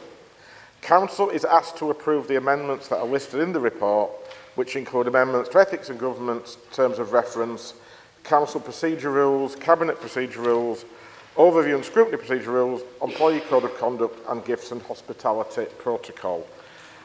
These are intended to update the Constitution and reflect new practices. I think the other thing I need to say is there's an element of delegation in it so that the committees will actually own minor amendments in the future, so we're not bringing everything in the whole of the Constitution back to Council every time. So I move. Is the report seconded?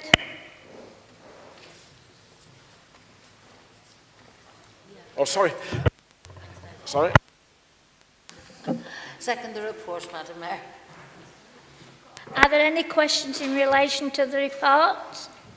Councillor Sharp. Yeah, so when are we going to get the authority from the leader and talking about property? I know she's kindly done it today out of goodwill, but it's not in this constitution.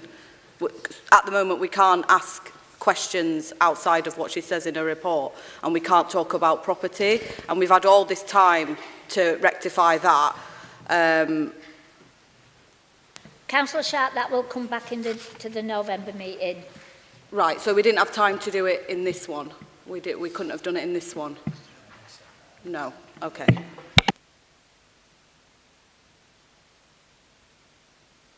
Any more questions? Sorry, I forgot to put my mic on. If not, we'll... Councillor Williamson.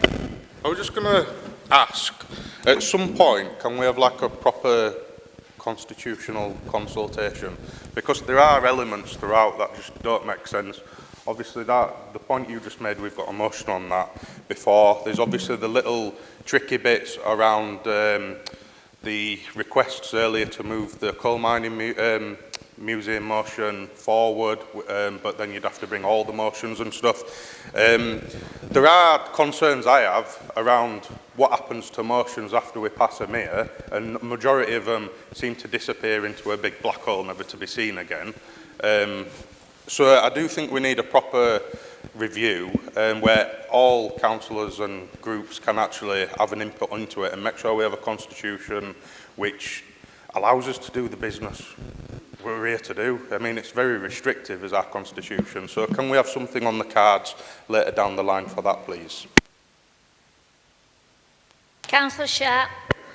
Yeah, sorry, just something that's just come to me because it's been highlighted in yellow. What was so bad about the employee code of conduct before that we need to revise it? I don't understand why an officer like code and protocol related to officer conduct. What needs changing about that? Was it not? Why was it not fit for purpose before? If there's no more comments or questions, then back to Councillor Pickers. I think the issue about the employee code of conduct, etc., I think there were some statutory changes and other things of best practice that we felt it needed to reflect. In relation to Councillor Williamson's point, I don't see why there couldn't be sort of discussions between perhaps group leaders or group business managers about how to have a look at some point when it's timetabled in. It'll be different sort of timetable discussion today when there's sort of 7 or 8 motions on the agenda, but I think that's something that could be accommodated. Thank you. We will now move to the vote. All in favour? Any against? Any abstentions? This is carried. Agenda item 11 is to note a revised allocation of seats to political groups and to appoint members to council committees as set out in Appendix A of the report. Is the report moved? Thank you, Madam Chair. The seat allocation report sets out revised allocations since the AGM this year, following the formation of a 4th political group and revision of changes to political makeup of council. I'm not sure it's actually complete because of other changes recently. But in order to ensure whole seat allocations to the 4 groups, based on the percentage of seats, the Audit and Ethics and Governance Committees have been increased in size from 7 members to 9, which will allow opposition representation on those. All groups have been notified of allocations, and we're trying to make sure that everyone gets the appropriate share of committee places. And then, as at the annual meeting, the seats that are not allocated to political groups will then be allocated to non-group councillors, ensuring that opposition council seats in all council committees. We're asking people to approve the revised allocations and confirm the changes. And the Chief Executive has got delegated authority to revise further changes, if necessary, in line with seat allocations and the wishes of political groups. Thank you. Is this report seconded? Second the report, please, Madam Mayor. Are there any questions in relation to the report? If not, we will move into the vote. All in favour? Anyone against? Any abstentions? This is carried. We will now suspend proceedings and have a comfort break for 10 minutes. Thank you. We do stand in whilst mayoral parking leaves the council chamber.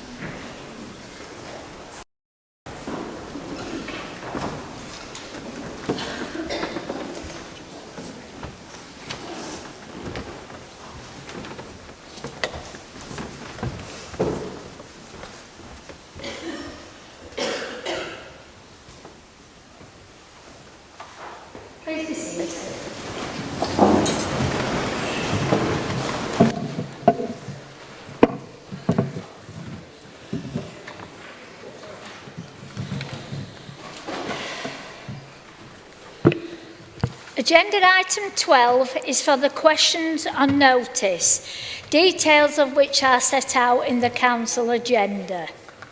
The first of the questions received is from Councillor Sharp. Councillor Pickersgill, would you please reply to the question? Whoops. Catching us up there. Thank you, Councillor Sharp, for your question. For those people who are not aware, the title of Alderman is an honorary title for which members can be nominated to people who have had a significant impact on the local authority. There has been a little bit of confusion. It's not in any way a sort of a mini House of Lords, as some people have indicated. In regard to your question, the view was that we need a range of nominations for councillors from all parties, so that when we do hold an alderman ceremony, it's a significant day for a number of individuals in receipt of the honorary title. As it stands at present, we only have 2 nominations for the alderman title, which were agreed at Ethics and Governance Committee, which has a representative from Conservative Independent Group of which you're a part. The view is still that we'd want to see the alderman ceremony as a significant event in the Side Council diary, and that we'd like to see a range of councillors honoured. So I think from here we'd like to see other nominations come forward, suggest other groups want to put nominations forward in line with that scheme. So there's not a halt, it's just it's a deferral until we get more nominations and can identify a proper ceremony, rather than putting one person on each time, sort of thing. Thank you. Council Procedure Rules entitle the questioner to one supplementary question, but it must arise directly out of the original question posed or the reply given. Councillor Sharp, do you have a supplementary?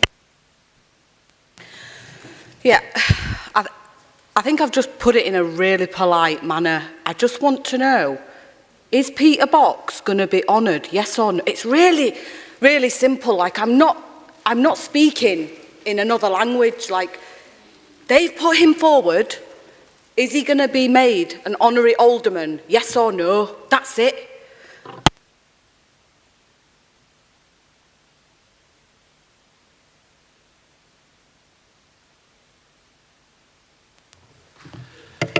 I think the issue is there are a number of people that we would welcome coming forward in relation to the honorary alderman title who've done a significant contribution to local government in Wakefield. And the decision as to who is and isn't it sits with the Ethics and Governance Committee rather than with myself.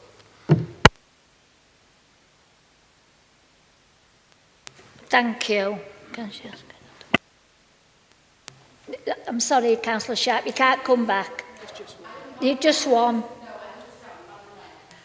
At the last Ethics and Governance Committee, the one before that, it was stated that in September, the chair, Councillor Les Shaw, so in July's Ethics and Governance Committee, it was stated that in September, by September, we're in September now, it would be reviewed and come back. I'm not asking anything that's unreasonable or unlawful, as the monitoring officer likes to say. You've asked your questions now, so we're going to move on.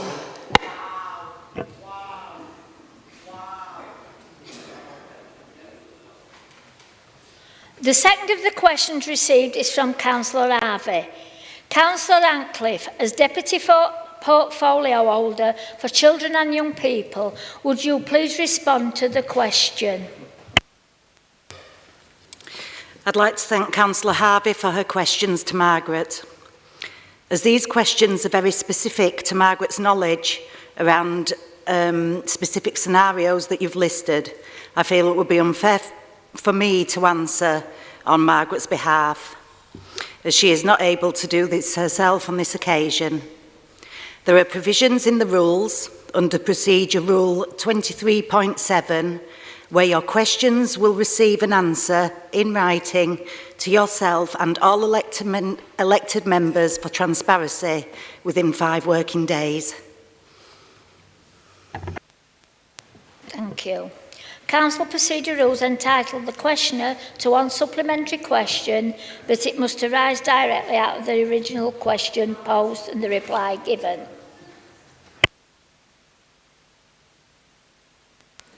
Thank you, Madam Mayor. I think I was promised that a written answer to my question should be distributed before the full council meeting to all the members. That is what I understood. Even Councillor Isherwood couldn't make it today, I understand that. But this question has been submitted way ahead. So the rules do state that an answer to a question on notice can be given orally in the meeting or in writing up to 5 working days after the meeting.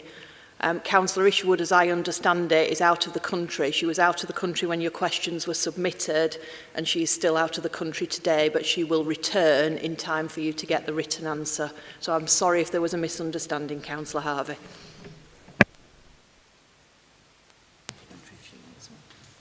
You've still got a supplementary question, Councillor Harvey, if you still want one. I would like to, waiting for the full answer from Councillor Isherwood when she gets back to the country. Yeah. I do believe that she is back tomorrow. So, yeah. The third of the questions received is also from Councillor Harvey. Councillor Antcliffe, as Deputy Portfolio Holder for Children and Young People, would you please respond to the question? I refer again to my first answer and thank Councillor Harvey for the question. The provisions under the rules, you will receive an answer within 5 working days. Council Procedure Rules entitled the questioner to one supplementary question, but it must arise directly out of the original question posed or the reply given. Councillor Harvey, do you have a supplementary question? Yes, I have, Madam Mayor. These are very important questions that we representative members should ask. For so long, cases happened in Wakefield District by the grooming gangs. But however, the portfolio holder, even now herself, could not be with us today, has repeatedly denied any cases existed in Wakefield. But BBC Look North News, the local paper, has reported a few cases well in Councillor before. Harvey, could you ask a question, please? I just wanted to know why all the committee, scrutiny committee in this council did not at all mention a word about the grooming gangs for the last 3-4 years. There's no record of such has ever been discussed.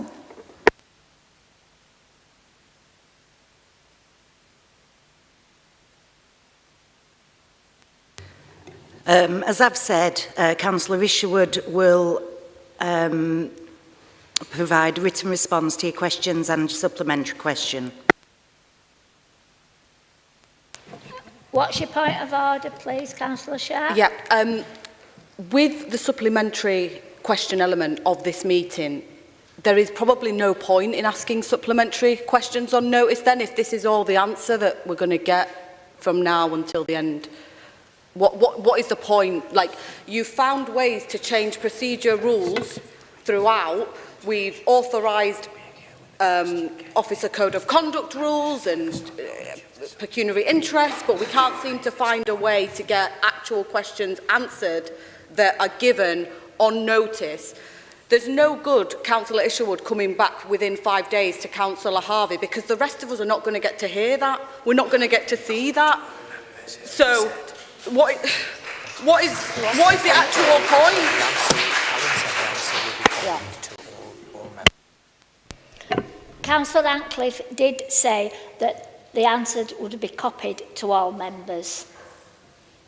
So you all will get to know.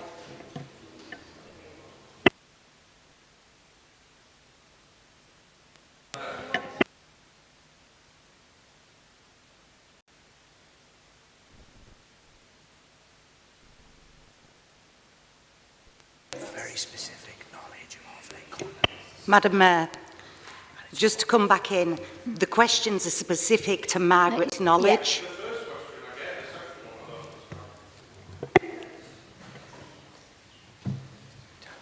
Yeah, we're moving on because that's exactly what I was just going to say, Councillor Antcliffe. The final agenda item is to deal with any motions proposed by members. There are 7 motions to be discussed today. Can I please remind members that no speeches, including the moving and seconding of the motion, may exceed 5 minutes. Please can we keep speeches on track and not cover ground already debated in order to deal with each motion efficiently, ensuring that proper debate and discussion can take place. We will first take motion 1. Councillor Ahmed, would you please move your motion to council? Give a little bit of background, and obviously I'll speak against the amendment because that butchers the original motion, and I think it's a breach of the council procedures. So when I raised this motion, it's an issue that I've always raised historically, and it was originally we have historically seen certain things rise, and I don't know who these people are that raised these issues, and I've spoken to other elected councillors about these issues and MPs as well. We were told about 8 years ago that Muslims were offended by poppies. Someone put that out there in the open. Someone put it out. I was teaching in a school in Bradford, 98% ethnic minority Muslim. I asked them children, and none of them were offended by poppies because they were selling them at lunchtime and break time because there was an education process in the schools which taught them this is what a poppy is, this is what it represents. And when we go into France, we can see the Muslim names on graves. You can see that, and we teach children the history, the teaching bit that you've taken out. So we teach children from a young age to have respect to the poppy, know what it stands for and the sacrifice those people made. Then a few years after that or before that, I remember speaking to somebody telling me that Christmas trees were offensive to Muslims or Asians or something like that. Another one made up, random, load of rubbish, lie.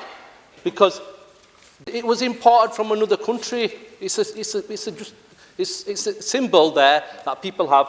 And the other one was, and I showed it, and I've got proof of this one, I raised the flag issue with generic in 2024. I showed it, October 2024, saying that I feel that there isn't enough pride by British people inside the flag. And if you go, I don't need to tell anybody this, everybody goes, you've got more money than me anyway, but you go abroad, you land in an airport, you go to Dubai, whether it's America, France, Germany, Jordan, Romania, whichever country it is, you see people displaying their flags. You see them inside schools, you see them inside hospitals, you see them inside institutions. So no, whoever these people are that are scared of flags, absolute load of rubbish. Because you don't pretend to hide them, and that's what you're doing. You've refused to have them displayed in schools. So you raise children with the awareness that this flag represents this. This is your flag. This is this country that you live in, the country you've chosen to live in. It's the flag. It's everybody's flag. It's a shared identity. It's a symbol. All those things have been slowly eroded in the education process over the years. They've been taken away slowly and been allowed to be eroded. So if we ask a child in school today, would they know the words of the national anthem? Would they know what the House of Parliament are? All they'll tell you is a load of highly paid people doing nothing. So we've got a system, and my interest is education of young people and the future generations of this country, which probably couldn't tell you who St. George was, because we've taken away civic pride. Or you put your flag up, now you're a racist. Or, who's deciding who's racist and who's not? The people pretending to be, offended on behalf of brown people. Let's be offended on behalf of, no, they're not. There's some people in here that might be offended. Let them come forward. So the motion that I raised was a very, very straightforward motion that you display the flag of St. George or the Union flag or any other flag, particularly in Yorkshire, you might want to display the Yorkshire rose, etc. All them things are civic, the things that people should be proud of displaying, not ashamed or be ridiculed or be forced into a corner or be ashamed of showing. Everyone should feel free to display the flags, and they should be done in government institutions, the institutions that are funded by the taxpayer in this country. This institution is funded by the taxpayer. All the schools are funded by the taxpayers, and it's only right that children and us come across the flags on a daily basis, and we bring back that pride in the country.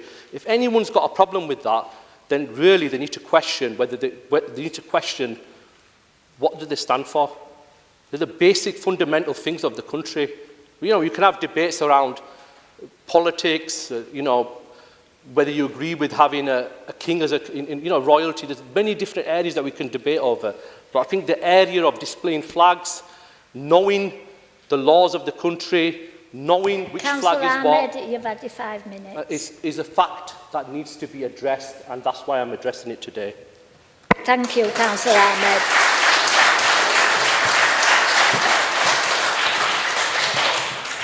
Is the motion seconded? Yeah, I'll second the motion. I'll reserve my right to speak later. Thank you. Thank you. Councillor Appleyard has submitted an amendment to the motion. The amendment has been circulated to members prior to the meeting. Councillor Appleyard, would you please introduce your amendment? Thank you, Madam Mayor. And thank you, Councillor Ahmed, for bringing forward this motion. We are aware just how important this issue is right across the district. I will commend the Leader of the Opposition where I think it's due. In his opening remarks in his motion, he rightly points out that our patron saint was an immigrant figure. He also points out, although from what he's just said, clearly I need to remind him, in his own motion, he wrote that in recent decades, the St George's flag has been misrepresented by groups to divide communities. With flags raised up and down streets and red crosses painted on zebra crossings and roundabouts across the district, I'm sure many of us have had emails from residents sharing their views and concerns about it. Therefore, it is worth repeating that the St George's flag is actually a symbol of unity as well as national pride.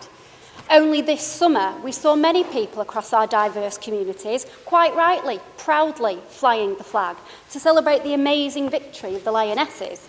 And if all goes well this weekend and the England's women rugby team beat Canada in the World Rugby Cup, I hope to see the same proud display again. In these examples, though, St George's flag is for every fan, no matter their background, no matter their race, no matter their ethnicity. But sadly, we have seen some, not all, but some use this flag to try and create division, to try to intimidate, to try to cause fear. And that is what leads us to amend Councillor Ahmed's motion to include an unequivocal rejection of this use of the flag. We need to be clear to everyone across this district. Wakefield Council does not and will not tolerate fear and intimidation of people of different faiths or different countries of birth. The flag belongs to us all. As our amendment also points out, the Council's current flag policy already means we fly the Union flag at all major council buildings across the district. To have the St George's flag on every building, as the original motion suggested, would be costly and impractical in terms of upkeep. But as we know, the pride in your nation is not only shown through flying your flag. Every day, true national pride is demonstrated through litter picking in your community, volunteering for a charity or a community group in your area, helping your neighbour put the bins out, or saying hello to that stranger as you walk past them on the street. Kindness, generosity and care, that is what it means to be a good person, which is surely the most important label any of us would like to have. It's also important to remember that we have two flags, and therefore the use of the Union flag as well as the St George's flag could be used in schools to discuss the heritage of England and the United Kingdom, which is why we've included that in our amendment. Finally, I return to why this motion and our amendment, more importantly, is so important. We cannot let the seeds of division grow in our richly diverse communities. And I would remind everyone of what the late Joe Cox said 10 years ago. We are far more united and we have far more in common than that which divides us. Thank you, Madam Mayor.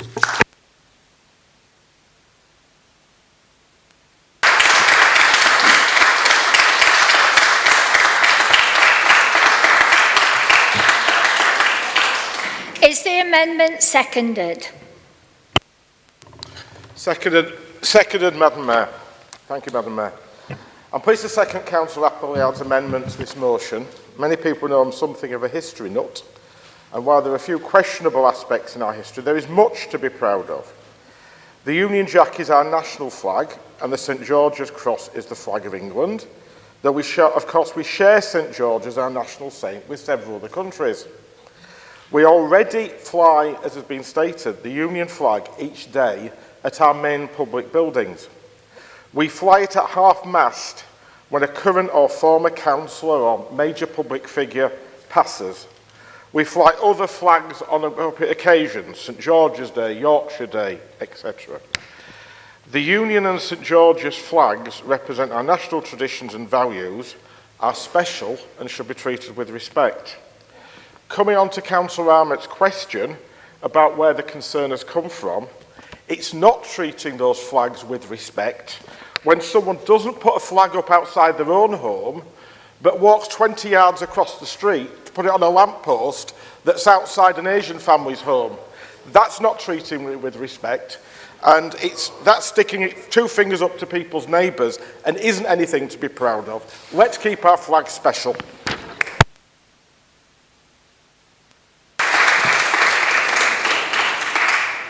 Does any member wish to speak on the amendments? Councillor Gert. Yes, thank you, Madam Mayor. For those that don't know, I'm a veteran and I'm very proud to have served my country. And I'm very proud of our flag. When I read the original motion, I had a little bit of difficulty with it.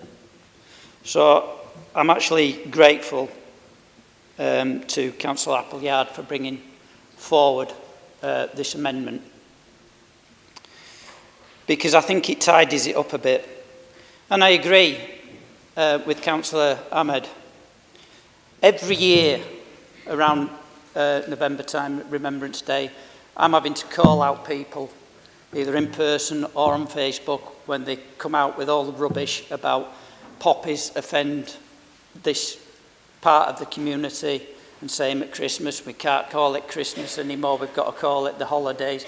It's all a load of rubbish. And what people need to remember is in the two world wars, which the poppies mainly represent, but in every conflict, there's people from all communities that have fought for this country. So we're remembering everybody. Our flag belongs to us, and it should not be flown as a means to intimidate other people. It should only be flown as a matter of patriotism, not as a matter of nationalism. And people need to understand that difference. I'm a patriot. I'm proud to see our flags. As they've gone up across the district and the painting of the St George's Cross on zebra crosses and everything else, that isn't patriotism. That was done to intimidate, and we can't allow that. And everybody needs to take a position, stand up and say, no, this is wrong. This is our flag. And it belongs to us all. And the other point, why I struggled with the original motion, because, and everybody needs to make up their own mind here, I consider myself British first, English second, and Yorkshire third. Now, if you was to speak to my eldest daughter, she'd say, no, she's Yorkshire first, English second, and British third. So everybody does have a different opinion. But I don't know how many people understand this. If you fly the Union flag and any other flag, that other flag has to come below the Union flag. The Union flag goes at the highest point, and that's the way it should be. So I support the amendment because we're flying the Union flag. But I would like to say that when I was growing up, we had a big deal about St George's Day, and we had parades all the time. I used to take part in those parades when I was in the Scouts and the Cubs. And it brought in a sense of community. And they were stopped for whatever reason. I was too young at the time to know why they stopped it, but they stopped it. Maybe we should be bringing that back. Maybe we should be bringing that back and be proud of being English. The Irish celebrate St Patrick's Day. It's a big deal in England, it's St Patrick's Day, isn't it? So why can't we celebrate St George's Day? But let's do it for the right reasons. Let's do it for inclusivity. You know, this flag belongs to us. Let's claim it back.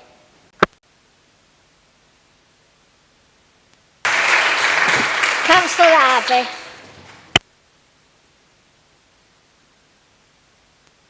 Thank you, Madam Mayor. And you can see that I wear a different colour, but it does not mean I will be offended to have a Union Jack or St. George fly 20 yards away from my house, because it's a national symbol. I'm British now, but it's not, I was born and bred here. I have to travel thousands of miles to become British, and I have got through the nationalization process, and I knew which flag was for Union Jack, which flag is for England, which is the flag for my second home. So just to say that because people have a bit of color, they will be offended. Why should they be offended? Why should anybody be offended by Union Jack or by St. George Cross? So I want to ask this question. How can we not be able to unite ourselves under that flag? Why that flag has to cause controversial? Why that flag has to be stigmatized by football hooligans or by rightists or fascists or whoever? That's not the case. That shouldn't be the case at all. So I was hoping to say that today we need to go back to the original motion, because there's no added-on, no extras. Pluralism, again, pluralism means that you steal other people's work. So Councillor Ahmed had made a very valid point. We fly the flag with pride, with dignity, with unity of our community. And if we cannot ever be offended by when we flew the other people, countries, or some country has not even exist flag in the town hall, nobody here was offended. You were quite happy about it. But now suddenly when St. George Cross comes through, when Union Jack comes through, then okay, sorry, we need to spend 100,000, up to £500 million to clear them. No, let's fly them high and let's be proud and unite under that flag. Thank you.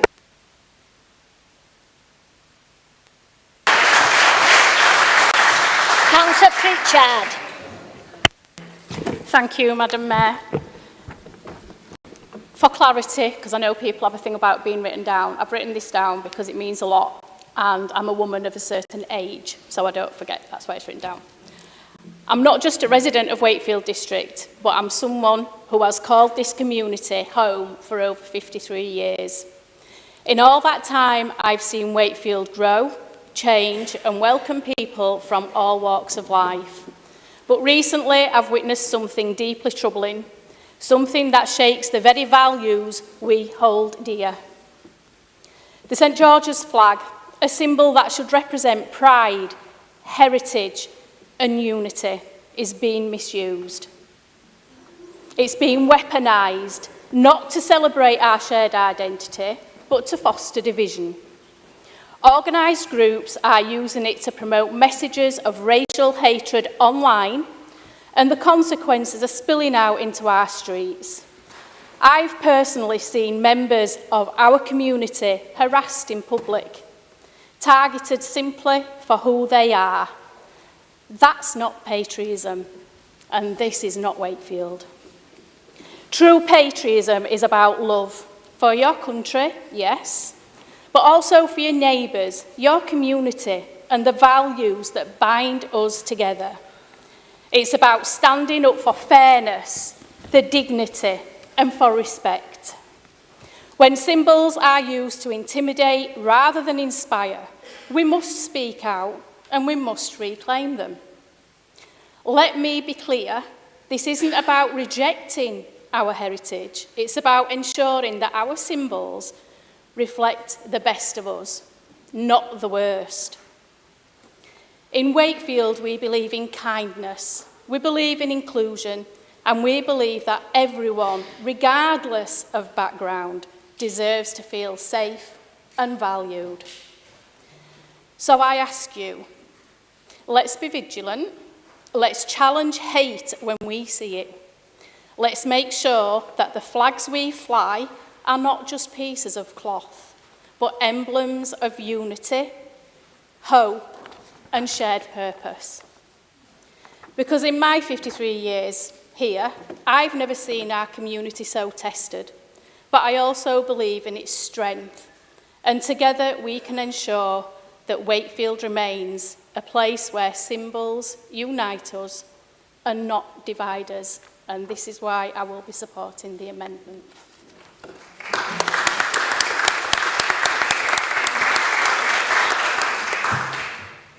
Colleagues, we are now approaching the 4-hour cut-off point for this meeting, set out in the Council Procedure Rules.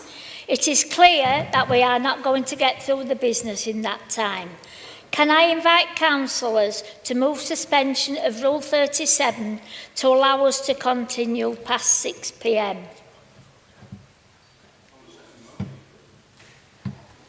I'm just doing this first. We're suspending council procedurals to carry on, Councillor Farmer. Thank you. Is that seconded? All in favour? That is carried. We will now carry on. Councillor Sharp. Yeah, that was a really heartwarming speech by Councillor Pritchard, but let's not forget they didn't really want to represent their communities or any people of colour on this council until 2022 when I got elected. There were no people of colour in the Labour group until I got elected. So let's not say that we really care about our people because we didn't even select them to be a part of this chamber. I've just got a question for Hannah, really. You've crossed out, make it compulsory for all English schools to display the flag of St George, and you've not replaced it with anything, you've not even replaced it with the Union flag. So everything that you've said about the Union flag and where it should be and highlighted, you've done that really eloquently, but you've missed out the schools. I don't understand why the schools shouldn't have the flag, either even Union Jack or St George or Yorkshire, they shouldn't have a flag because every Western democracy in Europe and America displays the national flag in a school, so I don't understand why we've just crossed that out. So maybe that could be amended and looked at. Thank you. Councillor Metford. Thank you, Madam Mayor. Like many in this chamber, I've grown up proud of our St George's flag, proud of our Union flag, and I've looked forward, like everyone else, bringing them out at celebrations. But I've got to say, I was very saddened last week. We've got miners in this chamber today. We're supporting our mining museum and its staff. But our ancient mining monument in Normanton was painted over by St George's flag last week. That is not the correct use of the flag to attack our heritage with it. A bin in the local park near it was also painted in St George's flag, as was a local bench. This is simply not on. I don't know why Councillor Ahmed has chosen this time to bring this motion forward. I do suspect political motive, but I know our children have seen that flag misused in our local park. This is the wrong time. Can you just... What's your part? Can you turn... Trying to... Point of order is she's speaking on the amendment. she needs to stick to the facts. And or turn up your hearing aid, because I spoke and told you at the beginning why I raised it. Okay? Don't be offensive, because we can play that game, okay? Don't come in and offend. Don't make it personal, please. Don't make it personal. Anybody, don't make it personal. Thank you. Councillor Metford, carry on, please. I'm not being offensive, and I am relating it to Anna's amendment. I'll just end this by saying I support the amendment. Thank you, Madam Mayor. Councillor Farmer. Thank you, Madam Mayor. The reason I went second and delay my speech, or what I want to say, is because I want to listen to what everybody said. It's remarkable, isn't it, how we've got a British Muslim talking about the flag. If it had been me bringing this motion up, I'd have been called racist, fascist, all those things under the sun. That's what I would have been called. But this flag issue, I put my flag outside my car when England play in the European Cup and they play in the World Cup. It goes down when they lose. Now, the motion that obviously quite quickly, but Nadim's brought this motion up. The flag, people have talked about the flag. The flag, or bringing this flag back into everybody, was brought up by the march 2 weeks ago. Suddenly, everybody's talking about a flag. Right? What you had down there, according to the press, 100,000, million probably, they're all disillusioned with what's going on here. Absolutely cheesed off with what's going on in this country. That's what they are. They're worried about the families. They're worried about... I've got a 20-year-old daughter. I'm worried. Right? I'm worried what's happening in this country. Right? The flag belongs to everybody. We've said that. Numerous people have said it belongs to everybody, which it does. I'm in a group. I'm probably because people say I'm... Oh, yeah. If I brought the flag motion up, you're racist. I'm in a group with Nadeem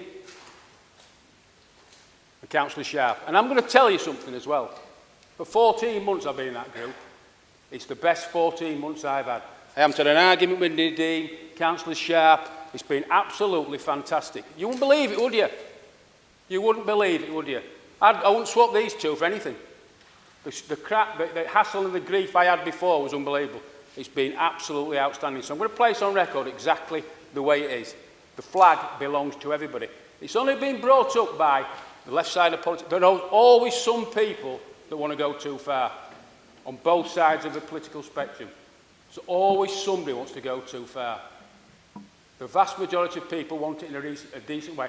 That's why they were all out on the marches, not for Tommy Robinson, whatever you want to say. People are worried genuinely. And that was a way of showing the flag. So, get your flag. What are you talking about? We've got the Liberal Democrats in their conference waving the Union flag. Wait a minute. They want to be controlled by Brussels. Why aren't they flying the European flag? It's all got completely out of hand because certain individuals right down the political spectrum get angry about certain things that are going on. If Councillor Sharp wants to fly 10 Palestinian flags up there, good luck to her. I've no problem with that at all. And nobody should have any problem about any flag. But it's got to the point when it's ridiculous. The flag belongs to everybody. There's nobody the flag does not belong to, from British Muslims. And I spoke to some people on that march, who've been to that march. There was from every ethnic minority were on that march, holding the English flags, the Scottish flags, the Union flags. I even saw a picture of somebody with a Palestinian flag. It's always a small minority that cause the issues.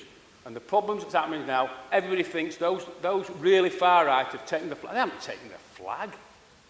They haven't taken any flag. But what we should do, we should be proud of the flag, fly it in every building that we can do.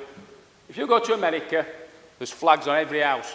Are they all racist, fascist? No, they're proud to be American. I'm proud to be English. And yet, actually, I'm proud to be from Wakefield.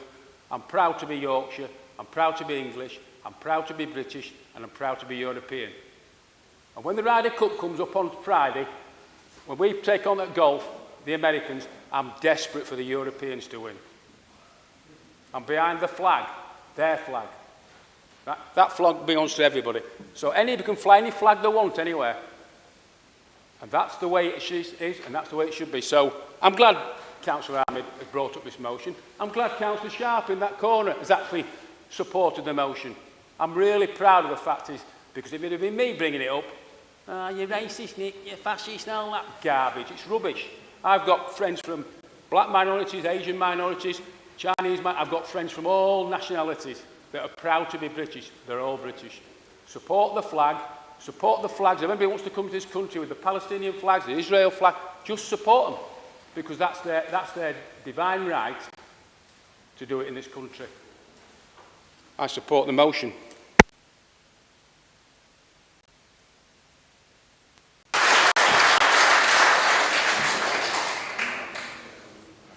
As nobody else has indicated that they'd like to speak, Councillor Appleyard, as mover of the amendment, do you wish to reply before we take the amendment to the vote? Thank you.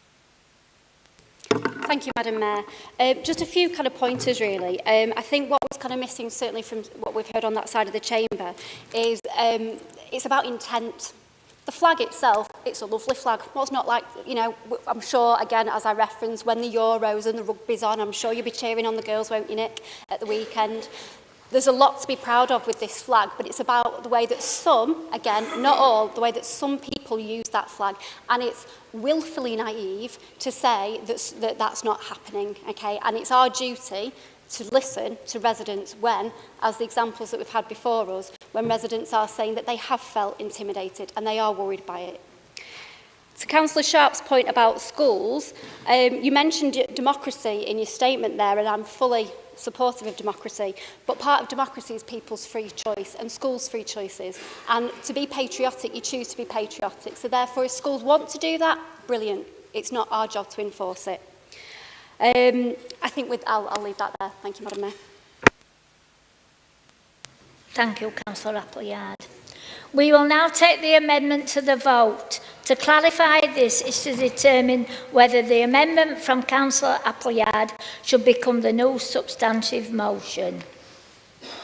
Please show all those in favour of the amendments. Please show those against the amendments. Any abstentions? That is carried. The amendment now becomes the substantive motion.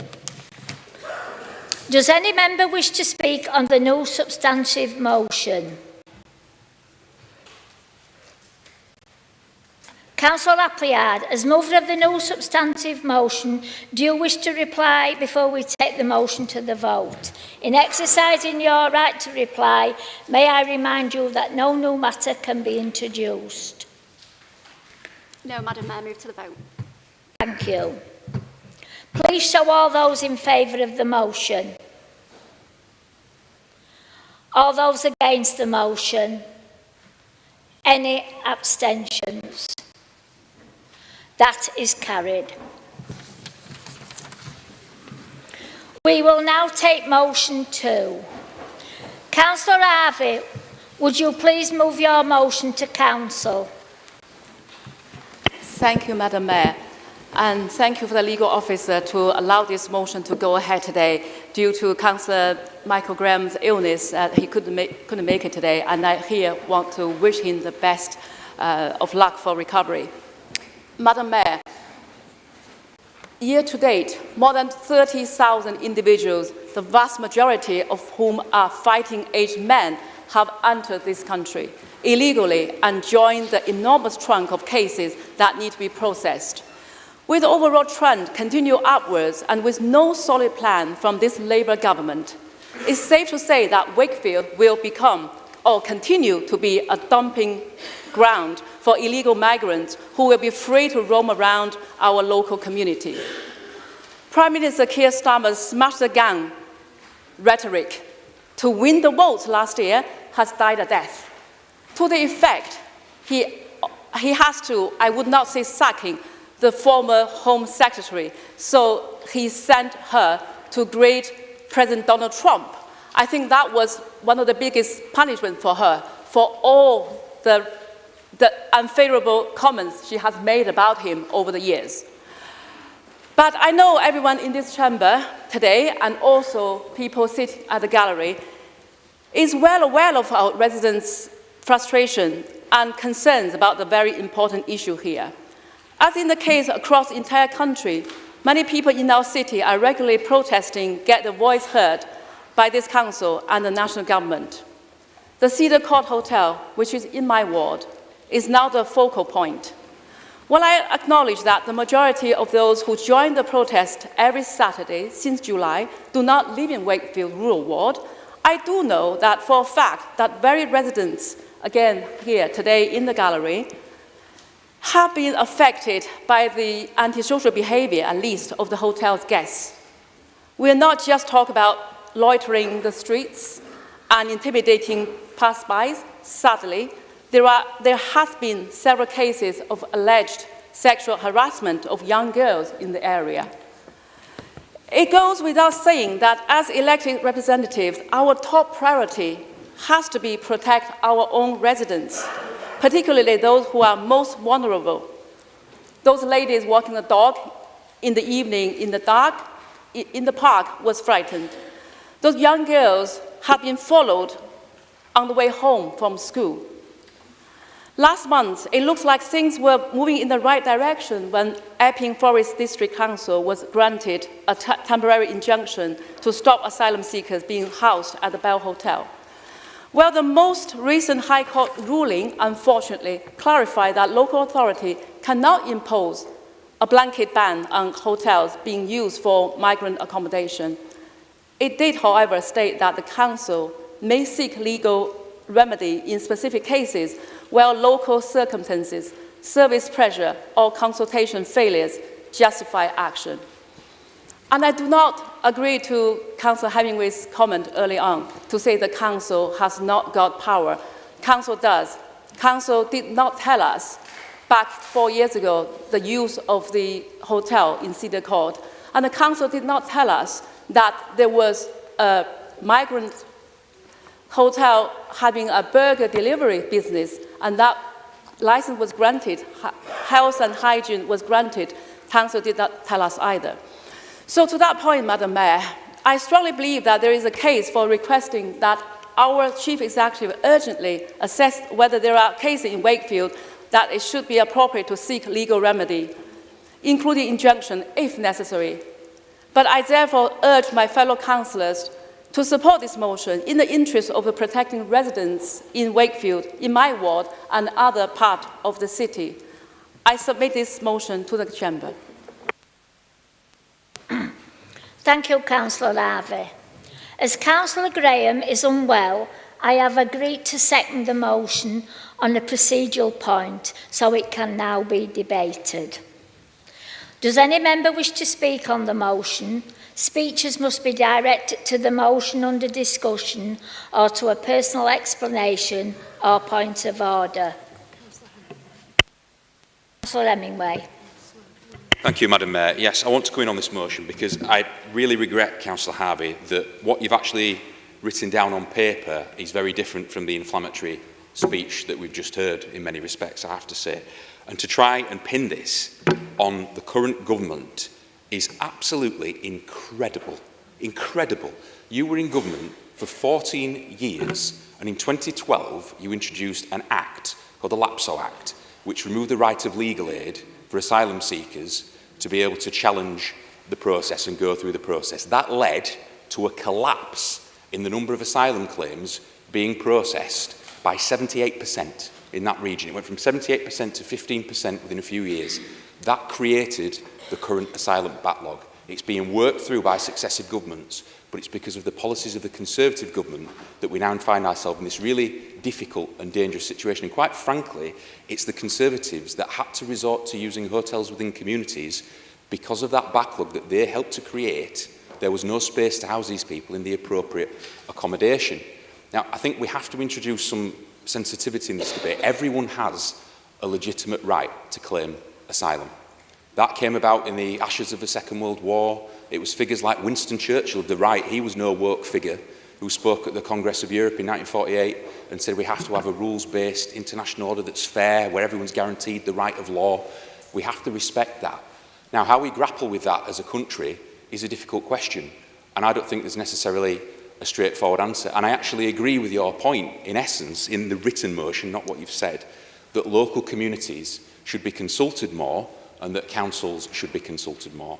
So on that basis, we will support the resolution, but I absolutely want to distance ourselves from the comments that you've made because they do not reflect our views or position. But at the same time, we support the resolution point in that the government should take into account the views of residents and local councils when making these decisions. Thank you. Thank you, Councillor Hemingway. Councillor Williamson. Thank you, Madam Mayor. On a technical point, I think the motion is a little bit disingenuous because, and I'm not up on every single aspect of this case, but originally injunction was granted and then I think that went to the Court of Appeal and then that was overturned. So now there's no injunction and we're waiting for that to progress through the legal system. So now we're going to be potentially passing a motion to instruct the Chief Executive to then look into this where the current legal standing is there's no injunction. So that's like we're going to be asking the Chief Executive to look at not imposing an injunction potentially, which is like I don't get the practical point you're trying to raise with this motion is what I'm trying to say. I think on the issue generally of the use of hotels, I mean I don't think hotels are the great place to house people, anybody at all. And I do wish people would get just as annoyed at people who are homeless being housed in hotels as they are asylum seekers, because that is happening. This council spends a couple of £1 million a year housing people who've been evicted from the houses on Section 21 and are in there long term as well. I don't think anybody, regardless of how you come to be there, should be housed in a hotel at all. And the fundamental problem to all of this isn't the people in the hotels, it's a lack of our political system, of all parties included, over the years, on not building enough council housing, not giving councils the ability to build council housing, so there's not enough housing at all for anybody, irrespective of their actual reason for being in a hotel, and I think that's the sort of stuff we should be addressing, rather than sort of inflammatory rhetoric around the people who are actually in the hotels at all. And like I said, I want us to actually start building council housing to get the people who are here, who've been evicted as well, out of that housing, out of hotels as well. Councillor Gert. Yes, thank you, Madam Mayor. My colleague has far more eloquently stated a lot of what I was going to state. But I'd just like to reiterate, I'm also against the use of hotels for anybody. You know, I've had to deal with a lot of homeless people living in hotels through my role in the food bank, and they're not even given any cooking facilities. So you're having to find them stuff that they can just add hot water to. It's inhumane. We shouldn't be doing it. But the last point I want to make, I'd make reference earlier to me being a veteran. And during my time, I served down in the Falklands after the conflict, make that clear. And we stayed on coastels. And it was put forward a while ago, if you all remember, to use coastels to house the asylum seekers. And it was classed as being inhumane and they wouldn't do it.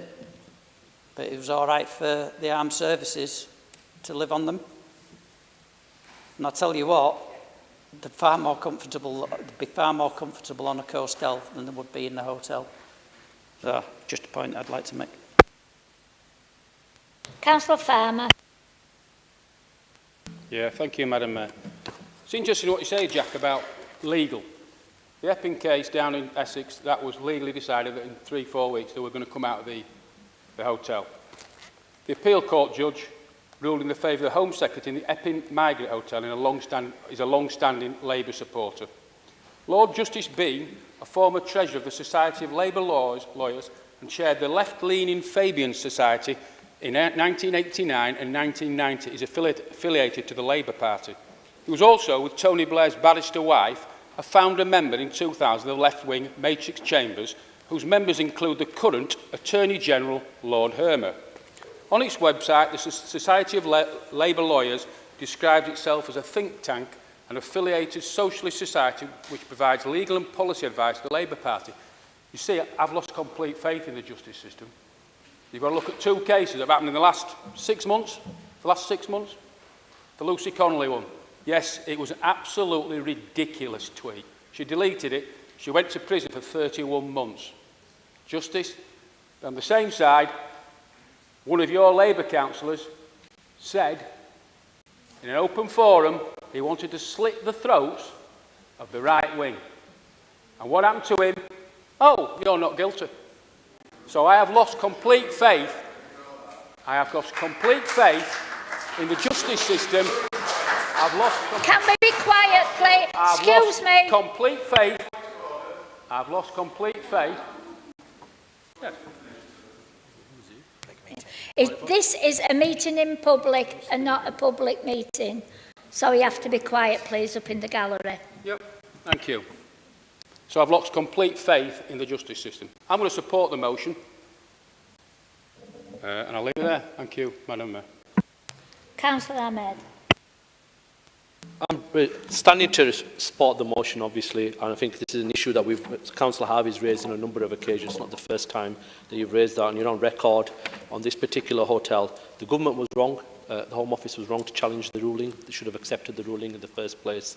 And it's only right, as some people have said in the council chamber, that local people are consulted when significant changes of this nature happen in their communities.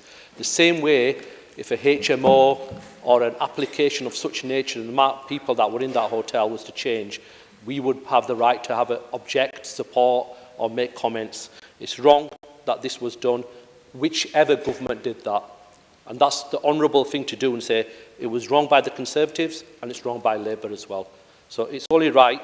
What Councillor Harvey has said is that we go back to the Chief Executive and he will be able to discover, go through all this stuff, and we have a look at this hotel, and it does need to be closed down. But my worry is that as it currently stands, and some of the words that are being used by Keir Starmer, that the hotel probably will close down, but there'll be significant payments to landlords which will be over and above current rents, and that's where the issue will disappear to. And that's going to be, my worry is where these people go.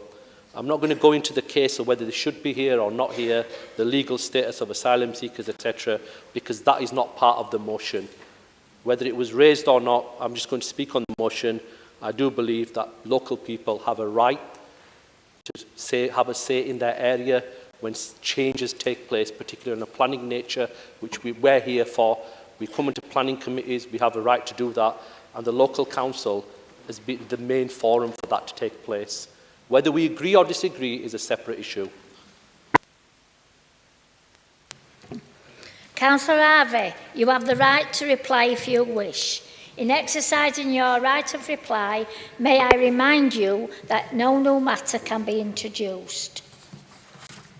Thank you so much, Madam Mayor. And I am so pleased that Councillor Hemingway has agreed to the motion and wanted to go forward. Cedar Court used to be a beautiful hotel for the community, hosting weddings, business events, tourists, everything. But for the last 4 or 5 years, it has been a disaster in the community. And I cannot tell you, every single day I have some problem matters about the hotel, about the residents, about everything. People are no longer happy with going to the bus stop and not knowing who's next to them waiting for the bus. People are not happy that their children are no longer go outside to play because they have been approached by some people that they do not know. So I do understand you're telling off about the Conservative previous government. And I do want to remind you as well how many times your leader at the time blocked Rwanda, how many times you voted down the Conservative measure every single time to actually reduce the migrant boats crossing. So we're not going to go back to Blair age, what the disastrous immigration policy he has actually sowed the seed for us in the last 20-odd years. But let's be working together.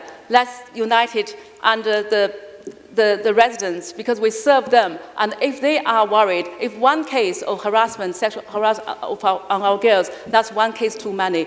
And for that reason, I do thank you and the Leader of Council to actually let this forward. And then going back to Councillor Williamson's point, that the Chief Exec at the moment can still, looking at the case in its own merit, and write to the Home Office, and also making sure that if the injection needed, it still can be applied, even though it may not be granted. That's the technical part of it. But thank you so much for the full Council that you have put the resident interests first before the political hot air today. Thank you. Thank you, Councillor Harvey. We will now move on to the vote. Please show all those in favour of the motion. All those against the motion. Any abstentions?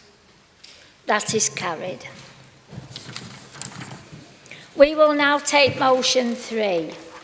Councillor Bates, would you please move your motion to Council? Yeah, I move, Madam Mayor. I understand I won't be able to speak when it's debated at the next council meeting. Sorry, I understand that I won't be able to speak at the debate when it takes place at the next meeting. So when it comes back in November, you will be able to speak on it then? Okay, then I'll just move it. Thank you, Madam Mayor.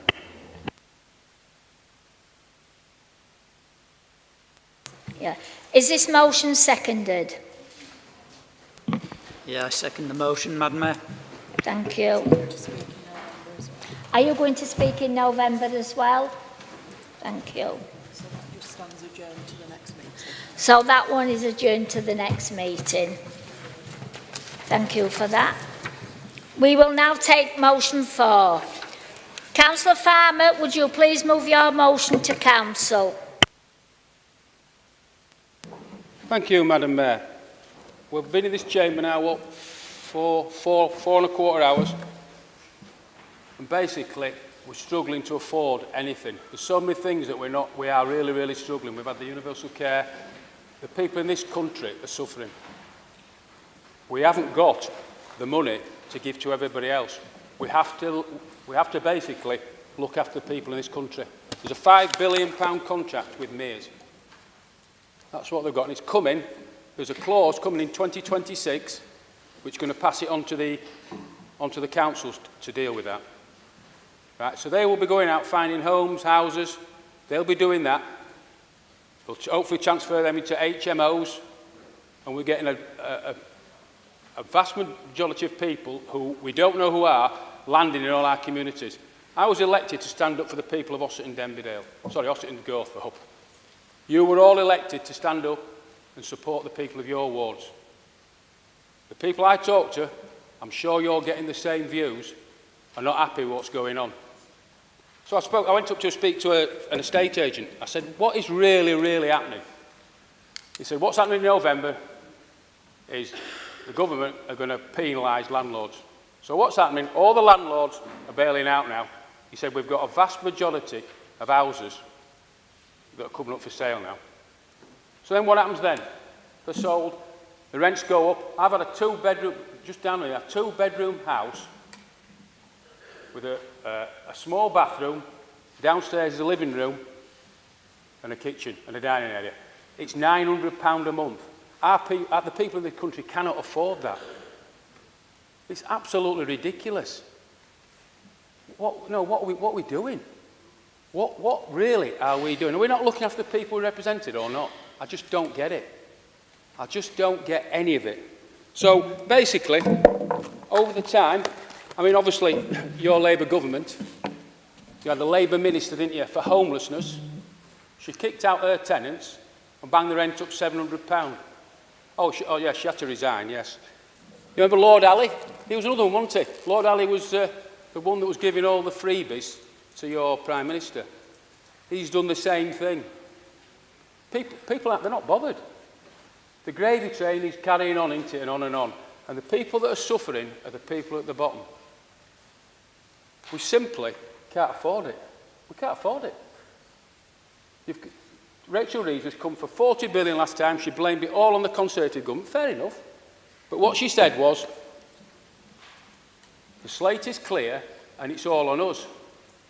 And what's she doing in November the 26th? There's another £30 billion black hole. We can't afford it. We've got to put the people in this country first. I'm sorry. We've got homeless people. We've got people suffering from lots of, you know, disabled. You want to pinch the money off the old people at Christmas time for the fuel rent. We simply can't afford it. Charity begins at home. That's unfortunately what it is. Now, if you want to call me all the names under the sun, I'm not bothered now. I'm not really bothered. I care about my family, my friends. I care about your families. And I care about my daughter. And I'm worried now. I'm a worried father what's happening in this country. I'm sorry. If you want to call me all the names under the sun, I don't really care. I don't really care now. I'm too far down the road now, 63 now. I'm coming to the end. It's not about me anymore. I've had my go. It's about my families, your children, the British families. And I'm sorry, we can't carry on like we are doing. We just can't carry on. We're going to implode as a country. And it's not about, you talk about, you know, the movement of people coming free and fleeing war and all that. I'm not under the impression that France is at war. It's not at war. As a country, we've got to look after ourselves. And I'm really, really sorry, but that's the way it is for me. And I speak to a hell of a lot of people. I went on a cruise about 4 or 5 weeks ago, and I said to my wife, I'm leaving my phone here. I don't want to talk about politics. Don't tell anybody I'm a councillor. So I went there, and believe me, I couldn't believe how angry people are. Not just in this area, throughout the country. They are angry and angry and angry. And you've got to believe it. I've said it before, I don't blame any of you. I blame the previous Conservative government, I blame the Labour government going on now. I don't blame any of you. I know how you feel about it, because I was in the same situation for 6-7 years. I used to cower down there thinking, what are you going to say? Because the vast majority of the stuff you were saying to me was true. It was true about the Conservative government, and I was ashamed to be a Conservative, but I stopped, I carried on, and I couldn't do any more now. Councillor Farmer, you've had your 5 minutes. Yeah. For those people, I can speak again later on, can't I? Okay, thank you, Madam Mayor. Is this motion seconded? Second the motion. Thank you, Councillor Hamed. Do you wish to formally speak now or reserve your right to speak until later in the debate? Thank you. Councillor Aslam has submitted an amendment to the motion. The amendment has been circulated to members prior to the meeting. Councillor Aslam, would you please introduce your amendment? Thank you, Madam Mayor. I must say that given 14 years of previous Conservative government, some of which the mover has already said, the mover of this motion would be a Conservative councillor. So I'm surprised that he's never brought a motion like this to council before. It does beg the question around his own political motivation as a Reform councillor. In moving this amendment forward, Madam Mayor, I want it to be clear that the council has not been approached, nor has it expressed any interest to take over the Mayor's contract. If we were approached, we would already undertake the assessments required by us as a local authority. This amendment resolves to give assurances that we'll still call upon the Home Office to consider the views of local residents and public bodies prior to any decision for them to seek further acquisitions, if any, or at all. I think it's worth noting that the global issue of asylum seekers escaping death, war and persecution is without any shadow of a doubt an extremely sensitive matter and something we should all take extreme carefully about. All talk carefully about. As a council, I think we need to approach these matters from an empathetic and compassionate place. After all, we are all human beings, and we all deserve to live a healthy and happy life, free from the threat of death, war, and persecution. I feel as though this wasn't emphasised enough in the original motion, and I want to ensure that we don't disregard that when discussing about those fleeing war, persecution throughout the world. And if the mover of the motion doesn't like how we've professionalised it, then maybe they should look to benchmark themselves against the Durham County Councillors' calamity of chaos and resign. Is the amendment seconded?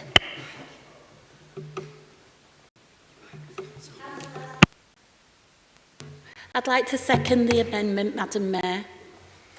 Whilst I understand that it's an important topic to not only residents in this district, but across the country, I agree with my colleague, Councillor Asylum, that we do need to recognise that it is a sensitive matter.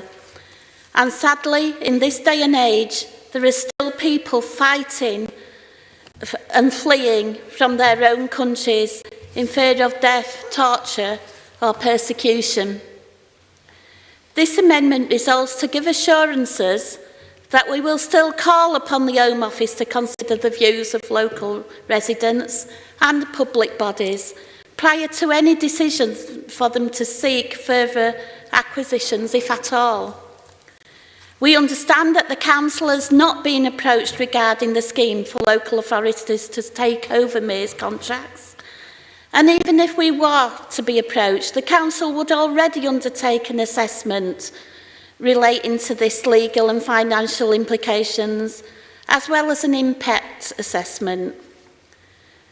While we discuss contracts for asylum hotels in this motion, I want to avoid dehumanising those legitimately claiming asylum. We are all human beings, and we all, as Jack has said previously today, have a legitimate right to claim asylum when fleeing war and persecution. In a 30-year career with Citizens Advice, I advised thousands of people on many subjects, but it is the asylum seeker cases and their suffering I could never forget, can still never forget. I could never and can never get them out of my head. Cases that kept me awake at night, and I still wake up having nightmares about them. It's unbelievable what some of these asylum seekers go through. We know that hotels are not appropriate accommodation to house such vulnerable people. We recognise that the previous Conservative government failed to create a fair and compassionate asylum system. What we are seeing today is their direct failure to do just that, ensuring a mass backlog for those seeking asylum, waiting for their claim to be processed, only leading to mounting pressure, strain on local services and the use of what should be temporary accommodation in the hotels. Sadly, this has turned into, at times, unsuitable housing and long-term arrangements. I hope colleagues can see through the political positioning some opposition members are trying to achieve and vote in favour of this amendment. Thank you, Madam Mayor. Thank you. Does any member wish to speak on the amendment? Councillor Gert. Yes, thank you, Madam Mayor. I was a bit confused when I saw the original motion because I didn't know that houses were being bought up to house asylum seekers anyway. So that was a bit of a shock. And obviously, I agree with Councillor Farmer on that we should be putting our own residents first. In Wakefield, themselves, we've got a guy stuck in Pontefract Hospital since January, unable to go home because his house isn't fit for him due to having his leg amputated. You must all be aware of that. But we're not buying houses for them. We've got veterans homeless on the streets. We're not buying houses for them. So I'd struggle. I don't understand. But I'm not aware, and maybe Councillor Harrison can clarify for this. The whole point of the motion was to stop it happening in Wakefield. Is it happening in Wakefield? I don't know. Councillor Williamson. Thank you, Madam Mayor. I think this motion does sort of hit at the heart of the general housing situation anyway. I think I agree with the original motion brought. I think I don't know to the extent it's happening in Wakefield, but I do know there are tens of thousands of properties across the country getting bought by MEAs. And we have, over decades, with the loss of council housing and things like that, we have restricted supply to an extent where basically we're only building enough to ensure the housing prices only go up and up and up, which is putting it unaffordable, putting it out of the reach of normal people up and down the country. And I think there are alternatives to allowing companies to buy up these prices and to buy out tons of houses and push prices up further. I would add though, I think if people are advocating for this motion, then it is at odds with motions on hotels and positions on hotels about not using them as well for the time being. But we do definitely need to do something about the housing situation, definitely, and I do support the original motion. And I do think the amendment does weaken it a lot. I'm not going to take the word of two councillors in here that aren't cabinet members or anything that the council's not been approached by mayors. I don't know whether they have or they haven't, but I'm not just going to take somebody's word off the hoof. I would like that in writing. And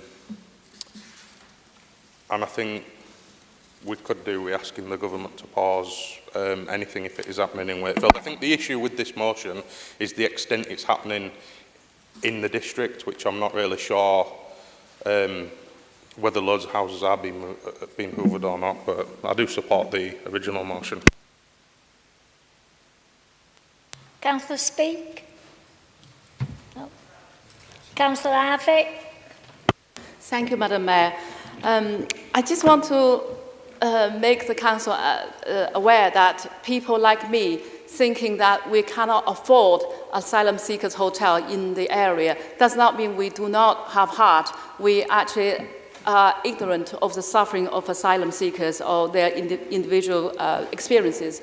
But to me, when somebody comes from Somalia, went to Turkey first, and then Germany, then Australia, then France, and then come to UK, 5 safe countries have been passed, and you're thinking that they are the people that we need to house in the hotel, is for bird. That will not go. And your leader, Keir Starmer, 1 minute is island of isolation, the other minute he regretted. There's no plan. The one in, one out was a shamble as well. So when are we going to be able to deal with that matter? And I remember when the hotel was used by mayors, I wasn't told. I was told not to know, not for you to know because it's from national government. But this council knew about it. But this council knew, but they think the representative of the people in my ward did not need to know. So I wasn't told. So I just wanted to make sure that HMOs alike, in the future, if anything comes to our, maybe pressurized by the national government, we need to know, we need to come back to this chamber debate whether we can or cannot house those people,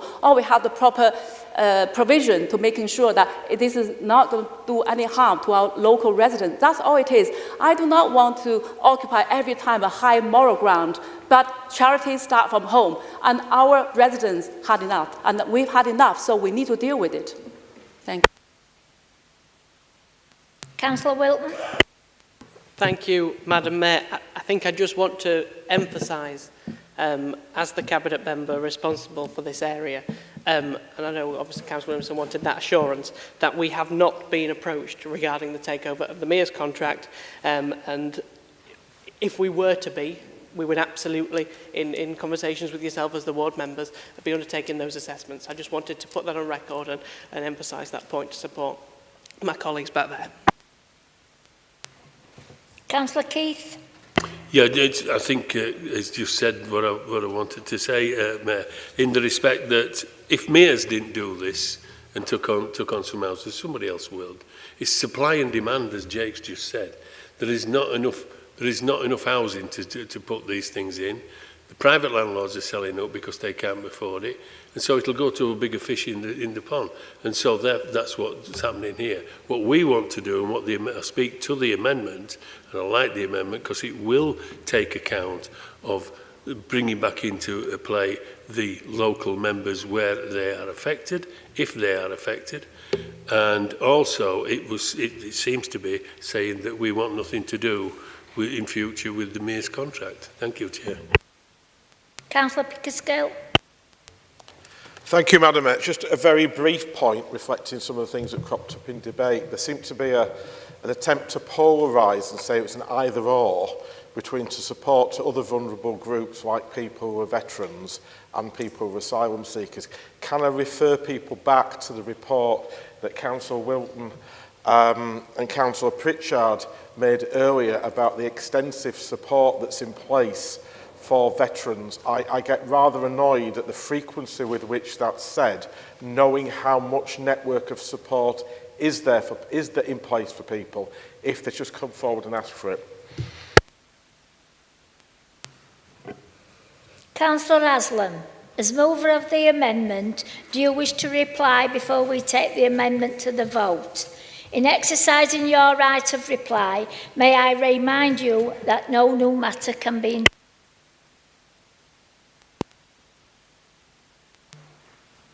Thanks, Madam Mayor. I think Councillor Wilton has answered the direct question, so no need to answer that. And to be fair, I think Councillor Harvey will bring in other matters separate from the motion itself. Thank you. We will now take the amendment to the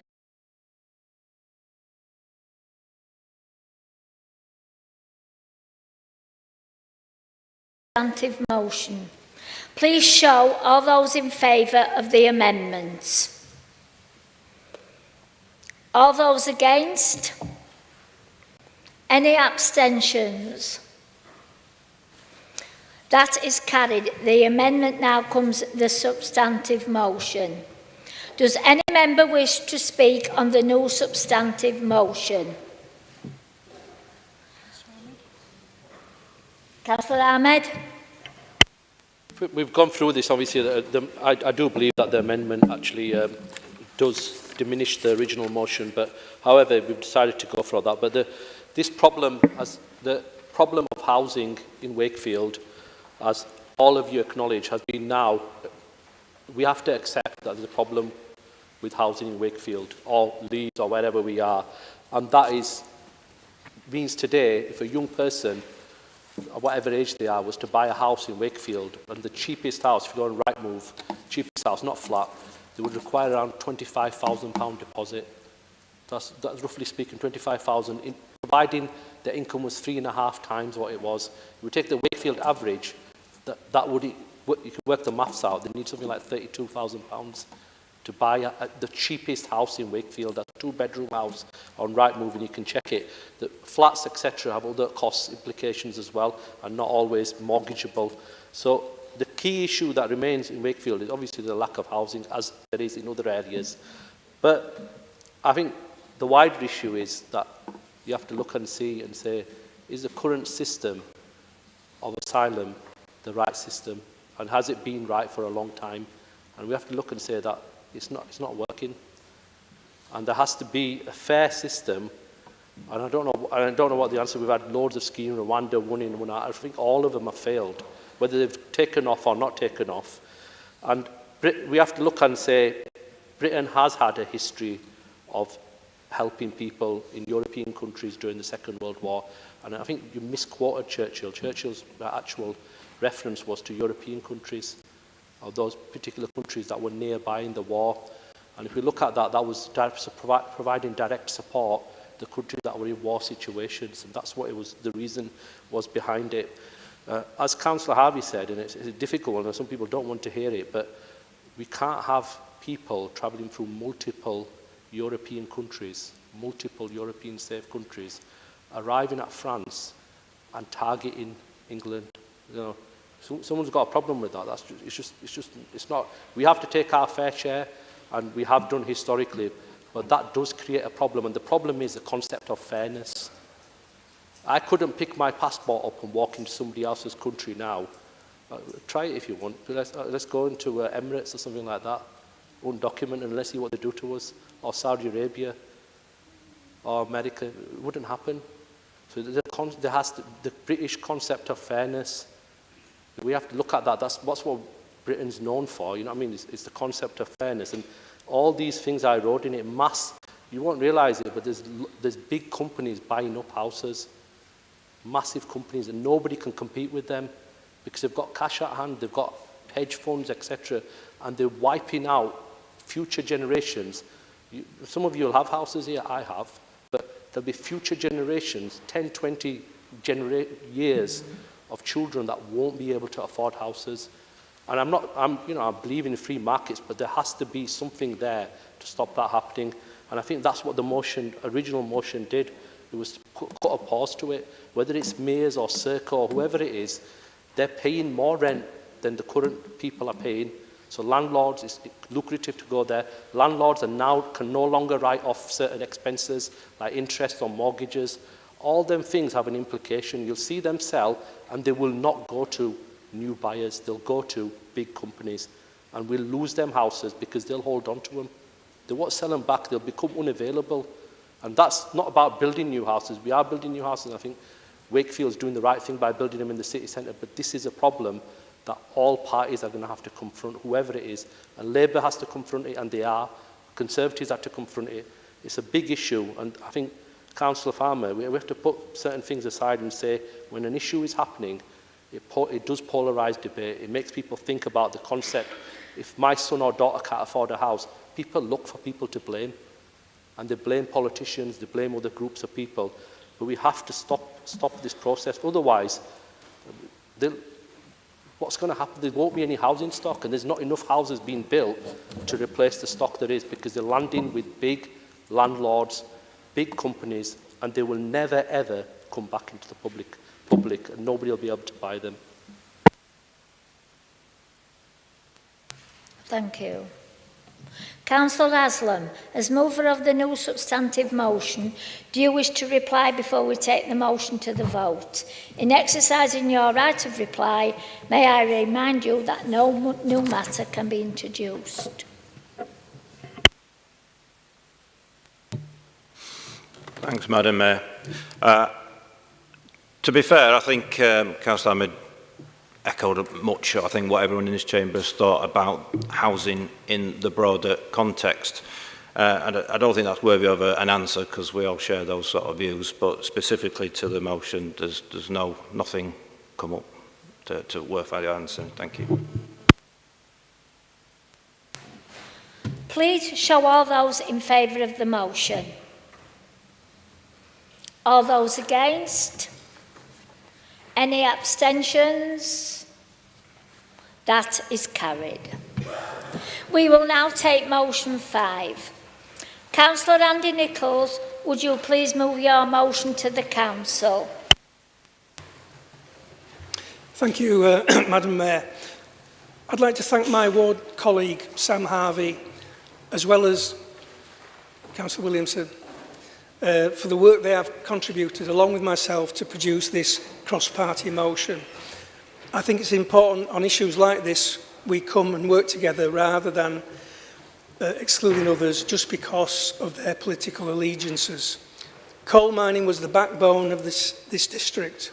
I know I am proud of our shared history, and I'm even prouder that we have the National Coal Mining Museum for England, not only in our district, but in the ward I represent. The museum wouldn't even be half the museum it is today without the mine guides, who provide education, inspiration and enjoyment for thousands of visitors every year. None of this is possible without their dedication, skills and passion, which bring the history of the coal mining industry to life. I'm deeply concerned that talks between management and Unison have not resulted in a fair resolution. and that an offer previously on the table has now been replaced with a lower one. This has understandably left staff feeling disrespected and undervalued, which has led to strike action, which is always the last resort. It's time for the management to get back around the table for meaningful talks with Unison. An empty mind without a guide is just a big black hole. And to the striking mining workers who have attended this meeting, to those on the picket lines and at the museum, I want this to be loud and clear. I stand with you, we stand with you, this council stands with you. Solidarity.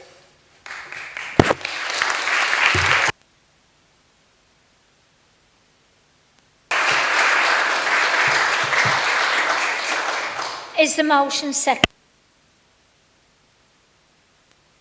Second the motion, Madam Mayor. Yeah, thank you, Councillor Harvey. Do you wish to formally speak now or reserve your right to speak until later? I'll speak now.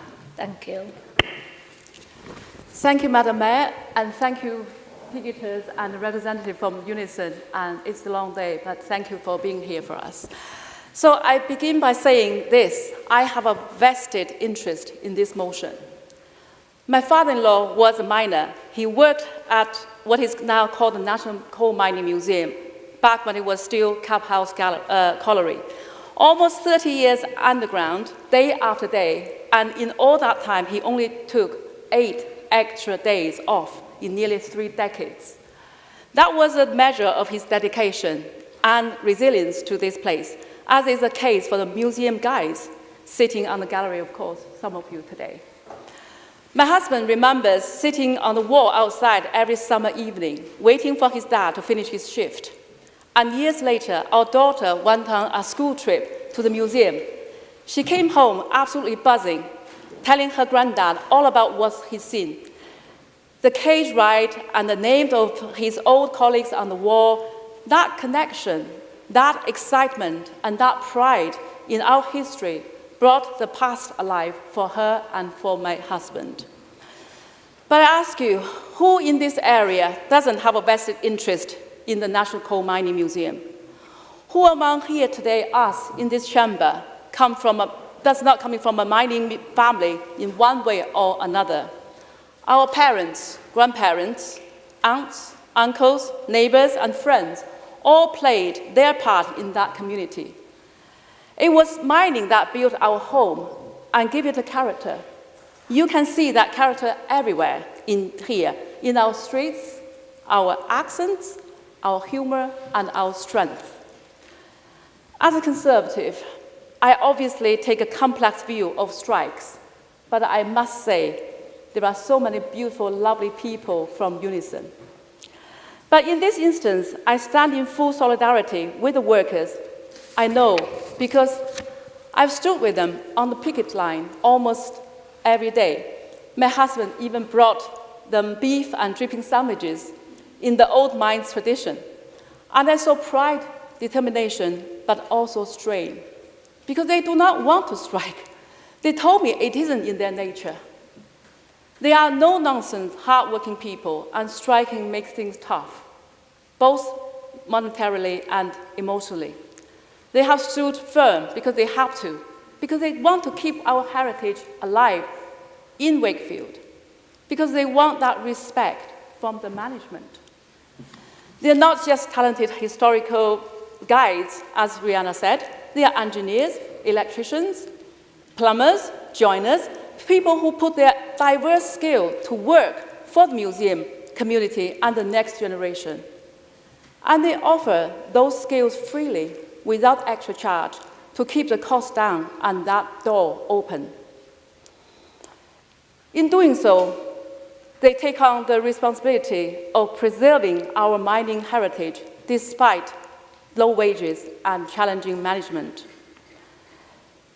With those mines across the country, we are the only one with the title National Coal Mining Museum. That distinction has been earned through dedication of our guides, who was prestige and give us a prestige, culture, and tourism, not only to our city, but to the nation. So today, I'd like to know, how can these people adapt as greedy people? Quite the opposite. They are modest, proud, and they can only ask for what is fair, enough to live well, live healthily, to keep food on the table, to raise their families with dignity, to enjoy semi-retirement, and to take home a true living wage. So yes, the strike will be ending, hopefully, but there is no need or happy resolution yet. Justice for our guys means secure jobs, fair wages, and the respect that comes with knowing your work matters. It means treating our workers not as costs to be managed, but as people who carry our shared history and deserve a fulfilling future. If we truly care about our heritage and community, then we must show it. If we do right by them now, then in another 40 years, 50 years, 100 years, our children, our grandchildren will still be able to visit the museum to learn about our history, knowing the past is alive, honoured, and also shaping the way we Yorkshire people are. Councillor Harvey, sorry, your 5 minutes is up. Yeah, with this statement, I support my ward councillor's motion. Thank you.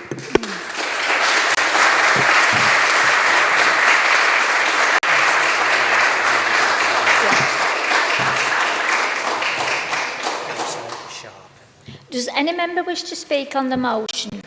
May I remind members that speeches must be directed to the motion under discussion or to a personal explanation or point of order. Councillor Sharp. Yeah, I just, there's absolutely nothing offensive or like senseless about this motion. It makes sense. Everyone agrees with it. Can we just move this to the vote and just vote for it unless somebody is really dead against it, which I doubt anybody is. If we just move it to the vote, if someone seconds me, we've already heard a deputation, let's just move it to the vote. Thank you.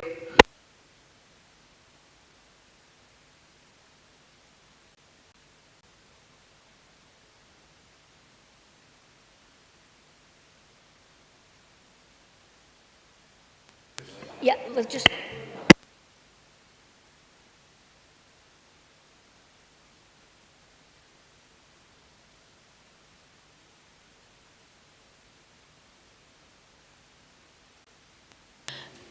We're going to vote whether we move to the vote. Right? That's how it works. So are we all in favour to move to the vote, or do we wish to debate? All in favour of moving to the vote? All those against? Any abstentions? Sorry, you're defeated. We carry on. Councillor Repton-Stall.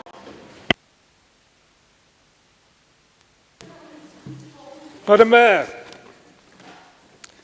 we have in this district the National Coal Mining Museum for England. Its value to the district is not just financial by way of bringing visitors to the district to generate the tourist trade.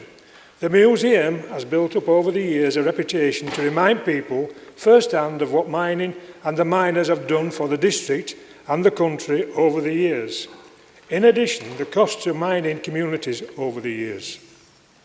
Being an ex-mine worker and an NUM branch official involved in various levels of industrial disputes, can I say after listening to those in dispute at the Mining Museum on visits to the picket line, there has been very little conciliation between management and those in dispute, if any. Those who are in dispute have requested talks with the staff who manage the museum and have indicated they are willing to meet with their union officials present, the management team, to resolve the issue. This system is called conciliation, and if this system is not put into operation, then there will be no progress. There is a saying that, in Yorkshire, anybody who works for note will never be out of job. We are not living in the Victorian age. The days of the carrot and the stick have gone. The UK mining industry, with the use of regulations and liaison between all levels of people with responsibility, made the industry a better place to work in. The working relationship between all involved at the Mining Museum has to be resolved. If not, then the whole operation of providing a mine to the public will be affected. The people who are in dispute are not asking for the employer to break the bank. They are requesting parity with other people in the same employment. I am aware that there are a specially trained team who have a knowledge and experience to cope with anything they have to deal with on the surface or underground. Madam Mayor, what will be the next step? A facility run by volunteers who are denied access to a trade union? I support those in dispute.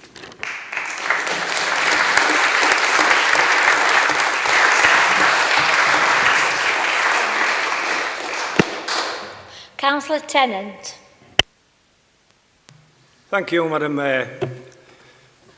I have 31 years' experience of working in the mine industry. And like the museum guards, it's in my blood. Like Stuart, I was a co-face electrician, union official and union safety inspector. So I speak from the heart in support of them lads up there. There's an old saying as well in Yorkshire, that when somebody passes on, you lose an encyclopedia of knowledge. Each individual's got that knowledge, different knowledges about different things. Well, when the mining museum guides retire, that knowledge has gone. I fear for the future of the museum's underground tours. If this dispute isn't settled soon, because some of them guys might just walk and leave the job and go for better paid jobs elsewhere. And when that knowledge is gone and their experience, the underground tours will definitely suffer. The knowledge needs to be passed on to future guides, but how on earth are you going to recruit the right people when you treat them like dirt and pay them peanuts?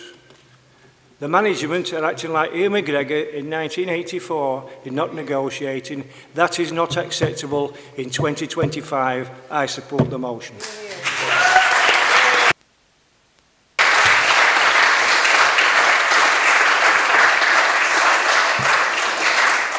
Councillor Ahmed. To keep this to a short point, I think we all agree and support on the motion. Obviously, I didn't realise how small the numbers were actually in effect, and it just seems a shame that this has gone on so long. And obviously, it could have been easily resolved.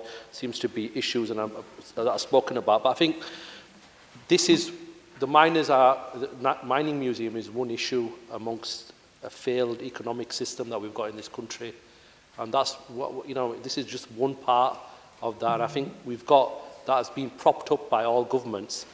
We've got a failed economic system that allows people to gain massive amounts of wealth at the expense of the lowest in society, and it's not working.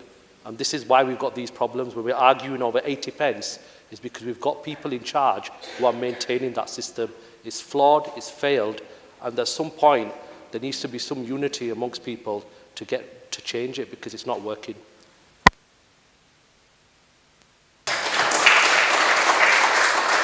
Councillor Williamson. Thank you. Yeah, I were proud to be representing our group in the discussions, working with Councillor Harvey and Councillor Nichols.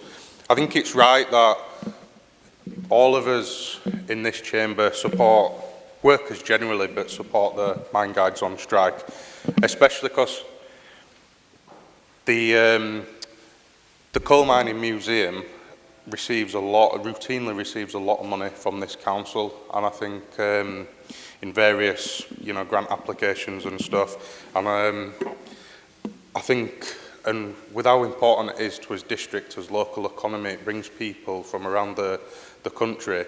I think it's important that we support the workers to get the settlement they want.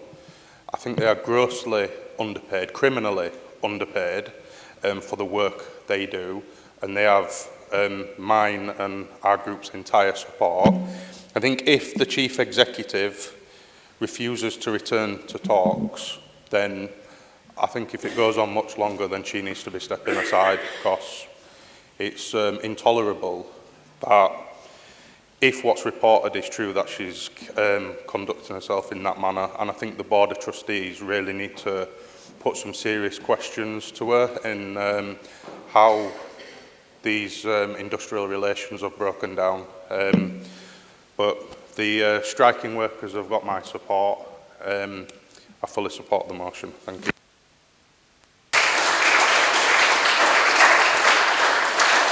Councillor Bates. Thank you, Madam Mayor. Just briefly, I mean, I've been on the picket lines quite a few times, met all the guys.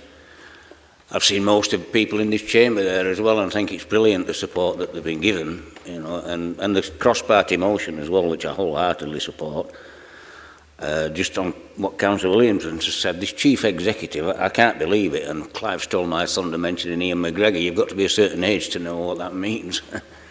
But yeah, the 1984 style of management, it needs to go, and this chief executive, the things I've heard about her, she should consider a position now, or maybe the Board of Trustees should consider it for her, and yeah, wholeheartedly support it, and I'll leave it there. Thank you, Madam Mayor.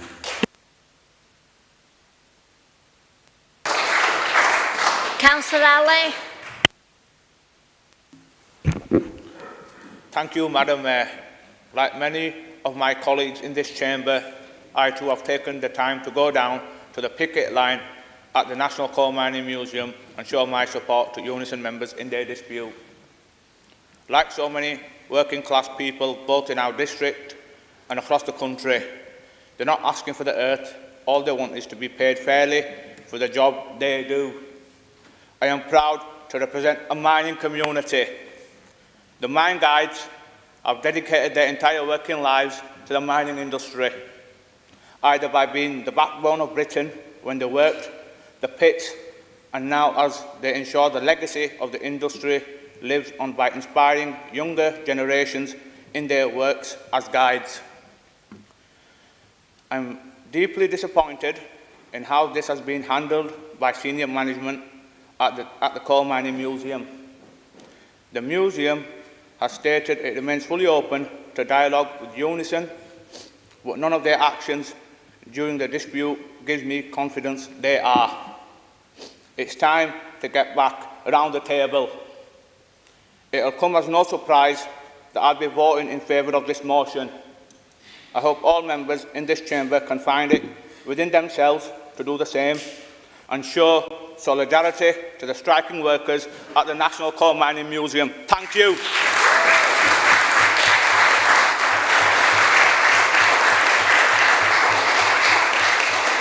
Councillor Keith.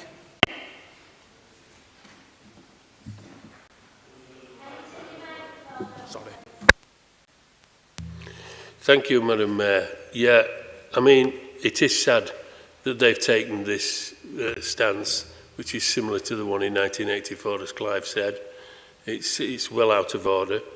But I also think it's sad that we didn't get a chance to debate this while the rest of the people were here, but I'm sure you'll pass on our sympathies that you're pushing at an open door here with our support, because this has got to not only stop, but as Clive said, this museum will die on its feet unless it passes on those skills that these people have got to a future generation. There will be no mining museum. It'll just be a series of pictures and then a cafe at the end of it. There'll be no experience about going underground without their skill, right? So they need to pass that on to have a future. The management of that museum needs to take that into account. And one of the other things that I want to be taken into account here, let's say this dispute resolves itself, or they come to their senses over 80 pence an hour. And let's say it gets settled.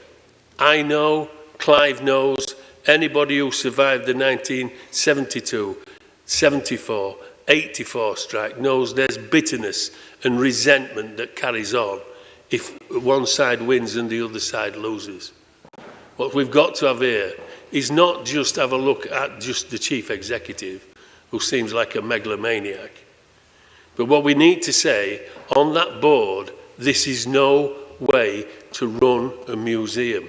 You need to wake up and live in 2025.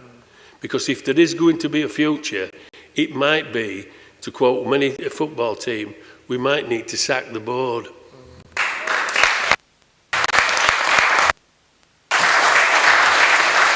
Councillor Collins.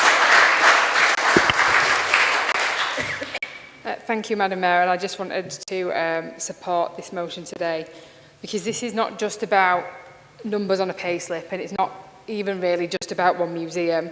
It's about fairness and dignity and respect for working people.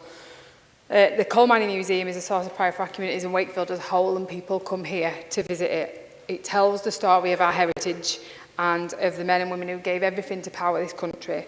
And I say that sort of with a bit of personal slant as well, because like lots of people here, my dad were a miner. I'm probably one of the last generation of people that can say dad were a miner. I know firsthand the sacrifices that he's made and that our family made for him to be able to be a miner. But as history is not something that is abstract, it's lived and it's felt and it's carried in people. And it's carried in people in that museum today. But the truth is that none of that history would come alive if it weren't for the staff. The mine guides, the educators, the workers, those who tell the stories with the skill, with the understanding and the dedication and the passion. And yet they're expected to live on $12.60 an hour, with some people earning even less. There are many that are struggling to make ends meet, and it's just simply not good enough. We've heard today, we heard from the deputation, we've heard from members, and we can see in the motion that there had been an offer of £1 an hour that had been withdrawn. Because instead of building bridges with Unison, management have spent money on private solicitors, private security, and even recalling the tactics of the 84 strike. Bringing police to the picket line is utterly shameful, and it dishonours the very legacy that this museum is supposed to protect. The dispute is already harming the museum, and if it's not resolved, we will see visit numbers fall, we'll see the reputation damage, and the community as a whole will suffer. The Chief Executive's seeming refusal to negotiate properly is not just bad management, but it's short-sighted, and it risks the future of the National Coal Mining Museum. If my dad were here today, he'd say what I will now. You are, without the workers, you are nothing. The museum cannot celebrate the coal mining heritage on the backs of underpaid, undervalued staff. It is hypocrisy, and we cannot let it stand. It's about respect for working people, and it's about ensuring that those who keep our heritage alive are given the fair pay that they deserve. And I urge all colleagues, and I'm sure we've heard that we will all support this today, because we need to send a clear message that Wakefield will not accept union busting, poverty pay or intimidation. We're going to stand with workers as our fathers and our grandfathers once did. Thank you.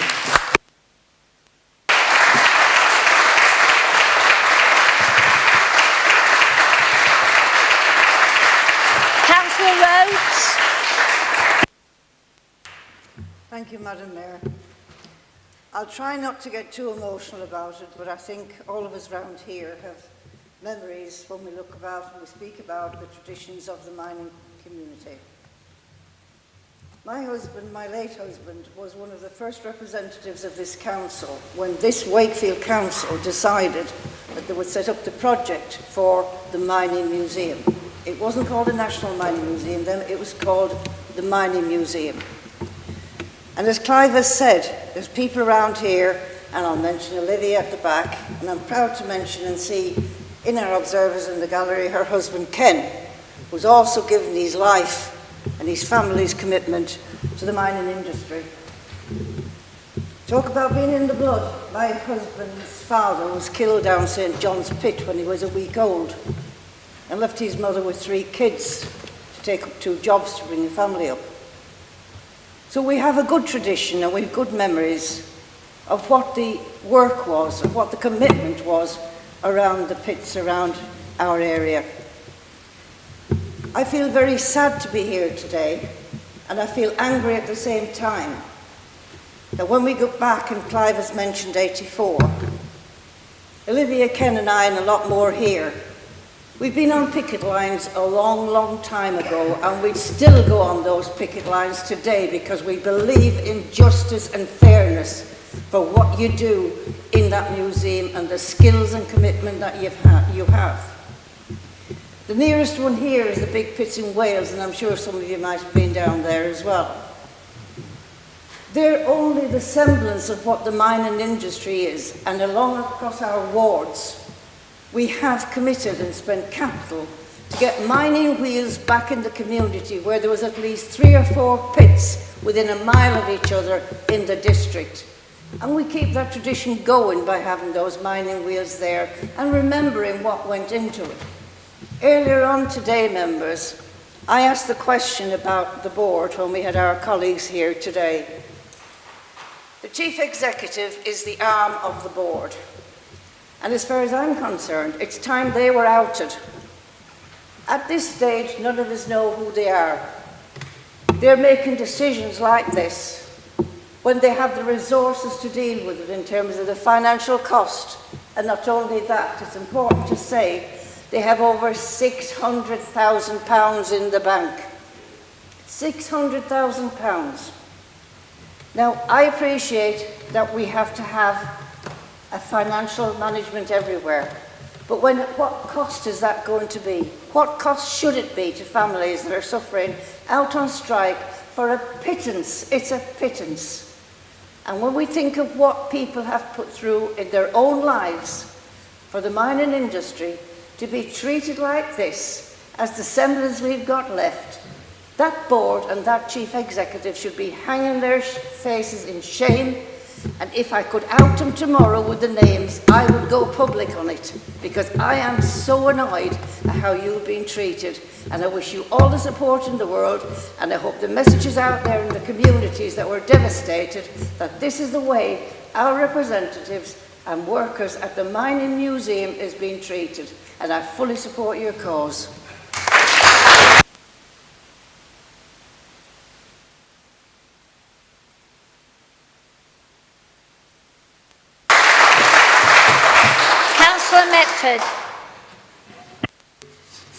To be very brief, I just want to say that I want you lot to be able to continue showing people what my granddad did, what my dad did, what 9 of my uncles did, and what the lads in my class at school thought they were going to do. Thank you for standing on that picket line. Thank you for the welcome you're giving us when we come to you. I'm proud to be part of this council supporting your cause.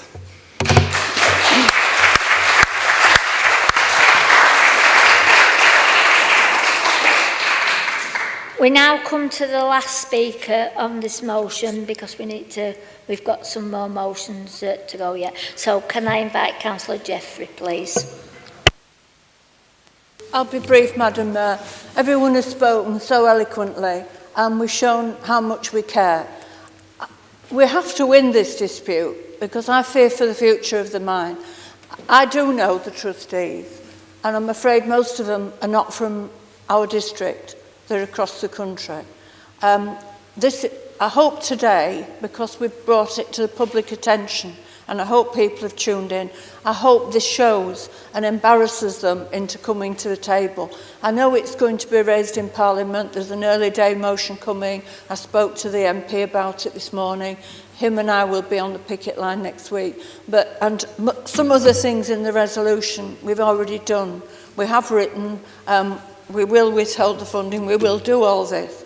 But I feel that I must have one more last go as well to try and get to the trustees. I have tried, but I will try again because it matters so much to all of us here.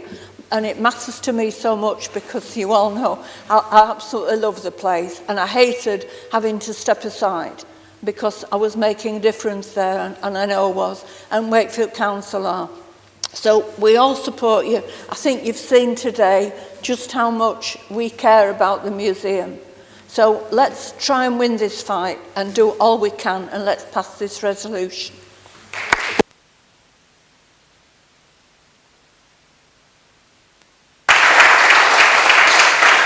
Thank you. Councillor Nichols, you have the right of reply if you wish. In exercising your right of reply, may I remind you that no new matter can be introduced. Thank you, Madam Mayor. I'm so glad that this debate wasn't shut down. Otherwise, we'd never heard all the support for the guides. I'm also pleased that the deputation have returned and they eloquently outlined the case. We all know that what's going on does not make financial sense. I'll have to temper what I say. Sorry, in the lead, I know the lead has already written to this chief executive. And thank you, guys, for returning and hearing the support from the full council. And you're going to win.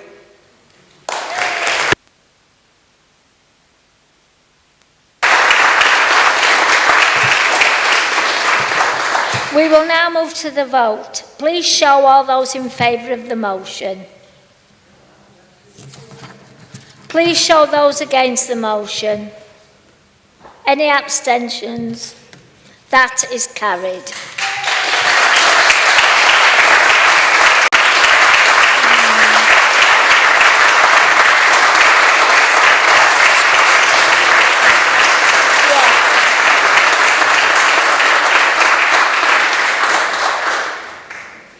We will now take motion 6. Councillor Pickersgill, would you please move your motion to council? Thank you, Madam Mayor. Members will have been approached by the Marie Curie Cancer Charity and by residents prompted by Marie Curie over the last few months about people dying in poverty. Their figures suggest that 27% of working age and 20% of pension-age people die in poverty. What they have asked us is that we change our council tax support arrangements so that households where someone is terminally ill are supported through exemption from council tax. This can be evidenced through the same SR1 rules that is recognised by the benefits system. We believe this is the right thing to do. No one has said they believe the idea is wrong, though it has been questioned in two ways. First, it has been pointed out that people in many pension schemes or with critical illness insurance may be very well provided for financially if they are diagnosed with a terminal illness. We accept this, but not everyone is in that position, and families who have lived for years on the breadline can face additional costs managing an illness. Secondly, it has been suggested that this can be addressed through discretionary arrangements, offering more support than through our main council tax support scheme that we've just reviewed. Again, I can see the point, but many people are proud and don't like coming forward for discretionary support. Finally, I suppose to address the point that may be made, we are saying that with a great deal of difficulty, we think this is a priority against some of the things we've had to address in the council tax support. So that is with difficulty. It is one of those situations where we may need to offer support to perhaps to some families who don't need it to get to the people who desperately do. We've got a very full agenda. If passed, we will come forward with full details of a scheme. So I move. Is the motion seconded? Seconded, Madam Mayor. Thank you, Madam Mayor. Today we have the opportunity to show compassion where it matters most. Terminally ill people face unimaginable physical, emotional and financial burdens. Council tax should not be one of them. This motion is not about charity. It's about dignity for those at the end of life. It is about recognising that those in their final months should not be worrying about bills, but spending precious time with the loved ones. As Councillor Pickersgill says, if this motion is passed, we will come forward with fuller details of a Wakefield scheme. Let us pass this motion today and send a clear message that our council stands for fairness, humanity and respect. I'm proud to second this motion. Does any member wish to speak on the motion? Speeches must be directed to the motion under discussion or to a personal explanation or point of order. Councillor Ahmed. I'd just like to say I fully support the motion, and Councillor Gill, I know we've been on the interview panel, spoke about what he's done in the past, and I think it links together really well that you've brought this motion forward. It's an idea of fairness and the concept on that. I think hopefully everyone in the council chamber will support you in this motion, and it's the right thing to do. Councillor Fraser. Thank you, Madam Mayor. Madam Mayor, no one should spend the final days, weeks or month of their life worrying about a council tax bill.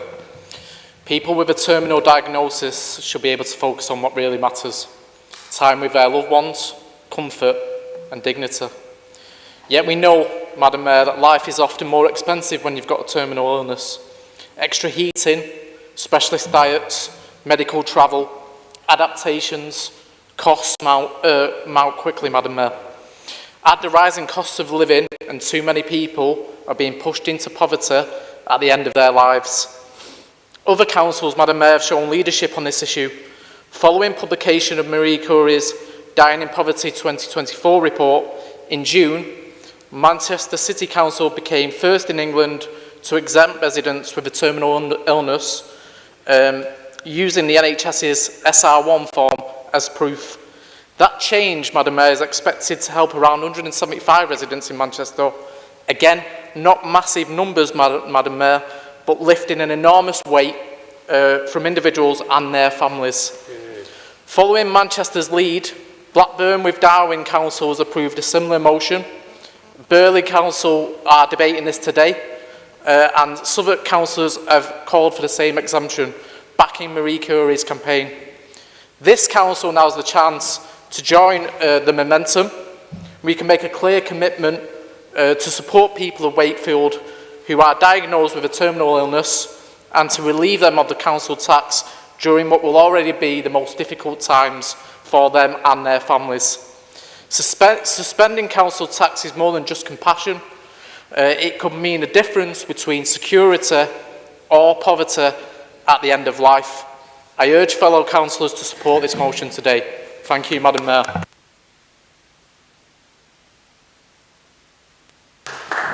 Councillor Metford. I'd just like to say that I think this is one of my favourite motions I've heard in this council. I'm so glad we are discussing it today.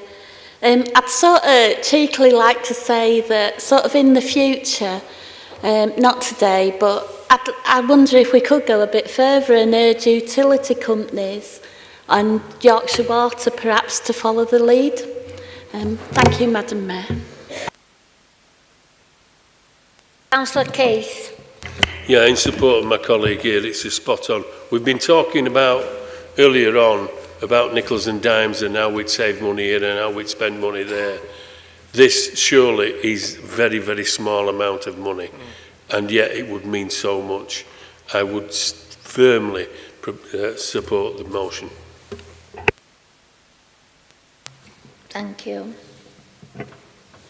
Councillor Pickersgill, you have the right of reply if you wish. In exercising your right of reply, may I remind you that no new matter can be introduced.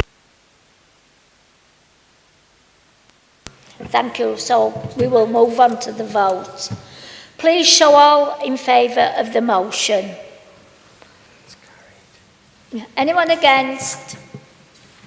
No abstentions? That is carried.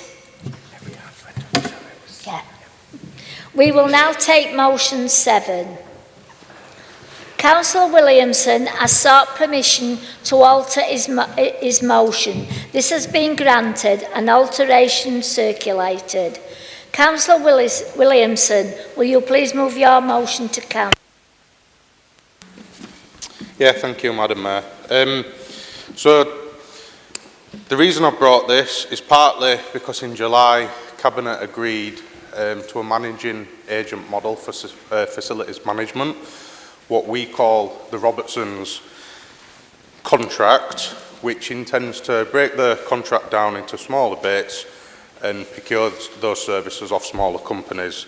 Now, my firm belief is that decision was made off incomplete and potentially inaccurate information. There was no options appraisal done. There was no cost-benefit analysis, no detailed work whatsoever. And that goes basically against best practice and guidance from the Treasury. And I find it concerning because when we look down the line at changing the Robertsons contract, it's potentially going to have a knock-on effect on people's jobs, on access to the pension scheme, because smaller companies will probably have to pay a higher bond per person, which might be unaffordable for each company. So it's potentially going to affect people's terms and conditions down the line. If we're contracting from smaller companies, they may already have enough staff to do the work, which may mean nobody's getting stupid, so there could be redundancies. And from a lot of the staff I've spoke to, there are concerns. When these services were first outsourced to NG, within 6 months, staff are telling me there were redundancies by NG on that contract. And at the minute, through this contract, we're paying for apprentices. Now, the staff are telling me, and the union reps, that a lot of those apprentices are in danger of not passing their qualification because the experienced tradesmen they're partnered with, due to how the contract's laid out, are too busy doing other jobs like fire safety checks and things like that, so the apprentices aren't getting the on-the-job training, the required number of hours to complete their course. And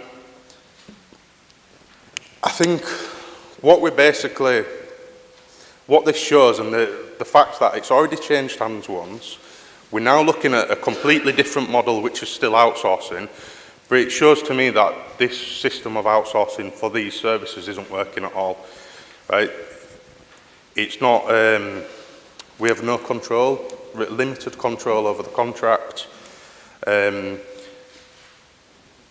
There's the cost, I'm not satisfied it conforms with best value duties of this council because there's no evidential work done to assess that. So far we've spent, over £24 million on this contract alone, but since 2016-17, we've spent at least £149 million on outsourced services in a variety of forms. And for me, it boils down to this. Earlier this year, Cabinet came to this council with a budget which cut services, cut jobs, a significant number of jobs, and raised council tax by the maximum. Right? And this is generally something to varying degrees that happens year in, year out.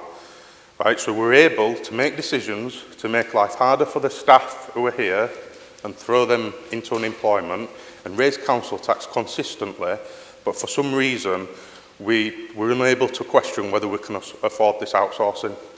And I think that we should be reviewing all as contracts, right? Assessing whether they deliver best value, can they be done cheaper in-house, can we, like we do with the bins, generate income, right? With the bins we generate, income off commercial waste and things like that. There's possibilities we could do that with a range of other services which would subsidise the cost of bringing them back in-house. And I think it's something we seriously need to consider and do the work on to assess down the line.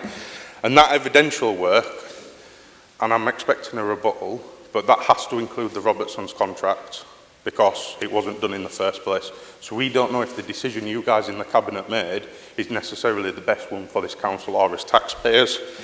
And I think through this process, what the unions and the staff are telling me is there's been no meaningful conversation with the staff or the unions about what the implications could be for their jobs going into the future. There's been some talks, there's been one conversation with Unite, but Unite are none the wiser. Unison haven't had any conversations. The staff are unsure whether their jobs are going to be protected, whether their terms and conditions are. And despite these staff technically, legally working for Robertsons, and it's on them to consult with those staff, I think we have a moral obligation because these staff originally were council employees. And it's by the decisions of this council that they keep getting battered from pillar to post, right? And the job's being undermined, and I think we have a moral obligation to consult with them. And this motion isn't I've not come with this in a vacuum. There are councils up and down the country that are reviewing their services and bringing them in-house, various services, because of cost, because of job security, because of accountability, because when we outsource them, we don't have any direct powers over these services as councillors, right? We have no control over them. You've got Stoke, which are bringing in their building repairs. You've got councils round here, Barnsley, are definitely doing it, and Leeds, Bradford, and potentially Kirklees are looking at bringing their housing stock back in-house. That's something we can't do, but that's basically done on cost and service delivery. Islington Council has Could got you various... please wind up now, please, Councillor Williamson? Yeah. So basically we're asking for all as outsourcing arrangements to be reviewed. We're asking for any significant decisions in future like this are immediately reported to scrutiny. We're asking for proper consultation with staff and trade unions, and we're asking for this council to develop an in-house by default policy where we deliver the services in-house unless we can evidence that it's more cost effective and more beneficial to deliver through private companies. So I'll move it there. Thank you. Thank you, Councillor Williamson. Is the motion seconded? Second the motion, Madam Mayor. Councillor Girt, do you wish to formally speak now or reserve your right to speak later in the debate? I'll speak now, Madam Mayor. Yeah, I'm going to be very, very brief because I'm conscious of the time. And I'm not saying this for any sympathy or hope, but I'm currently on holiday. I've driven down from Northumberland to attend today because there was a lot of important things that I felt I needed to be here for. And I didn't agree with Councillor Sharp's motion to stop the debate on the mining museum because I thought that was very, very important. But what I'd ask members is just be conscious of the time, and I've got a 2.5 hour drive ahead of me going back. So if you're going to talk just for the sake of hearing your own voice, then please don't. I support this motion. I really don't save time. I'm just going to briefly talk on the amendment as well. I don't understand why the amendment's been brought in. The motion's a good motion as it is. The amendment weakens it, and I don't understand why that amendment is necessary. That's all I'm going to say on the matter. Thank you. Councillor Pickersgill has submitted an amendment to the motion. The amendment has been circulated to members prior to the meeting. Councillor Pickersgill, would you please introduce your amendment? Thank you, Madam Mayor. The controlling group has a good deal of sympathy with the approach put forward by Councillor Williamson, though we would dispute some of the details of what he's putting forward and hence that amendment. First of all, I need to stress that the 24 million spent with Robertsons includes capital schemes as well as facilities support.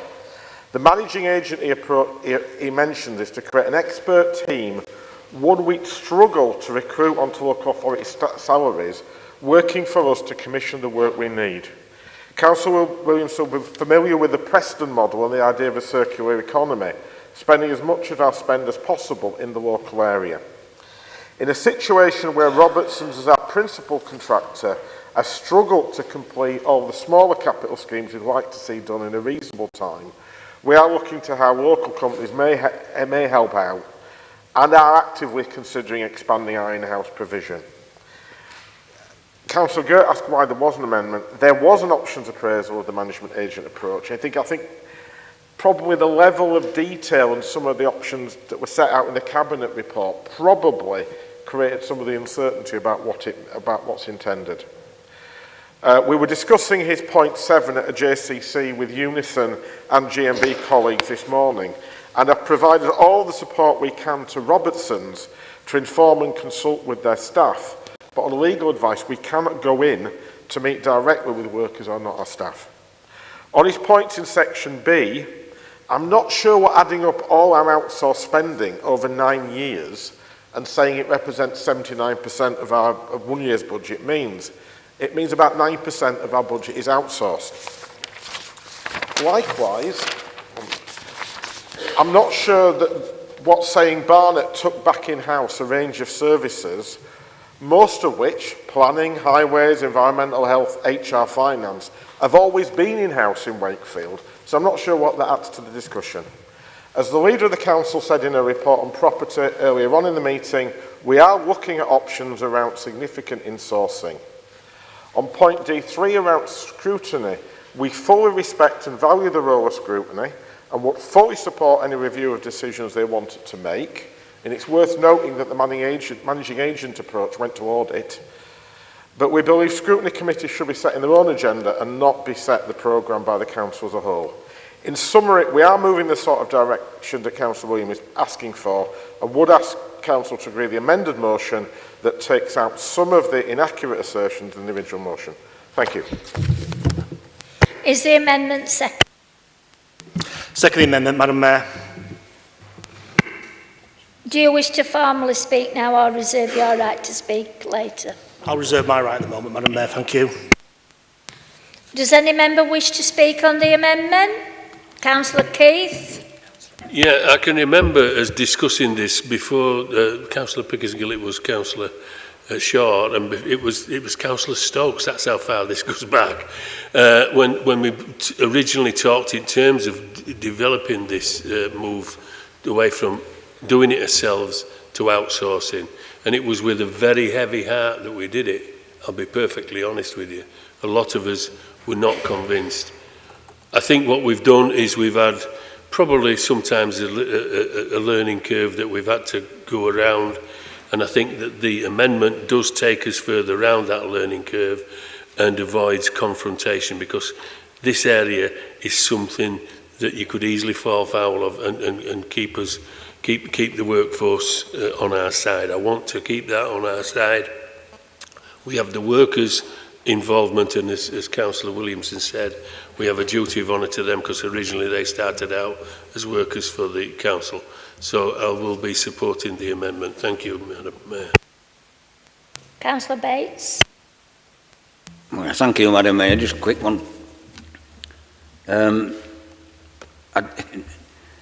Councillor just said that we're moving towards in-house.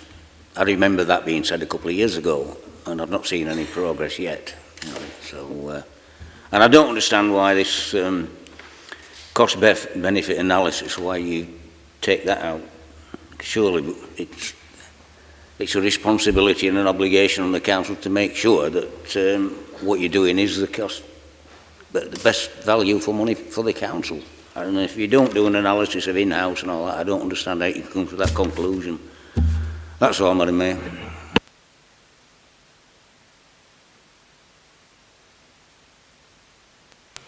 Councillor Pickersgill, as mover of the amendment, do you wish to reply?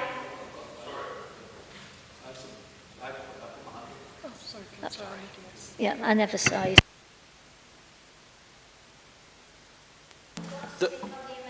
The amendment is, yeah, so technical points, right, so is point 4 wrong, number one? You said it's wrong, so no cost analysis or detailed approach shall be taken place to assess this new model. And secondly, why was point 5 taken out? So you haven't explained what the reason is. And secondly, the point 6, due to prohibitive bond requirements for smaller contractors. Is that right or wrong? Because obviously you're butchering a motion. You should have to explain why you've done that. So I thought the motion was fine as it stood.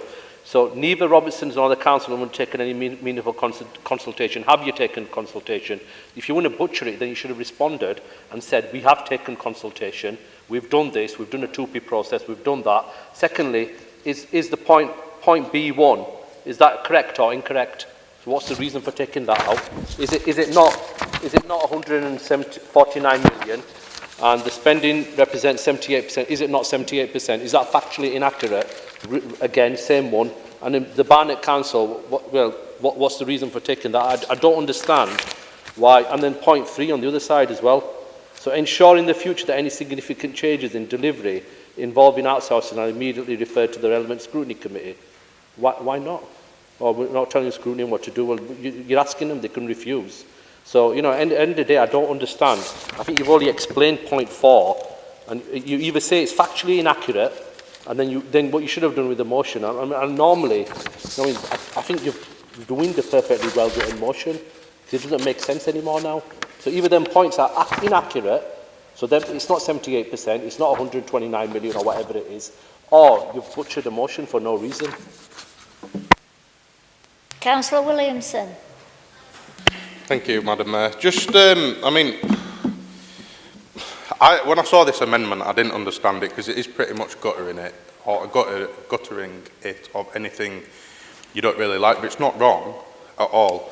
The at least £149 million we've spent over that time is what I've got through Freedom of Information requests from the council, and it's incomplete, so that's why I put at least, because that's only the numbers I've got to. There's still some money to add on as well, which I couldn't get the data on, so that's definitely right. Just to pick up on the circular economy point Councillor Pickersgill raised, well, bringing these services in-house would have the same effect as what you said about local services, because the vast majority of us district, especially in the lower end, the vast majority of us staff live in the district, especially at the lower end, you know, of the income scale. You mentioned about the JCC this morning, and you said there'd been discussions about this very issue. Well, the conversation I had with the Unison reps was that it was briefly discussed and they didn't really get any real answers. So I don't know who's been honest or not in this situation. The services, particularly with Barnet Council and stuff, and the other ones I mentioned when I was moving the original motion. Now, I can't do a direct comparison with every single council in the country because like a lot of the councils are structured differently, so they might have different there might be different services in their facilities management than what there is here. There's not every council's outsourced facilities management and is now bringing them back in. I can only work with what's been outsourced and what's been brought in, but the fact is they're being brought back in-house because of accountability, to improve service delivery, because of cost and best value, and that's the best. I can only work with the information out there and what other councils are doing. The no cost benefit analysis or options appraisal, well, you said there has been some. Now, I've had this clarified to me, and I've been explicitly told in person, verbally, and I've had it confirmed in emails by various people that there was no detailed cost benefit analysis and there was no options appraisal. Right? All I've been told is there was some high-level figures drawn up, but no detailed work. Now, so what's going on there? We should have done this. This is best practice to do it, right? You don't know whether the decision you're making is the correct one for this council. Right? And rather than guttering my motion, I think you should be more concerned about the information you're receiving in reports from service directors and corporate directors. Right? Because I'd be going back and asking them, right, could we do this cheaper in-house? Is there a better way of delivering these services? What will the impact be?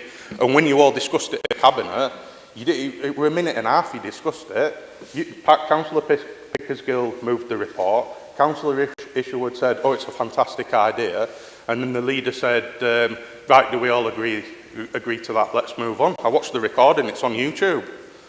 Right? So, I mean, and it calls into question what we're actually paying the special responsibility allowance for you all to do. Because you're not scrutinising the reports coming through, you're not asking questions.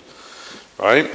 So, at the end of the day, I think you should withdraw this amendment because, I mean, you're basically pulling out any scrutiny. Well, not any scrutiny, but I've put a provision in there where stuff's directly reported to the relevant scrutiny committee. You should welcome scrutiny. Through scrutiny, we make sure the best decisions are made in the interests of the people who are elected to serve. Unless you don't want that, unless we want to carry on making bad decisions, because the vast majority of financial scandals we've had in this council, and one of the best examples is what happened with Orion Homes at Featherstone, happened because there was some level of privatisation where things went wrong, and then we had to shell out a couple of £1 million. So it's not even the money we're spending each year on delivering those services through an outsourced model, it's also the cock-ups that happen down the line, where then we're spending even more of as residents' money to fix a problem that might have been avoided. Right, you mentioned as well, we're going in this area. We've been going in that area for a long time, because before I were a councillor and I was chair of the District Labour Party, I met with the leader, your predecessor, Councillor Shaw, and Unison to discuss bringing this back in-house. And what happened was, in the words of the Robertson staff who worked there were a couple of people who were brought back in-house who were on higher salaries, and most of them never even worked for the council before. They were brought in after, and everything else was just re-outsourced. So if that's your idea of working towards bringing stuff back in-house, I'd hate to see what your outsourcing model looks like. Councillor Williamson, can I ask you to wind up now, please? I think I've had enough. I've said enough. I think you should pull the amendment there. Councillor Farmer? Yeah, I completely agree with Councillor Williamson. It's an appalling amendment. I'm not sure where you did it. Whether you go in the pub at 11 o'clock on a Friday night or something. You've just got your pen and just crossed out whatever you wanted. It's an absolute disgrace. You should do the honourable thing, withdraw your amendment, and let Councillor Williamson's motion go through. That's the honourable thing to do. If you are honourable, Councillor Pickersgill, withdraw your amendment. Thank you, Madam Mayor. Councillor Morley. Thank you, Madam Mayor. Councillors Ahmed and brother sort of thing, comrades, you know, you're so left-wing. Shocked me today the way you've been speaking here, shocked me. Councillor Williams, if only we've seen that in the Labour group over the last 12 months, that sort of scrutiny, when really you've said nothing about anything, so quite truthful. We've already had a commitment from the leader of the council that we will look into this. We always look into our contracts. We've had clawback over the last 12 months on some of our contracts already that we've been looking into, so we are constantly doing this. The amendment's fit for purpose. It's quite truthful. It is now 10 to 8 at night. We have been discussing a long time. I think we need to go to the vote. But the one thing that's telling for me, the union has been here all day. Hasn't stopped this debate. I wonder why. Thank you. Councillor Pickersgill, as mover of the amendment, do you wish to reply before we take the amendment to the vote? In exercising your right of reply, may I remind you that no new matter can be introduced. Thank you, Madam Mayor. I'm quite confused by some of the things that were raised. I mean, I think I addressed the great bulk of the points that Councillor Ahmed made in my initial motion. Certainly, in terms of trade union, I don't think there's many councils where the door is more open to dialogue with trade union colleagues than it is here in Wakefield, and we are absolutely committed to continuing that dialogue. The reasons behind the amendment was to address, to be honest, Section B, 149 million over 9 years, doesn't actually say anything, really. It doesn't reflect what our percentage spend is, which it comes like about... So I think that was padding around it. Likewise, the issue about other councils. If there was a list of 5 or 6 other councils that had brought their facility services back in-house, that would have been a relevant point to include. But simply listing the range of services in another council, where we have never put those services out, seems an odd approach to take. Again, Councillor Bates said there'd be no options appraisal. I suppose it depends what you mean by an options appraisal, but it was clear there were a number of options included in the Cabinet paper, and that had been discussed in the way that you know happens in terms of there's an internal discussion with Cabinet before it goes to the public Cabinet meeting. And you know that, Jake. You know that. So, excuse me, Councillor Williamson. So, can we refrain, please? There is, as I noted, there's a commitment from the leader earlier today that we're going to do more work on bringing services in-house. If you look at, if in 6 months' time nothing's happened, certainly come and criticise us, Jake. But we're going to start that process. Get Councillor Williamson. I can't account for that. We will now take the amendment to the vote. To clarify, this is to determine whether The amendment from Councillor Pickersgill should now come the new substantive motion. Please show all those in favour of the amendment. All those against the amendment? Any abstentions? That is carried. The amendment now becomes a substantive motion. Does any member wish to speak on the new substantive motion? Councillor Harvey. Thank you, Madam Mayor. And I am very surprised because the people sitting there are not very comfortable because somebody has done some work to highlight the mismanagement of this council of taxpayers' money. Okay, own up to it, number one. Number two, you again, over and over again, steal some other council good work. So one or two facts, Councillor Pickersgill wasn't sure about what that figure represents. Ask Councillor Williamson before you come here, before you cross it out like that. This is a serious matter. Millions of money has been wasted. And I have got Highwell School. A boiler was broken. £1.2 million to repair a boiler. And this is something really right in your mind? £1.2 million? So I am so pleased that Councillor Williamson, on this side of the chamber, you know the conscience coming back. You know that we cannot sit here to waste taxpayer money over and over again, and then lay off the workers, work for this council years and years with loyalty. And this is a shame on you all if you still wanted to carry on with this amendment today. Sorry, just for clarification, are we voting for number 7, Councillor Williamson's motion, and then number 8, Councillor Pickersgill's motion? Oh, apologies.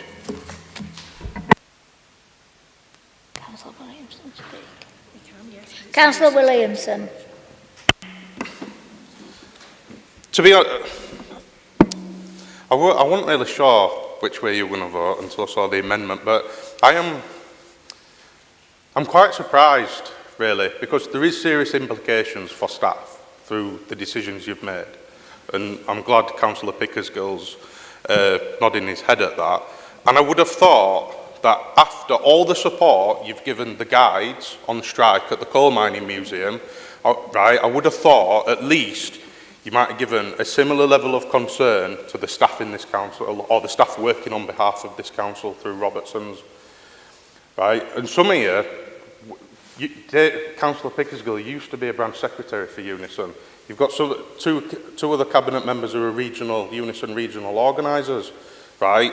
You potentially setting your own members up to fail, right? And I just think it's disgusting. And we can talk about basically we're going down the right path and stuff, but we've been going down this path for 5-6 years, and we just ended up with the contract coming in and getting re-outsourced. So I'm sorry, I'm not very optimistic about what's going to happen over the next few months and stuff. Seriously, I genuinely hope you are seriously going to look at bringing these services back in-house, right? I mean that, right? But I fear it's just going to be like every other promise, right? Yeah, we'll get round to it, and then it never materialises, and we're still waiting 10 years down the road for it, right? I really hope that, but I'm quite ashamed in some of you, to be honest, right? I actually thought you might have done the right thing after knowing you. Councillor Pickersgill, as mover of the new substantive motion, do you wish to reply before we take the motion to the vote? In exercising your right of reply, may I remind you that no new matter can be introduced. Thank you, Madam Mayor. I'm not sure if it's a point of order, but I'm really concerned by the use of the word steal by Councillor Harvey. We've just had a motion that was on a very, that unified this chamber, and I'm really concerned that people use words like that. The point of the managing agent approach is to get expertise on our side, because we would accept that we have lacked that expertise for some time, and that's the route in terms of the managing agent approach that we're doing. The other point in terms of a number of the deletions, I have to say, I don't feel comfortable as a member of this council voting for something that I know is actually factually incorrect, and that was why we put those deletions in. And to be honest, the points that have been deleted are not the points that is actually the substance of the motion. They're some of the additional points that you put in. So I would ask people to support it, and I'd like to, as I said previously, measure where we're at in a few months' time. Please show all those in favour of the motion. All those against? Any abstentions? The motion is carried. And that, colleagues, was the last item on the agenda. Thank you all for your attendance. I now declare the meeting closed. Members, please be upstanding whilst the mayoral party leave the council chamber. Oh.